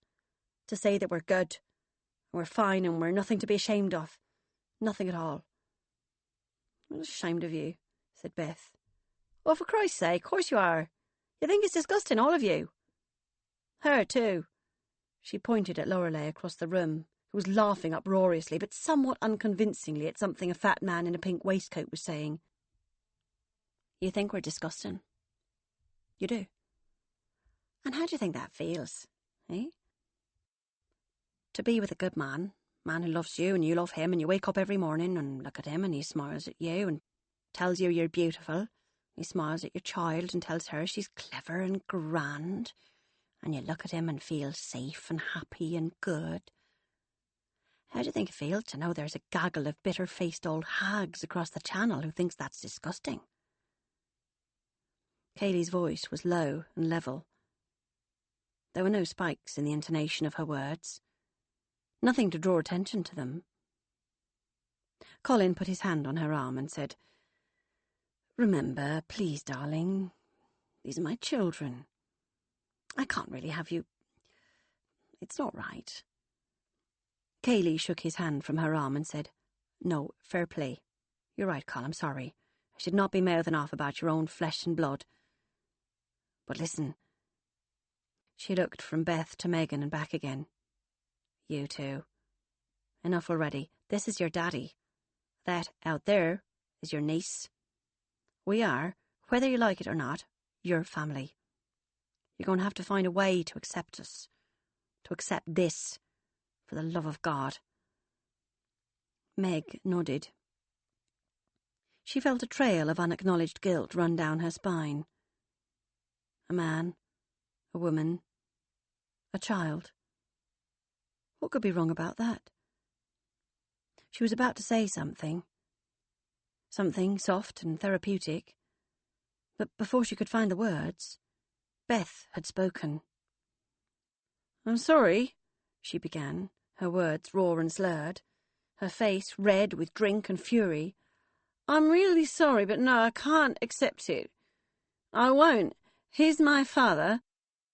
I'd have trouble accepting any relationship he was in that wasn't with my mother. Any daughter would, but this, she said, her voice sharp with disgust, having sex with a woman his own son has slept with the mother of his granddaughter? It's not natural. Whatever you say, it just isn't. There was a moment of silence then. Meg would always remember it, as she would always remember that moment of innocence 15 years ago when she'd sat in the window seat halfway up the stairs to Reese's room with a lamb sandwich and a can of Coke on a tray for him. A moment between two worlds. The newly acquainted cousins shrieked outside. Lorelei laughed out loud again. Meg observed the purposeful kick of Charlie's socked foot from the buggy, just visible at the edge of the curtain. He had awoken from his nap. And this is what she would always remember about the tiny moment before Kaylee opened her mouth and said, "Which is just grand coming from the woman who fucked her sister's husband behind her back." Meg felt the room fold itself up around her, fast and tight. She looked at her father questioningly, as if he might be able to rewind time and take back Kaylee's words. As she glanced at him, she saw, with a terrible, visceral kick of pain, that her father had heard these words before, that Kaylee had said these words to him before, that these words were not new to him, and that therefore he could not spool them back into non-existence. Then she turned to her sister. Beth was puce. She shook her head from side to side. "You fucking liar!" she said to Kaylee. Meg looked at her father. He was silent, his gaze resting upon the floor. "You believe her, don't you?" Meg said to him. "Oh, Meg. Christ, I don't know." "She's lying," said Beth. "She's totally lying." And then she brought her hands into two tight fists at her sides and stormed off, half knocking over a chair as she passed it. Meg watched her leave. The fury of her, the rage and compactness of her. She saw Charlie's socked foot kick again. She looked once more at her father. He merely shrugged. Kaylee pointed at Beth's retreating back, as if to say, Look at her, guilty as charged." And then Meg began to remember. She remembered the call history on Bill's phone by the pool in Greece. There never had been a surprise 30th birthday party, had there? There hadn't even been an unexpected gift. Just a ring. Thin, gold, feminine. The sort of ring that Bill liked, that he always chose. She thought of Beth suddenly turning into a social smoker, sneaking off with Bill for those late-night cigarettes. She thought of Beth disappearing to Australia, out of the blue. Of the terse, infrequent phone calls. The lack of interest in the niece and nephews where once there had been adoration. She thought of Bill's affairs. The terrible, faceless women that she'd known without a doubt were having sex with Bill. Her certainty that he was being unfaithful to her. She'd known. But no, the thought went by in a flash. Of course it wasn't Beth. Beth was her sister. "She smells nice, your sister." She heard Bill's voice in her head. He'd said that once. She couldn't remember when or where, but it had lodged itself in there. More than any other careless comments about other women. She'd held on to it, subconsciously, for years. "She smells nice, your sister." She saw Charlie's foot shoot right up into the air, and she heard him calling out. She shook her head. "I can't do this," she muttered. "The baby's woken up. I can't do this." She strode across the room and unbuckled Charlie. He beamed at her. The baby they'd brought into the world to celebrate the fact that they'd been to the end of the road together and found a way back. Their elastoplast baby. "Hello, sweet boy," she said, squeezing out a smile and scooping him into her arms. "Hello. Did you have a lovely sleep? Did you?" Her voice was sugar, but her throat was bitter with bile. She glanced towards the garden, looking for her sister. The boys and Tia were heading back indoors, their cheeks pink and flushed. "We're thirsty!" gasped Stanley. "Can we have more Coke?" She nodded distractedly. Stanley looked at her, wide-eyed. "Really?" "Yes," she said wearily. "Mum says yes!" he reported back to his older brother, whose eyebrows shot incredulously up his forehead. All three headed towards the bar. She glanced from them and back to Kaylee and her father. Kaylee raised an eyebrow at her and then headed over. Meg turned away, hoping to discourage her approach, but she felt a hand on her arm and turned again. "What?" "I'm really, really sorry, Meg. I so absolutely did not mean to say that. I so absolutely was never going to say that. But your sister, she was so angry. I'm really sorry." "Because it's not true," Meg silently willed her to say. But she didn't. Instead, she squeezed Meg's arm, and then moved her to touch Charlie's little hand. And she smiled at him and then at Meg, and she said, "He's a lovely little feller, isn't he?" Meg nodded. "He's perfect." "I'd say."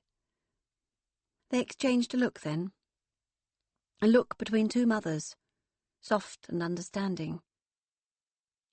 And there it was, just there, for a brief moment, the woman her father loved, the human being. Meg looked at the spot where Kaylee's hand touched her baby's hand. Her blood raged through her body. Her heart banged like a door in a storm. Her thoughts veered crazily through her head. Her sister, her sister. "What was that?" she asked quietly. "What the hell was that?" Kaylee let her hand drop from Charlie's hand. "It was the truth, Megan. I heard them. In the garden, at the cottage. I heard them." "What, you heard them having sex?" No. Talking about it. Talking about the likelihood of being caught out, about whether or not Vicky had suspicions, that kind of thing." Meg narrowed her eyes at her. Not enough, she thought. Not enough. Kaylee sighed. "I could have been wrong," she said. "I could have misinterpreted it. There's only two people who know the truth, the absolute truth, and I'm not one of them." Tia arrived at Kaylee's side then, clutching a glass of Coke and smiling widely. "Have you been having fun, my sweet darling girl?" Tia nodded. Kaylee stroked her hair. "Good," she said. Suddenly, Meg needed to see Beth.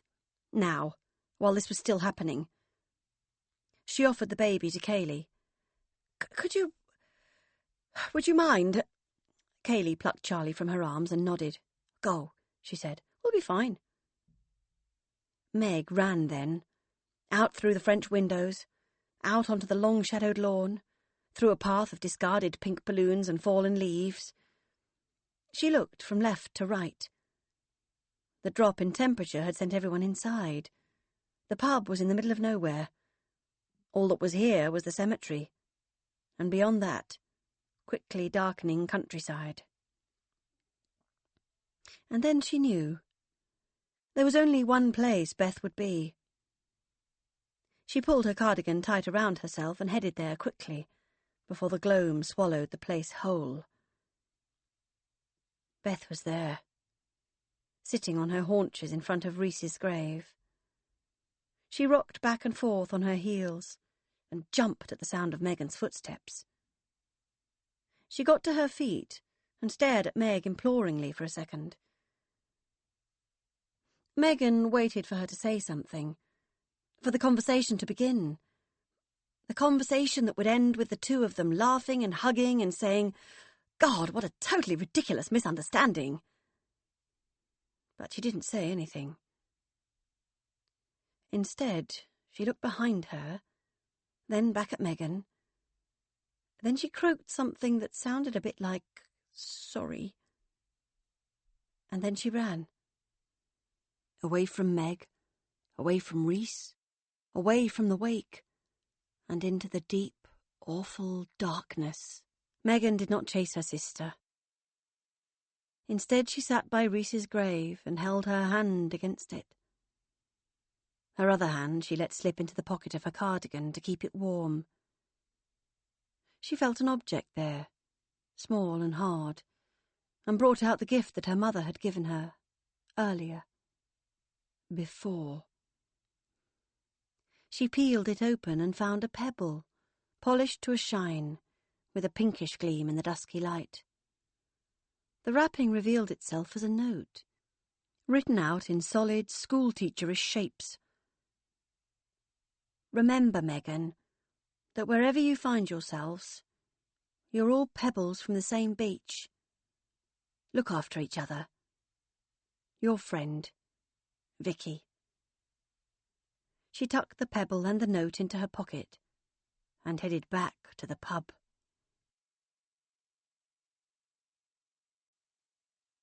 Chapter 11.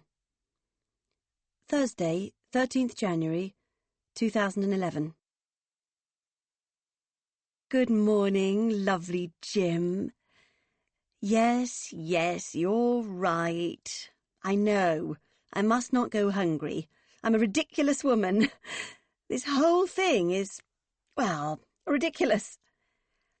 I do sometimes wonder if it was just the other people in the house with me that were keeping this side of me at bay.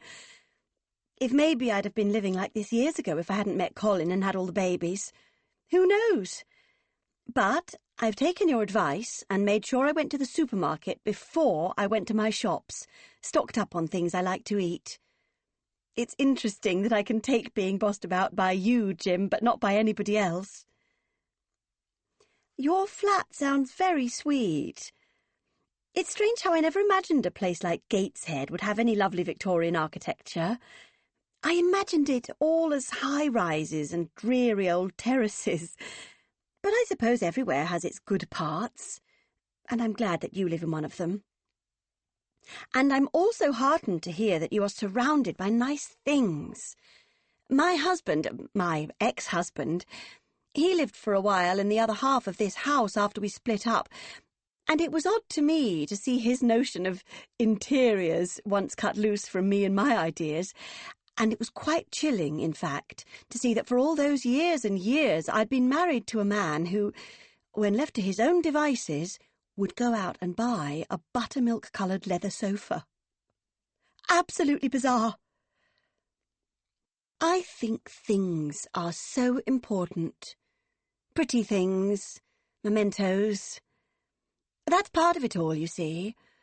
When I go into one of my shops and see that someone has given away a little china vase, say, something pretty that someone designed, that someone created, that someone liked enough to buy and bring into their home, it imbues that object with so much substance, so much importance, to my way of thinking at least.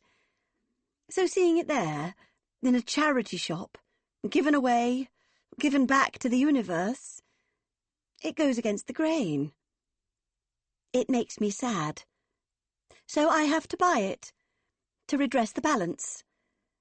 Oh, really, I am quite mad. Anyway, yes, you were asking about the funeral, about what happened there.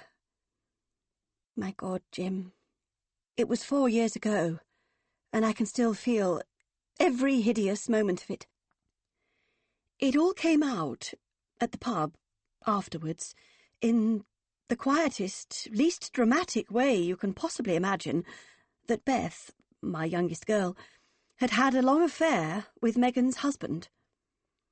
I mean, honestly, Jim, I had no idea about any of it until I suddenly saw her, the Irish girl, my husband's lover, or whatever. I saw her holding Megan's baby, and I said, "What on earth is going on here? Where's Megan?" And she told me she'd gone to find Beth. And I said, "Why?" And she said, "You'll have to ask them that." 5 minutes later, Megan returned, looking pale and traumatised.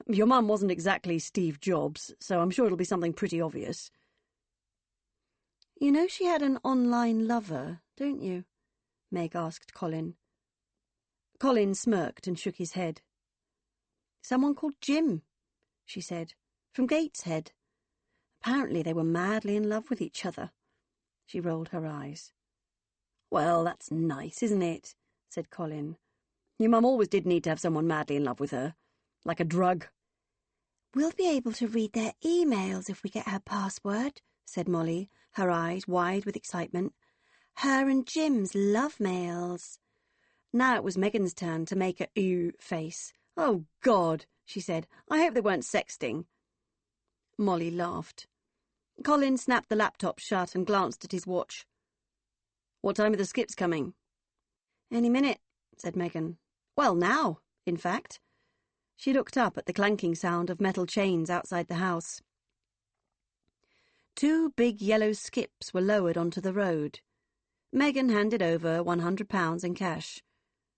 An arrangement was made for the skips to be replaced the following morning at the same time, and the morning after that, and the morning after that.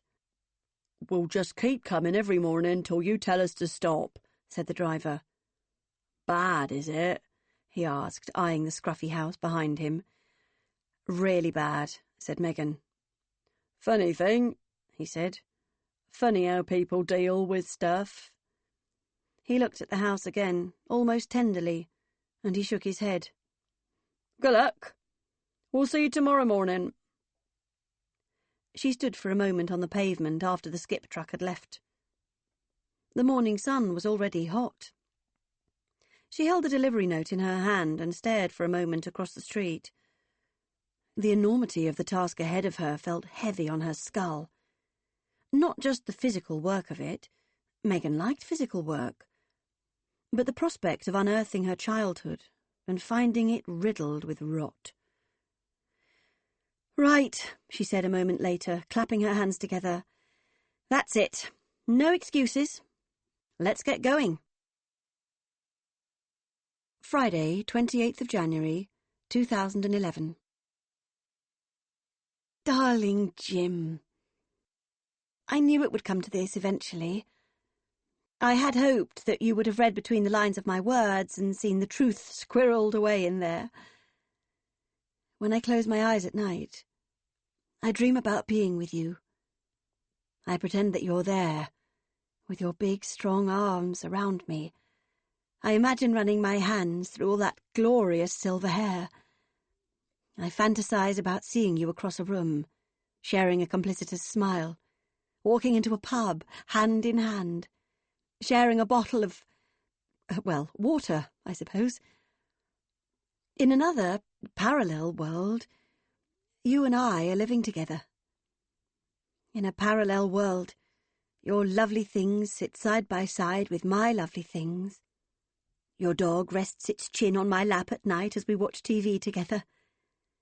In a world where I hadn't made such a mess of everything and everything hadn't made such a mess of me, you and I would be together. It's obvious, isn't it, Jim? It has been from the minute we first read each other's words. We are soulmates. But, darling, in this world, in this actual world, which may or may not be the best of all possible worlds, but is bloody well the only one I'm aware of, we won't ever meet each other. Will we? Because I can't leave here. And you can't stay here. There's nowhere for you to sleep, my love. There's nowhere for me to sleep. Yes, it's that bad, darling. That bad. I can't bring you here. I can't come to you. And I know we could share a few hours with each other. Meet for a coffee, something like that. But really, what would be the point? An hour or two snatched in the day. Barely a chance to get to know you. I'd be desperate to prolong it, to make it more.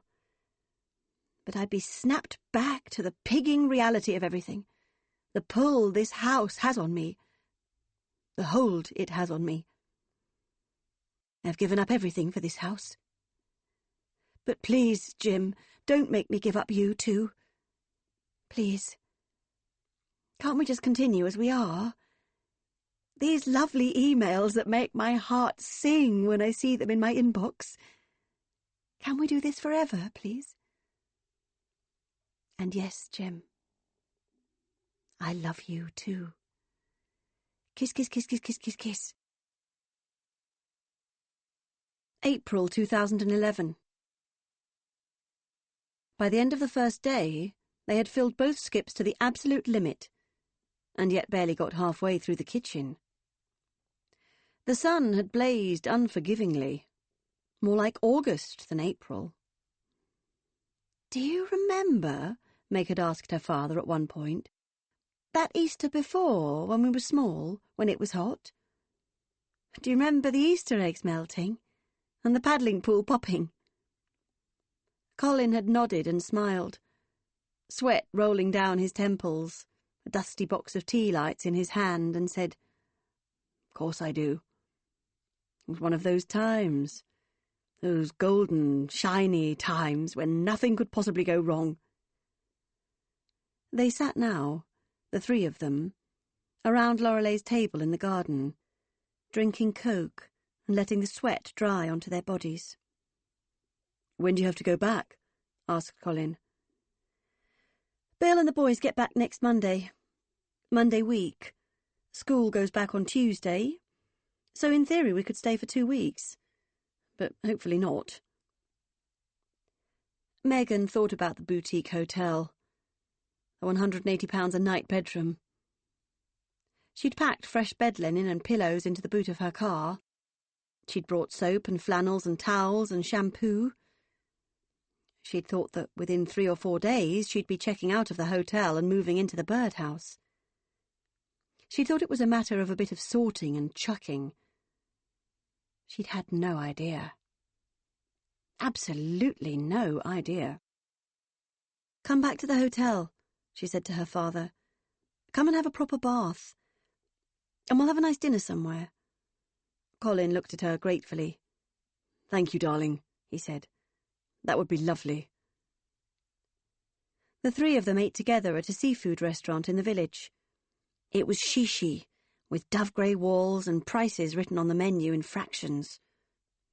Molly had ordered a tuna steak and was eating it like a man. "That was the hardest day of my life," she said, pushing her cutlery together and swinging her hair behind her shoulder. "Plenty more where that came from," said Megan. "We need more people." "Well, actually," said Megan, "even if we had more people, there'd be no room for them." "No, but outside in the garden, to go through things. That's what's taking the time, sorting everything out." "I just wish we could bin the lot," sighed Meg.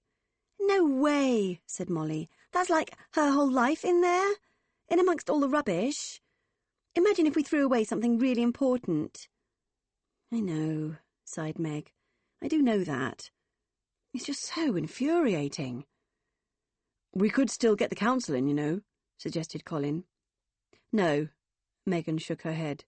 "No, I'm not having anyone we don't know in there. It's our house. It's our life. No way." Colin nodded. "I do agree with you," he said. "It would feel wrong, somehow." His phone rang and he pulled it apologetically from his jeans pocket. He began talking sweetly into his phone, and Megan assumed it was Tia. "Hello, sweets," he was saying. "Yes, we're all fine. No, not the boys. Just Molly. Yes, the big one. She's 16. He looked to Meg, who shook her head and mouthed, 15. "Sorry, 15. Yes, I know. Yes, she's very pretty." He smiled at Molly as he said this. Yes, please, darling. Thank you." He paused for a moment, as Tia apparently passed the phone to someone else, and then he laid his napkin on the tabletop, smiled at Meg and Molly, and took his phone call to a quiet corner of the restaurant. "Why has Grandpa gone over there to talk?" "Because he's talking to Kaylee." Molly nodded knowingly. I'd like to meet Tia, she said a moment later. Yes, said Megan. I know. And you will. One day. Yes, but when? I mean, I'm like nearly an adult. I'd like to meet her while I'm still a child. Megan smiled. She sighed and said, Yes, definitely. You're right, it's crazy. It's just, not talking to Grandpa for so many years. It's all been rather complicated. But definitely. Now we're talking again. Now I know... She paused, sorting her thoughts. Now I know that he's still just my dad. We'll sort something out. I'll sort something out. We'll go over. To Spain. Or something. I promise.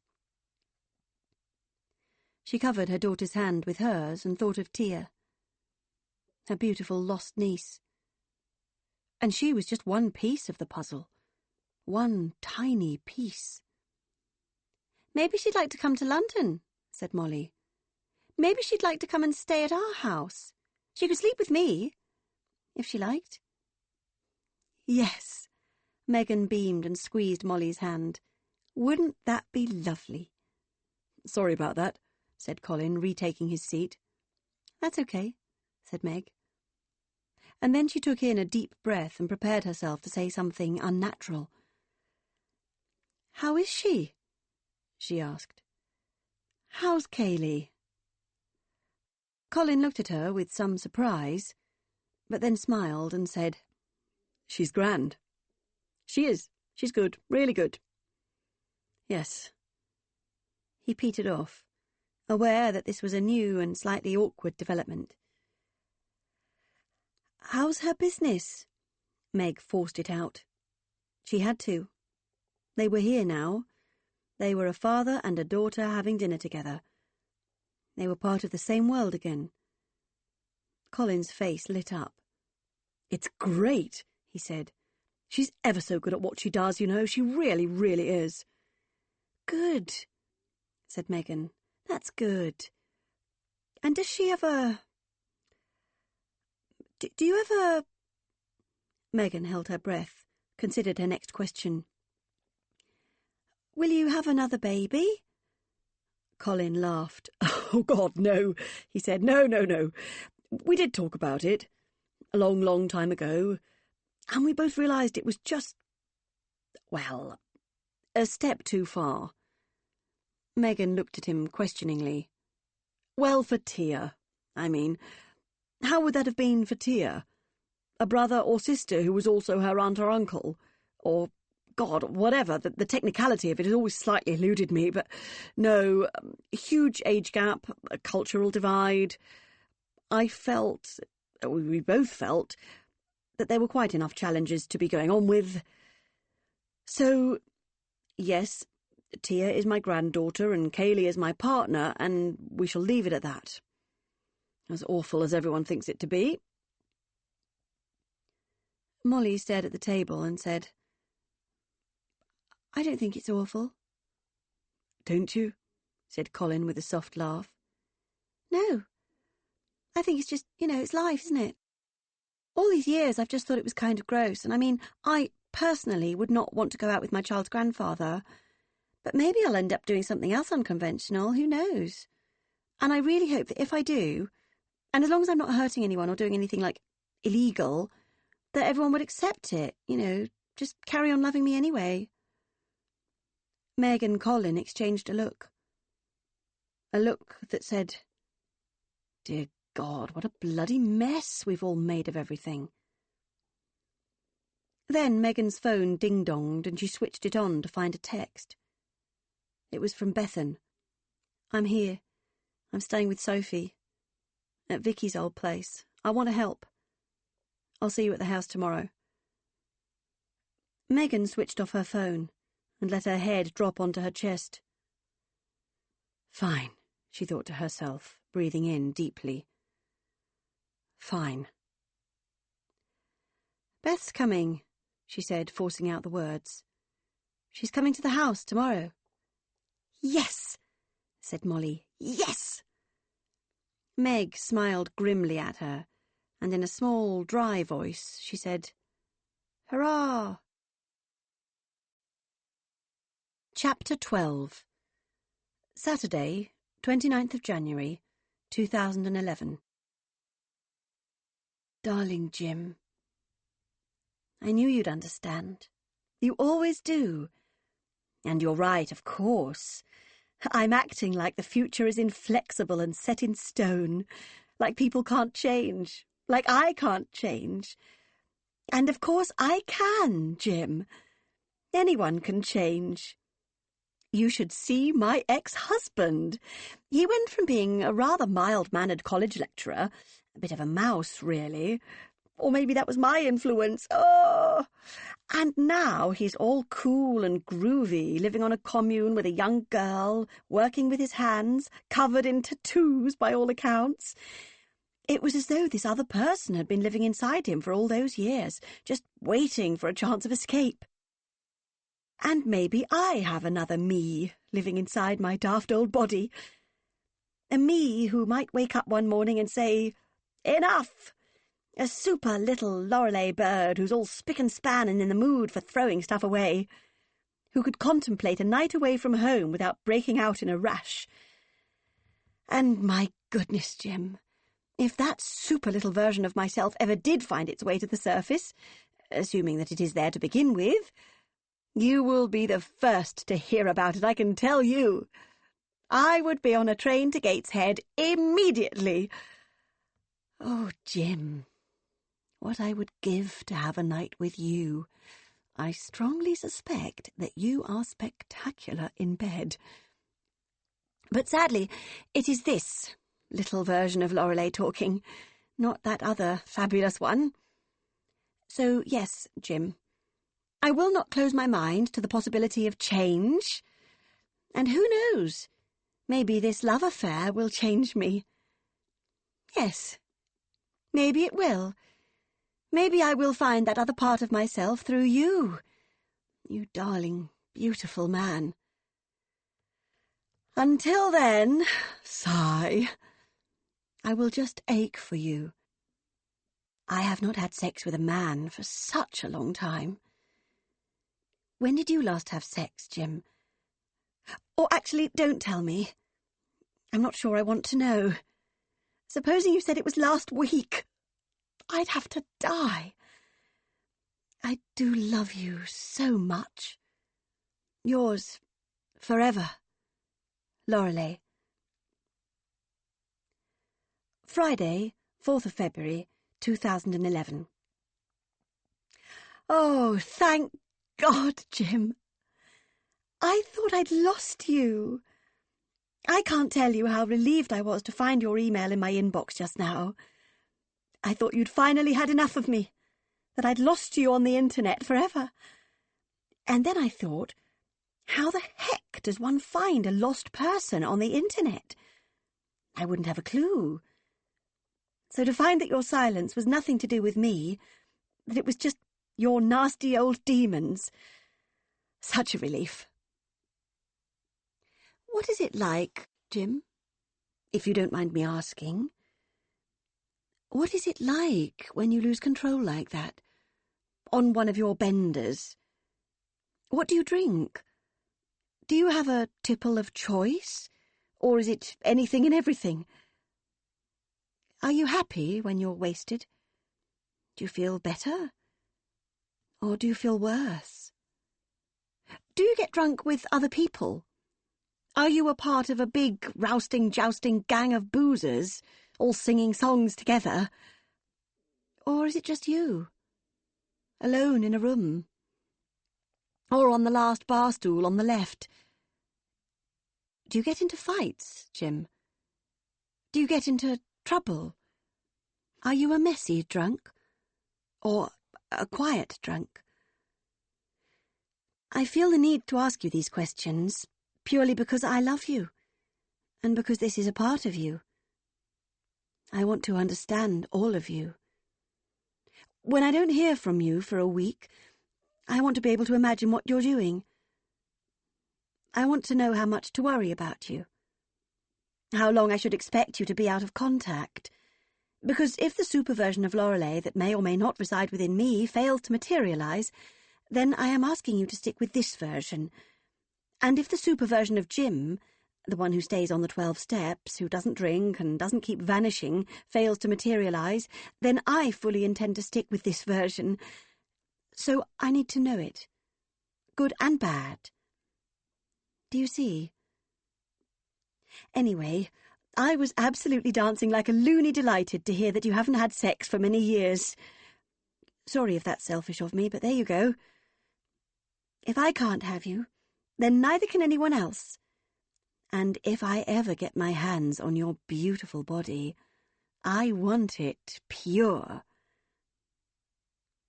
I have no news to report, lovely man. It's business as usual here. Swimming, shopping, surfing the net.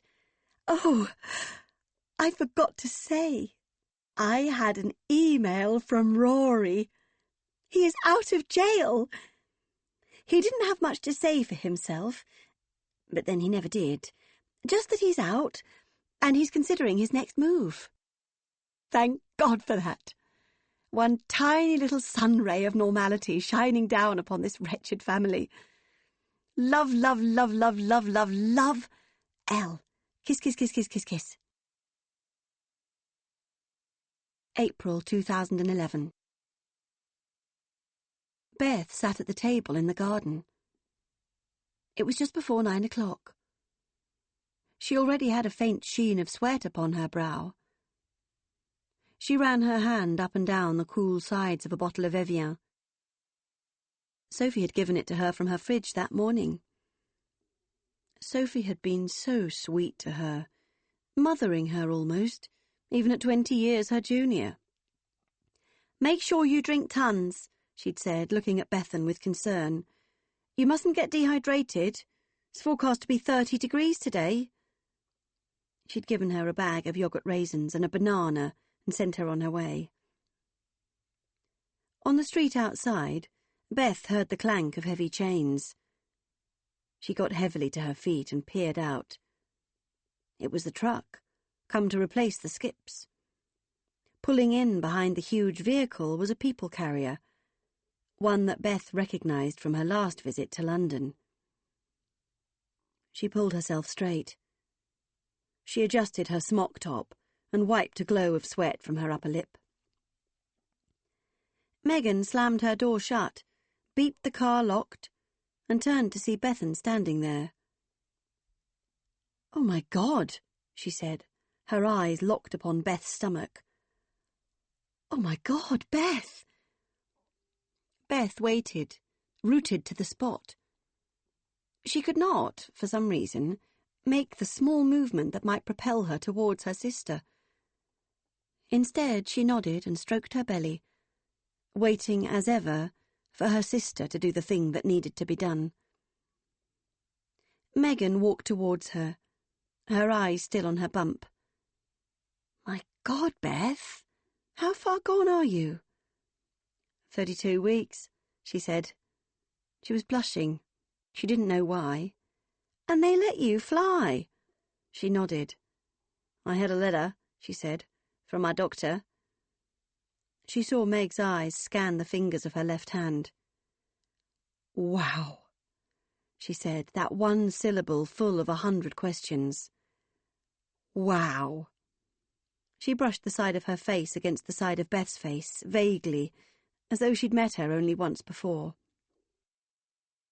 Beth saw Molly step out from behind Megan, and she smiled. "Hello, Molly," she said, swallowing a gasp of amazement. Her niece looked like a model, all legs and hair and perfect feline features. Molly came towards her and embraced her. Then she rested a hand on Beth's tummy and said, "A cousin!" Beth could see that Megan was surprised by her daughter's actions. So was she. "Yes," she said, "a girl." "A girl," said Molly, turning to face her mother. "Did you hear that? She's having a girl." "How wonderful," said Meg, and Beth could not tell if her words were genuine or facetious. They all stood and watched the skips being taken away and replaced.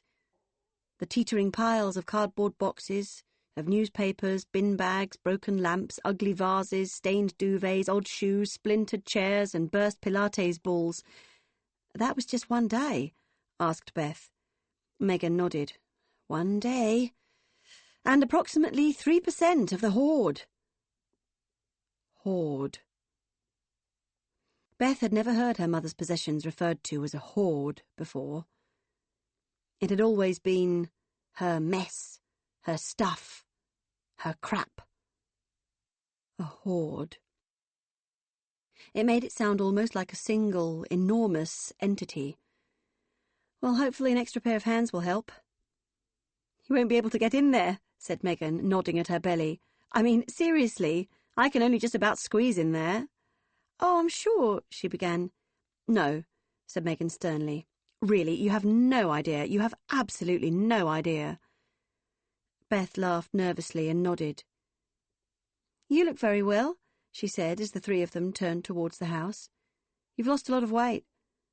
"Well, yes." "And you, Molly, wow! I can't get over it. I mean, you were still a child last time I saw you." Molly turned to smile at her.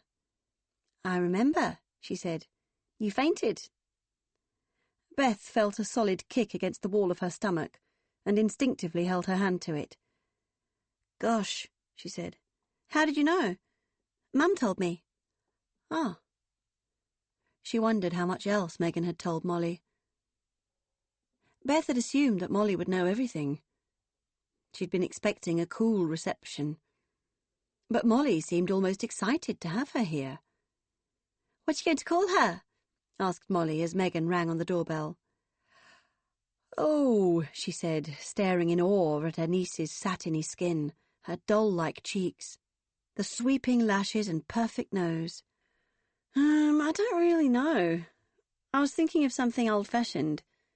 Agnes, maybe. Or Maud." "Oh," said Molly politely. Beth peered through the grimy glass of the back door. "Is there somebody actually in there?" "Yes," said Meg. "Dad." "Dad?" "Yes, he's staying here." Beth blinked. She had not considered this possibility. "On his own?"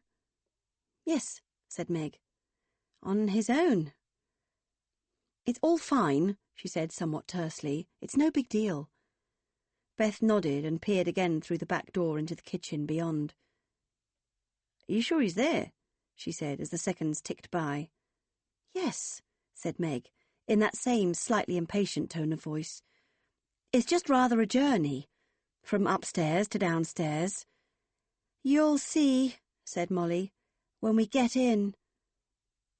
Finally the door opened, and Beth saw her father appear, in a scruffy t-shirt and shorts. His lanky old body was covered in tattoos, and she swallowed down a bubble of distaste. "Move on," she reminded herself. "Move on now." So she smiled and let him embrace her. "Beth!" he gasped happily. "Hello, Dad," she said. "And who is this?" he asked, cupping her belly. She smiled down at herself and said, "This is your next grandchild." "Granddaughter," Molly corrected. "Yes," she said, "granddaughter." Colin looked from Beth to Meg and then back again, and then his eyes filled with tears and he began to cry. "My cup runneth over," he said. Beth thought of the last time the three of them had stood together like this. She thought of all the hurt and spite and anger that had controlled her actions that day. She had been so brittle and furious. Now she felt centred. She felt strong, she and her swollen belly, she and the baby girl who had finally made her normal. "You daft old fool," Meg said to Colin, and he smiled. "Come," he said, gesturing theatrically behind himself. "Come into my humble abode." Beth couldn't make sense of it at first. It was definitely the kitchen, but it seemed suddenly to stop about a quarter of the way in. There was a wall of stuff with a small gap in it, and nothing else. She turned to her sister. "Is that?" Meg nodded. "Yes," she said, "that is the only way through to the rest of the house. Yesterday morning it came all the way back to here." She pointed to the doorway. "Do you see now? Do you see that you won't be able to get in?" Beth nodded numbly. "So I think we'll need to put you on box sorting duty.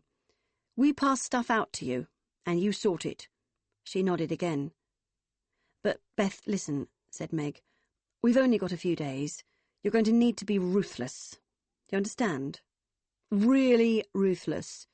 There's no room for sentimentality here, unless it's important, unless it's documentation, photographs, or it's worth actual money. It goes in the skip, yes?" Beth nodded.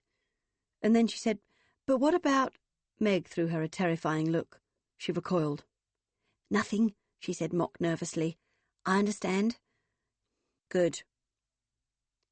They shared takeaway coffees and croissants in the garden. They discussed the possibility of animal feces and decided that Beth should wear latex gloves. There had, of course, been a full, unopened box of the things in amongst the hoard. They talked about the horror of the coroner's findings and plans for a funeral. They talked about Lorelei, about her laptop and the mysterious Jim. The sun shone. Bees hovered around the St. John's wort bush. A blue butterfly landed momentarily on the sleeve of Molly's hoodie, and they all cried out in delight. It was a perfect spring morning, and hard for Beth to believe she was here, with her sister and her father. She'd thought she'd never see them again. She'd planned never to see them again. And now, here they were. But they had not talked about the things that needed to be talked about. They had not talked about Bill. They had not talked about the father of Beth's child. And all the while, Lorelei's house sat behind them, with its thick layers and crusts and walls of composted newspapers, waiting patiently, ominously for them to unclog its arteries and bring forth its buried secrets. Megan could feel herself physically bristling with questions. They were like tiny crackerjacks going off under cushions. She had barely recognised her sister standing there outside the house. She looked so solid, so substantial. Her black hair, which had been drab and dry last time she'd seen her, was gleaming and multi-hued. Her skin was plump and soft, like a girl half her age. Megan had had to remind herself that Bethan was actually 38 years old, nearly 40. Not a child. Not the one feeble thing who'd fainted on her sofa all those years ago. And that bump! So big, so proud, so full of baby and wonder and awe. But where the hell had it come from? For all the dazzling good looks and the big tits and the shagging of her husband, Beth had always seemed curiously sexless to Meg. Like her dad. The two of them. The dark horses. She had never before contemplated the possibility of Beth having a baby. Because Beth had always been a baby. She'd always been the biddable dolly in the pink polka-dot raincoat. Even Bill had said she wasn't sexy. Not in that way. And now here she was, awesomely, in-your-face, fecund. And sexy with it. "Where have you been?" she wanted to screech. "Whose baby is it? What made you decide you were ready to be a mother? Why did you leave me alone for so long? What the hell have you been doing all this time? Who are you?" She saw Bethan eyeing the wedding ring on her left hand. She pulled it away subtly. Bethan clearly had questions of her own. But not now, she thought. Not yet. They could wait. Right now, they had a hoard to sort. Colin left the house for an hour and returned with 4 large storage boxes. "One for each of us," he said. "For things we want to keep. For ourselves." Megan eyed it suspiciously. The thought of anything from this mouldering freak show of a house coming back into her own temple of pristineness made her feel queasy. But as the day went on, she did find herself slipping the occasional object into the box. A set of 4 cereal bowls in lustrous pearlized pastels, an Art Nouveau soup ladle with roses on the handle, 4 unopened packets of plain red paper napkins, perfect for dinner parties, a simple turquoise glass vase, an ornate bone-handled cake slice. Beth found things to keep too. A pair of mosaic vases, a set of fish knives in a velvet-lined box, lace-edged napkins, newborn nappies, unopened packets of pink baby grows, baby muslins, and a box of brand-new baby bottles. Molly put aside some trashy jewellery, retro sunglasses, candles, opaque tights, bundles of multicoloured elastic hairbands, and a framed painting of a kitten, which she said was "so bad it's good." They filled the 2 skips again, mainly with newspapers and broken furniture, out-of-date food, things that smelled, and things that had no use. In between, they drank cold water in the garden and lay in the sun. Like any challenge in life, once the mind was focused on the job in question, it became a simple matter of getting on with it, inch by inch, step by step. They tried not to ponder the magnitude of the project, tried not to think about the big picture, just each box, each bag, each drawer, each cupboard. And in this way, it began to feel almost normal, what they were doing here.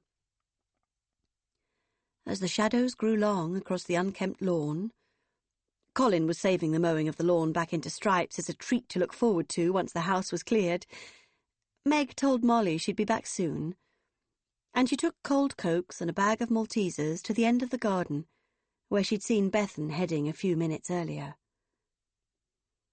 Beth was lying in the green rope hammock, cloaked in gold light, her bare feet crossed at the ankles, her hands resting together on her belly. "Hammock's still here," said Megan. Beth nodded and smiled, and pulled her feet towards her to make space for Megan. "I know," she said. "Hard to believe. And still in good nick?" Meg sat down gingerly, fairly convinced that the thing would rip apart beneath their combined weight, feeling pleasantly surprised by the sense of being the lightest sister on the hammock, the smallest person. "Here." She passed Beth a coke. "Unless you're doing one of those really uptight, my body is my baby's temple kind of pregnancies." "No." She snatched the can from Meg's hand and cracked it open. "No way." "Thank you." She took a sip and then said, "Sorry, I needed a break. I didn't come down here to tell you off. I think we're about done for the day anyway. You've done brilliantly, considering." Beth smiled and stroked her stomach. "Are you having a good pregnancy?" Bethan nodded. "Yes," she said. "So far, so good." There was a brief silence. Hardly surprising, as everything in the universe sat on the other side of it. Megan pulled open the bag of Maltesers and offered them to Beth. In another world, they would be like the girls in the adverts, finding childishly adorable ways to make each other laugh with a packet of sweets. In this world, they were about to be very serious indeed. Megan started, because Megan always did. "So," she said, "where are you having her? Will you stay here?" Bethan nodded. "Yes," she said. "It's good timing." She flushed at the realisation of her words. "I mean, God, obviously it's not good at all, but I've been dithering for weeks about where to give birth. And then I got your email about Mum, and it made my mind up for me." Megan nodded, and then let loose the next big question. And what about the father? Bethan shrugged, plucked at the ring pull on the drink. Good question. I mean, will he join you here for the birth? Is he Australian, or... I don't know. Beth stared darkly into her own lap. I don't know who the father is. Megan nodded, possible scenarios crowding her head. Beth sighed and raised her gaze to the back of the house. It could be... I mean, I went through a kind of phase. I don't remember much about it now. It was after therapy. I had all this therapy after, Vicky's funeral. And it wasn't just that. What happened that day? It was everything. It was the panic attacks, the blackouts. It was Jason and Richard and you and Reese and Mum. Me? Megan cut in. Well, yes, I mean, my relationship with you, with everyone. Not just you. But you were part of it. And we went over so much stuff. I mean, things I hadn't remembered, thought about for so long. Like, for example, we worked out that the reason I'd always been teetotal was because of the smell that day when we found Reese. And Mum and Vicky, their breath, the red wine. It was so strong on them, so rancid. And Vicky's teeth were stained red, and I'd obviously made this association subconsciously between alcohol and tragedy. She looked at Meg, then dropped her gaze and shook her head. And I got better and better, and the panic attack stopped, and I was strong and excited and thinking about coming home, thinking about you and Bill and the kids and Mum, and she stopped again. I went kind of too far the other way. Started drinking. Drinking? Yes, I know. And sleeping with lots of men. Lots and lots of men. One-night stands, mainly. I don't know why. I really don't. I mean, I've never been that interested, really, in men. In sex. Christ, I know that probably sounds weird to you. She finally looked at Megan then. Her eyes were filled with shame. Well, no, said Megan. No. Bill said you weren't that into the... Oh, Beth shuddered and brought her arms around her knees. God, sorry. I mean, shit. Sorry. Meg, I can't even... It's fine. No, Beth snapped at her. No, of course it's not fine. It's awful, it's evil, it's shocking. It's the worst thing I've ever done in my whole entire stupid life, and I don't understand it. I really, really don't. I mean... Her gaze went once again to Megan. You're my sister. My sister. But honestly, Beth, Meg's voice was soft, soothing. She'd come so far since that day at the funeral. She'd come through the long nights when she could have killed Beth with her bare hands, when she might have thrown Beth and Bill out of an aeroplane and enjoyed watching them spiral to their deaths. She'd come through fury and humiliation and shock and agony. Now she was here, in this bland place. And she didn't want her sister making it raw again. Honestly, that was then. We were all different then. I was different, Bill was different, and now we're different again. Yes, but that doesn't forgive what I did, does it? Nothing could ever do that. Not you, not the passage of time, nothing. It's here, she clutched at her heart, buried in there. All the time, everywhere I go. And it hurts me. Meg nodded and touched Bethan's knee. It hurt me, too. It hurt more than anything ever hurt me in my life. But look at us now. You're about to have a baby. Me and Bill are happy. Are you? Beth sniffed and looked up miserably at Megan. Seriously? Yes. We are. But I don't understand how you could be. Because we wanted to be, said Megan simply. Beth flinched. You're married, she said after drawing a breath. Megan glanced at her ring. Yes. Last year. Finally. Although we got engaged a year to the day after I let him back into the house. How long was he out of the house? Megan sighed. She didn't want to do this. She'd put this all in a box and had no desire to unpack it again. "Few weeks?" She shrugged. "It was bad. He wanted me to understand. I did not want to understand. He's always been nuts about you." Megan frowned. "Yes. I know what you were. He told me. He said..." Beth stared at her imploringly. She wanted to hear it. She didn't want to hear it. It would hurt her. It would help her. Meg sighed. "He said that you were the other side of me. The side I wouldn't let him get to." Beth flinched. "I know," she said after a moment. "I knew. It was obvious. I knew it was never ever about me. It was always about you. Everything was about you." "Is that what your therapist told you?" Meg asked with a grim smile. Beth laughed a small laugh and let her head fall onto her chest. "Kind of, I suppose. He said lots of things. Lots and lots of things.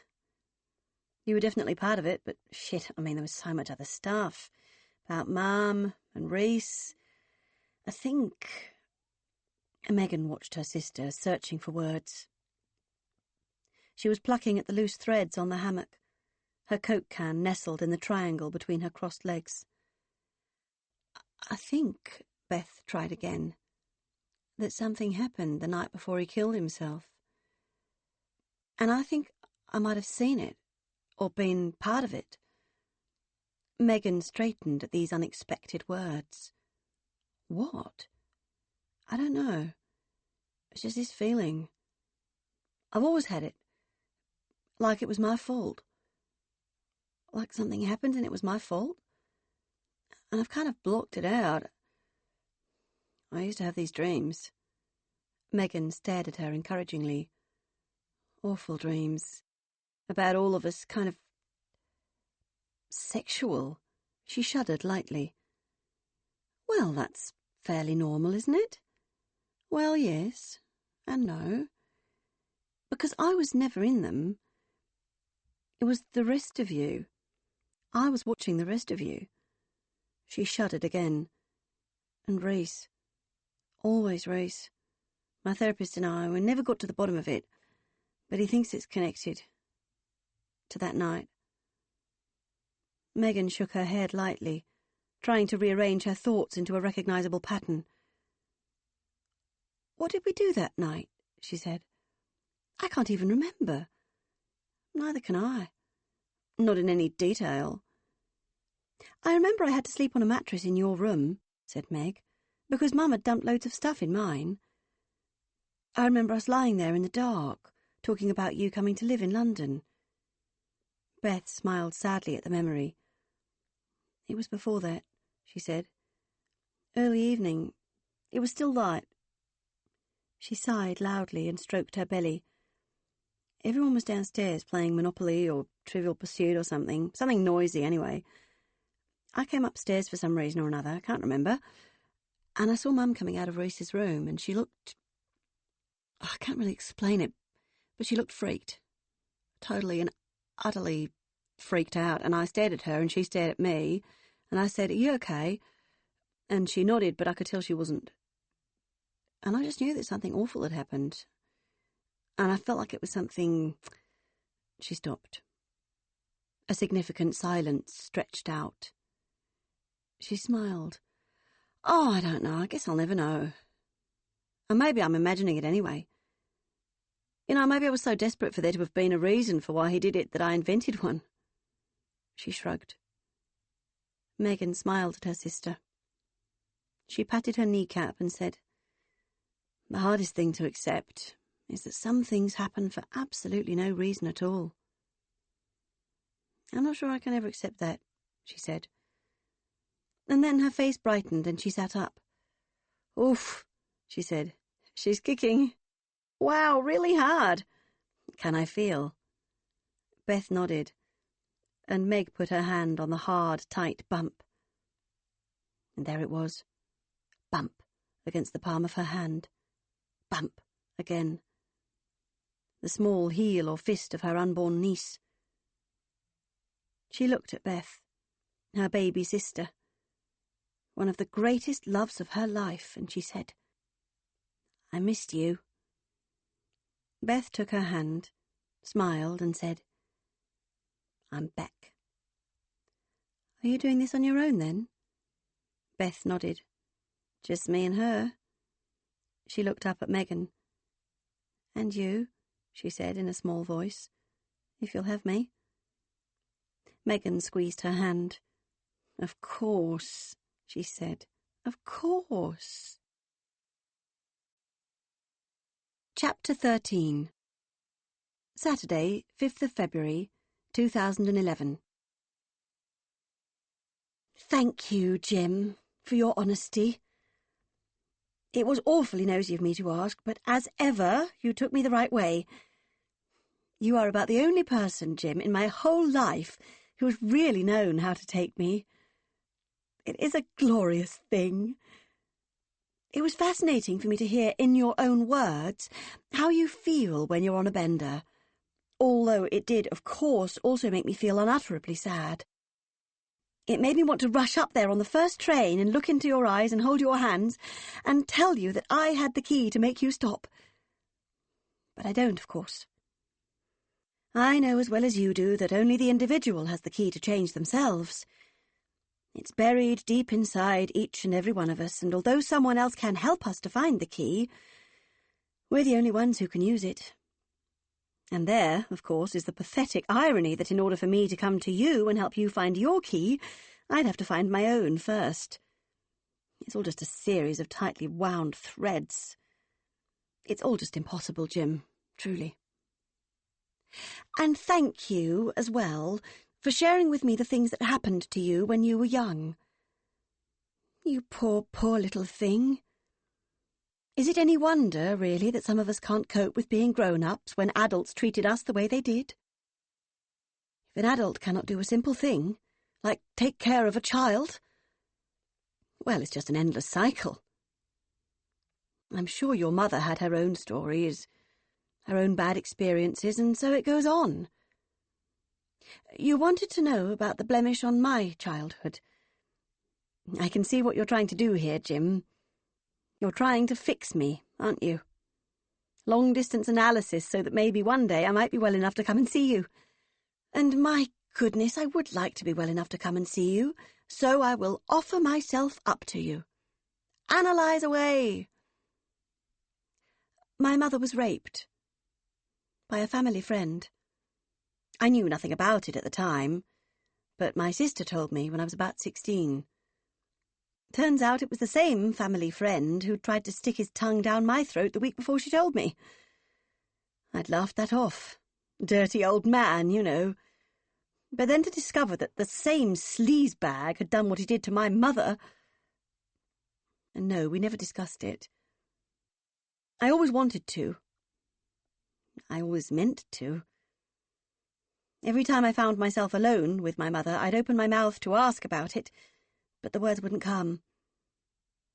I was terrified I was going to rip open a wound that had healed. And then she died. And then my dad died. And that was that. Her rapist turned up at her funeral. I punched him. Can you believe that? Me, Lorelei Bird. I punched a 6-foot man clean on his jaw. Hurt me more than it hurt him, I'd wager. But it made me feel good.